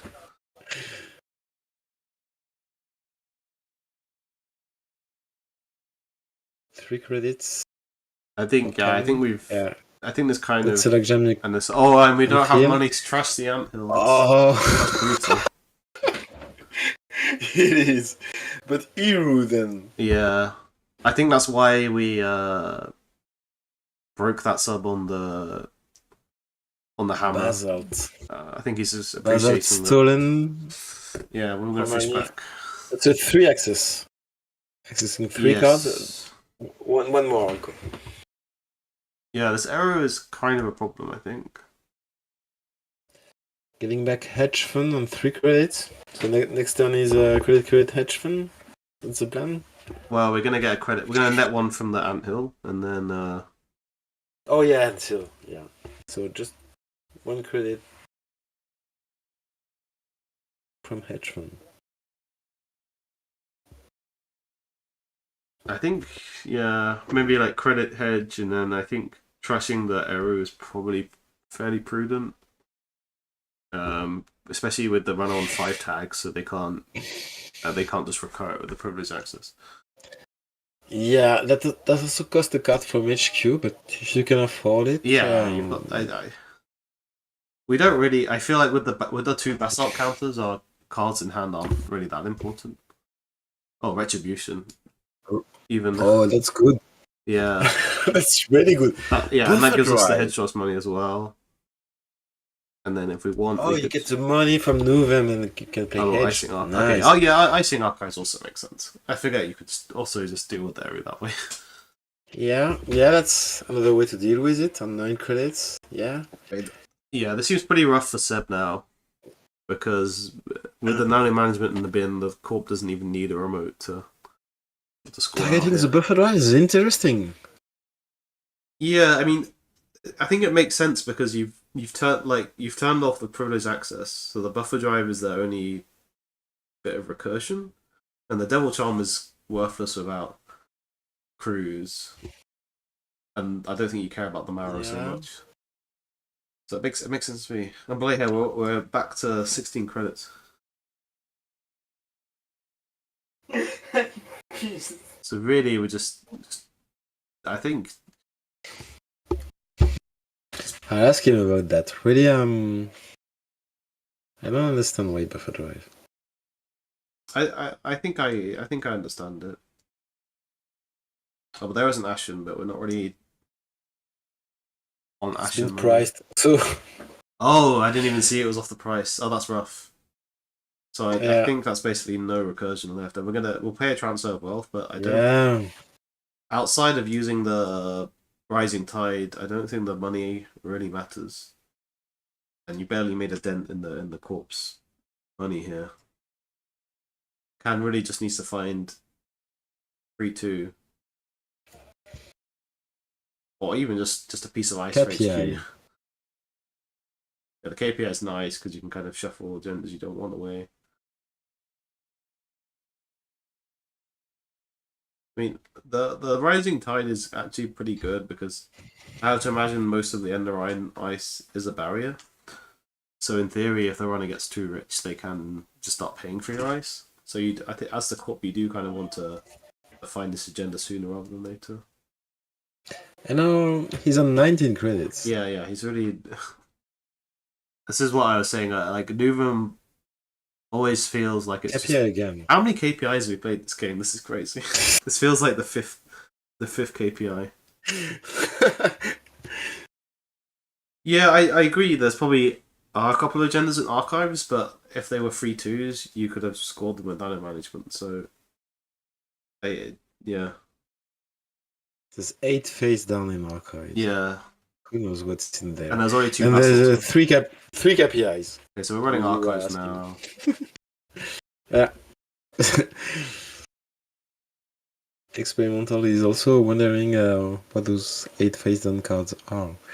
But we've got 2 basalt counter Yeah, to pick up anything at the cost of 1 card from R&D, which could be an agenda too.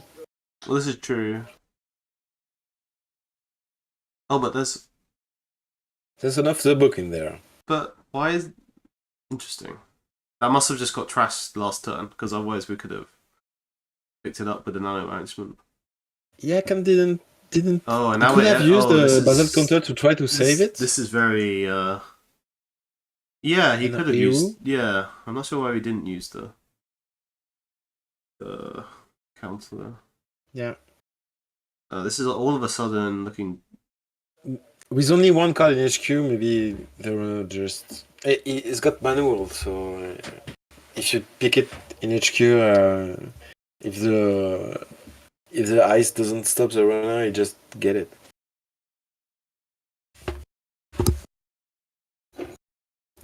All of a sudden, this is looking very scary.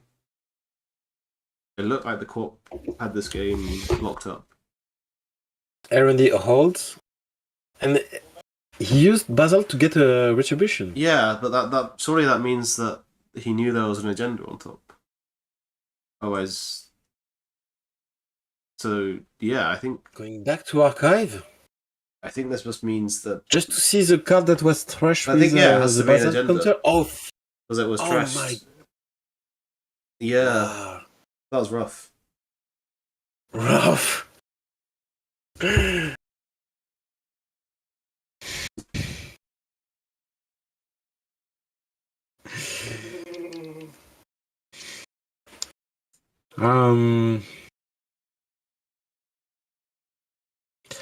Yeah, it's not how I expected.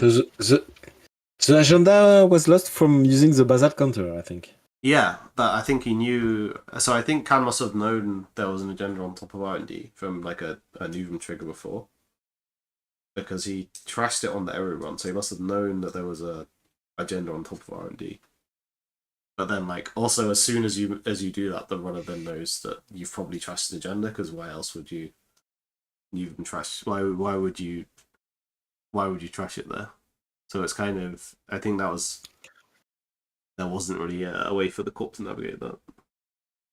Yeah, and like He's telling me that he's messed up the ordering of the last turn. okay, yeah. Yeah, it was. I mean, it was looking very good for Newham because they just, as soon as they found the 3-2, they could have scored it out with the nano management. All right, so it looks like we have a few other results in. So Bucket Ben beat Sumpernus, and this was a pair down, I believe. So Bucket Ben was already in the cut, and now he is doubly in the cut, and Sumpernus is out. It looks like Minstrel won against Saintus, so Minstrel should be in the cut. Ziat beat Watchful Clock, so that should be another one.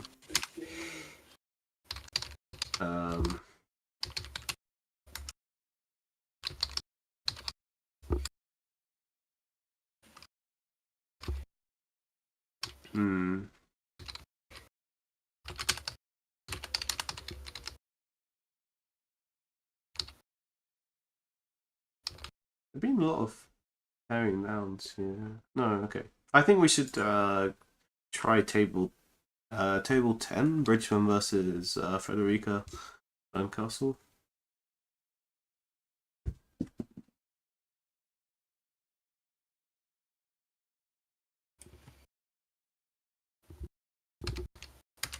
Okay, I'll check it out. Thank you. I can't. Looks like they might finish in non. So, what table? Sorry. It was table 10, but it looks like Okay. it looks like that Oh. table's finished. It's just not they haven't reported the pairing. So let me actually look at the ones that are actually there. Oh no, it's table 13. Sorry, yeah, table 13. 13. It's 10 on Cobra, but 13. Bridgman. Yeah. Oh, it's Wayland again. Yeah, but it's Shaper, so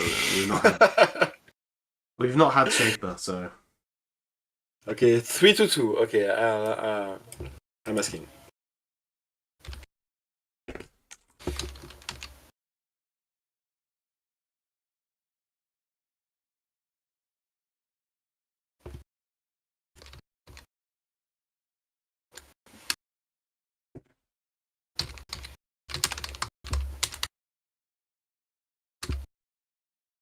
Okay, it's good. You Okay. can come in. Cool.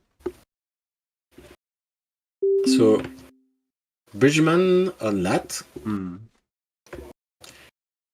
against Castle on Ob. We've seen her. Is she? Yeah, I think we had Rotom versus Castle on earlier. We've got strength We've 4 rising. seen her running, I think. No, I think we saw the Ob. Okay. So yeah, strength 4 rising tide, which is lining up well into this logjam. Shaper looking pretty set up as Shaper is wont to do. But there are also only 5 cards left in the stack, so you don't have a 3 humanoid. 3 humanoid resources, 1 Tranquility Grid, 1 Holoman. Oh yeah, there's 7 2 cards. Saberson. So this is an interesting game, right? Like both players are very low on cards, but we're only seeing a total of 5 agenda points in school areas. Yeah. So I wonder what's happened here. 3 points to 2 and only 7 cards in R&D and 5 in the stack.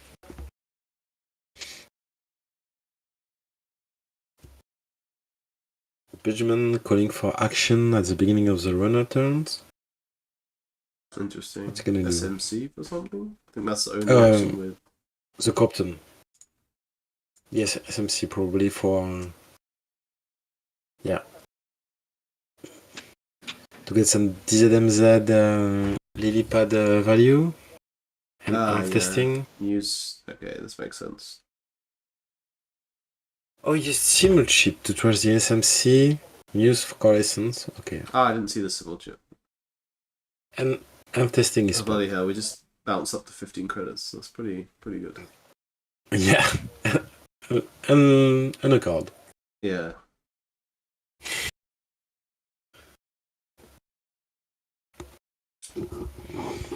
So looks like a tricky game for Ob to navigate here. Would run a setup with a full rig, 15 credits. You've only got 6 turns left. So navigating this one looks like it's gonna be tricky.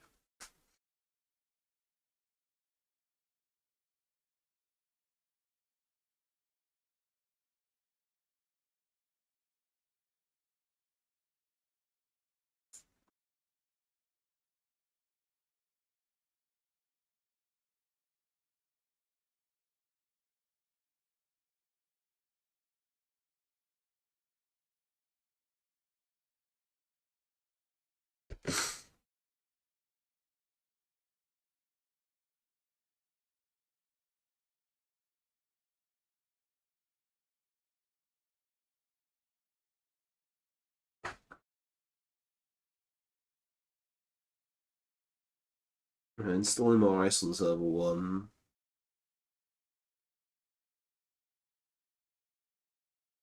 Did we we used Ob to shuffle, but failed to find. Remote's getting run with the overclock.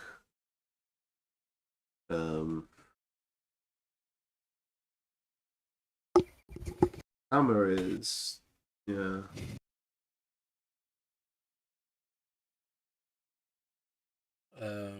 Bridgman has a full rig. 16 credits and 5 on overclock. I can probably break this. Yeah, if we want to break the hammer, we're gonna have to spend some of our money, but yeah, as you say, 3 credits.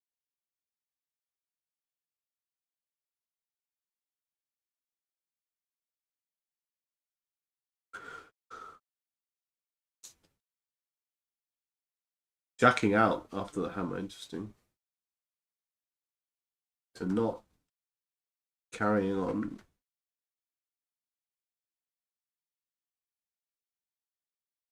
I guess he's saying Corp's only on 2 points, so even if this is, like a 3-2 score, then that's still okay. I'm not sure. Winchester. Oh, Conduit. Oh, okay. I like this. This has Conduit in. I like it. Actually, he wants to make runs. I have to imagine. The remote run wasn't very expensive. Rising Tide is on 4 strengths, same as. Well, we didn't. We just jacked out after it was only. Yeah, it's only 4 credits to get through. 4 more credits. That's true. Yeah. But deciding, I think with the Conduit that you can just pivot to R&D, and there must be between HQ and R&D is only 9 cards, right? And like 15 agenda points. Yeah, we just jumped in, so it's hard to make sense of it. But yeah. It looks like he runs the remote just to force a raise, and and like keeping his money for the Conduit, which makes sense because this Winchester is actually fairly taxing. Seeing a lot of Winchesters not on HQ this tournament, which sometimes is how things are. Just you can't. It's not always there when you want a nice for HQ. Corp just clicking for credits though, and then advancing. Yeah. It rushed a visual response from R&D. Yeah. We're not even with 4. Yeah, that's interesting. But I think he's just saying that, every card you trash from R&D is 1 for your turn the Corp has. So, especially with the Conduit, you can basically see all of R&D, and there's no, and it's really difficult for the Corp to possibly score out. Okay. Oh, okay. Well, that's just yeah. Good game, and Bridgman on quite a big rig there. 8 MU, 2 killers. A big rig, but he was empty stack and sort of running low on resources. But if your cards are on the board, you don't need to have them in the stack. That's true. Yeah. Well played. Yeah. Right, let's have a look and see what the results are. So still got a few games going on.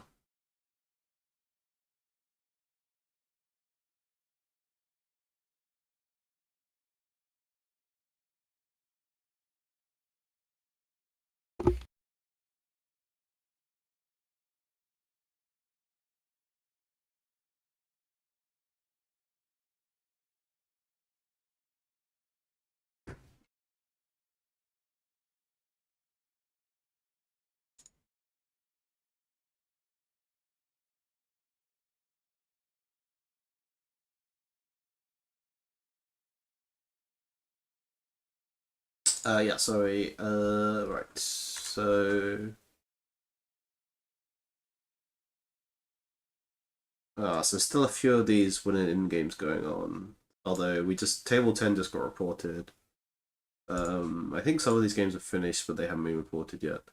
It looks like the only winner in game left is Torpedo Tires versus TBU 3K. So should we jump into that one on table 4? Table 4. Okay. Yeah, TBU 3K is already a lock for the cut, but Torpedo Tyrus needs to win this game to get into the cut. 3 points to 1. Okay.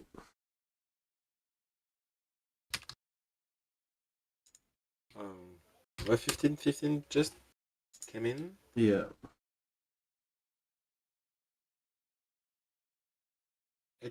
Just call 8 minutes left. Is they are okay to stream?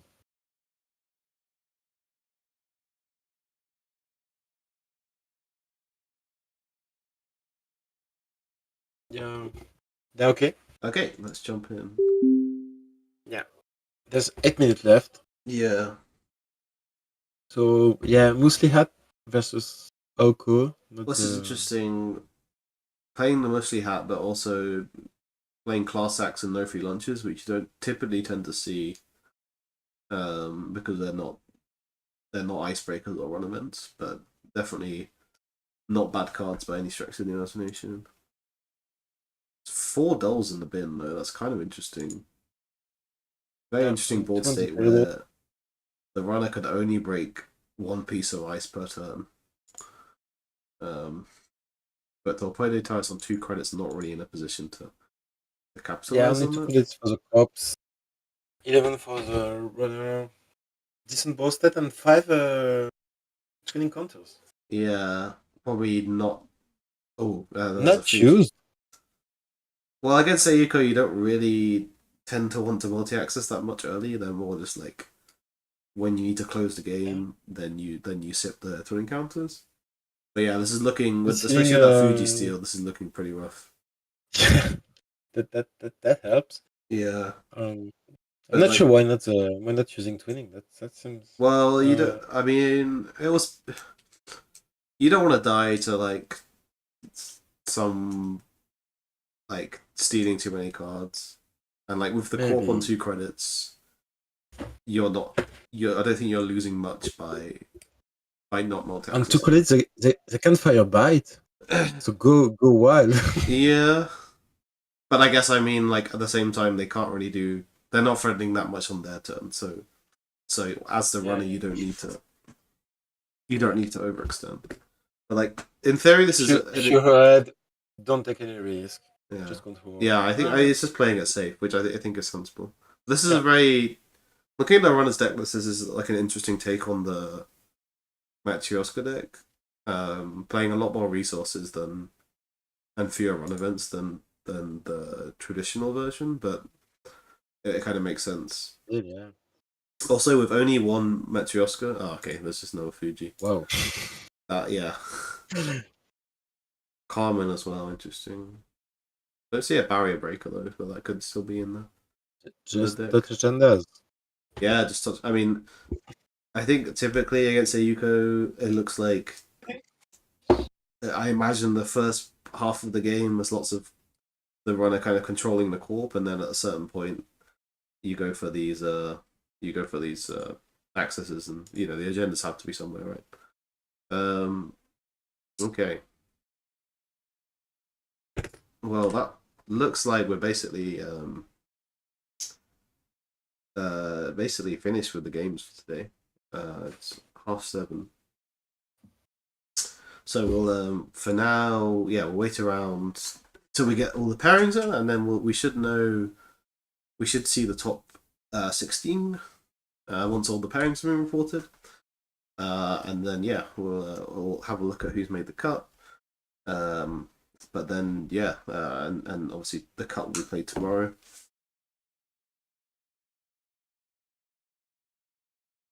So we take a break. Waiting for. I coming to announce Top Cut. Yeah, I think it can take a while. Yeah, I think it'll be like 5 minutes before we get pairings. So I'd say that's the last one. Yeah, this is the last round. Yeah. But in 5 minutes, it's time of the round. Then games finish. Then we wait for Cobra. Yeah, I think we have a bit of time. Yeah, we've got but some... we'll come back to announce the results. Yeah.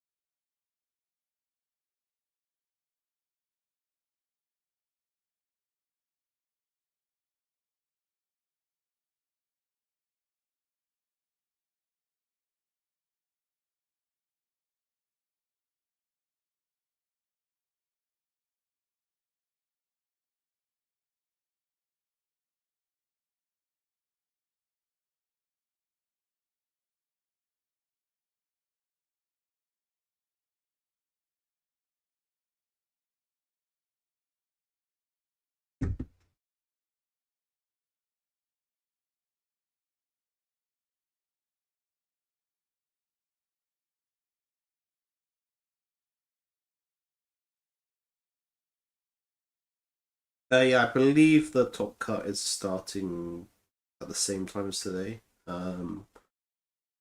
Yeah, don't quote me on that entirely. But from what I understand, that the timings are the same as today.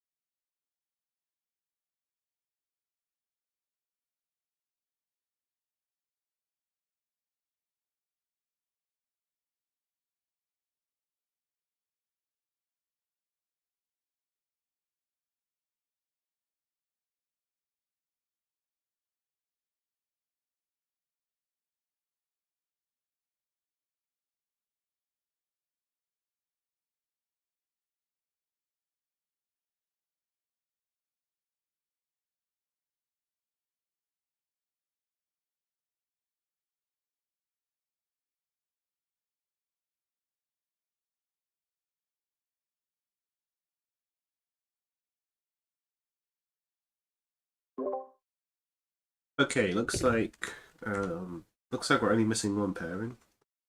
So we should have the standings fairly soon. I think we can, in theory, quite easily construct the top 16 from the results, but I'm quite tired from streaming Netrunner, so I'm gonna be lazy and wait until we have the actual results, I think. But I leave it as an exercise to the stream viewer to work out the top 16.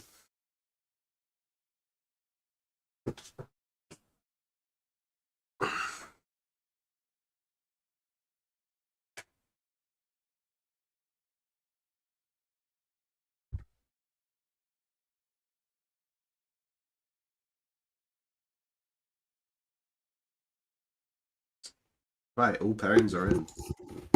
So, do we have standings? Next question.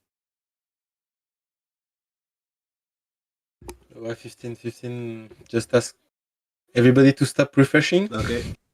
Okay, looks like we're up with pairings. Oh, okay. We'll have standing soon. Yeah, we've got standings. So it looks like first place, Daz 131. I don't know. I've not heard this guy before. It must be a new player or something. But on 25 points.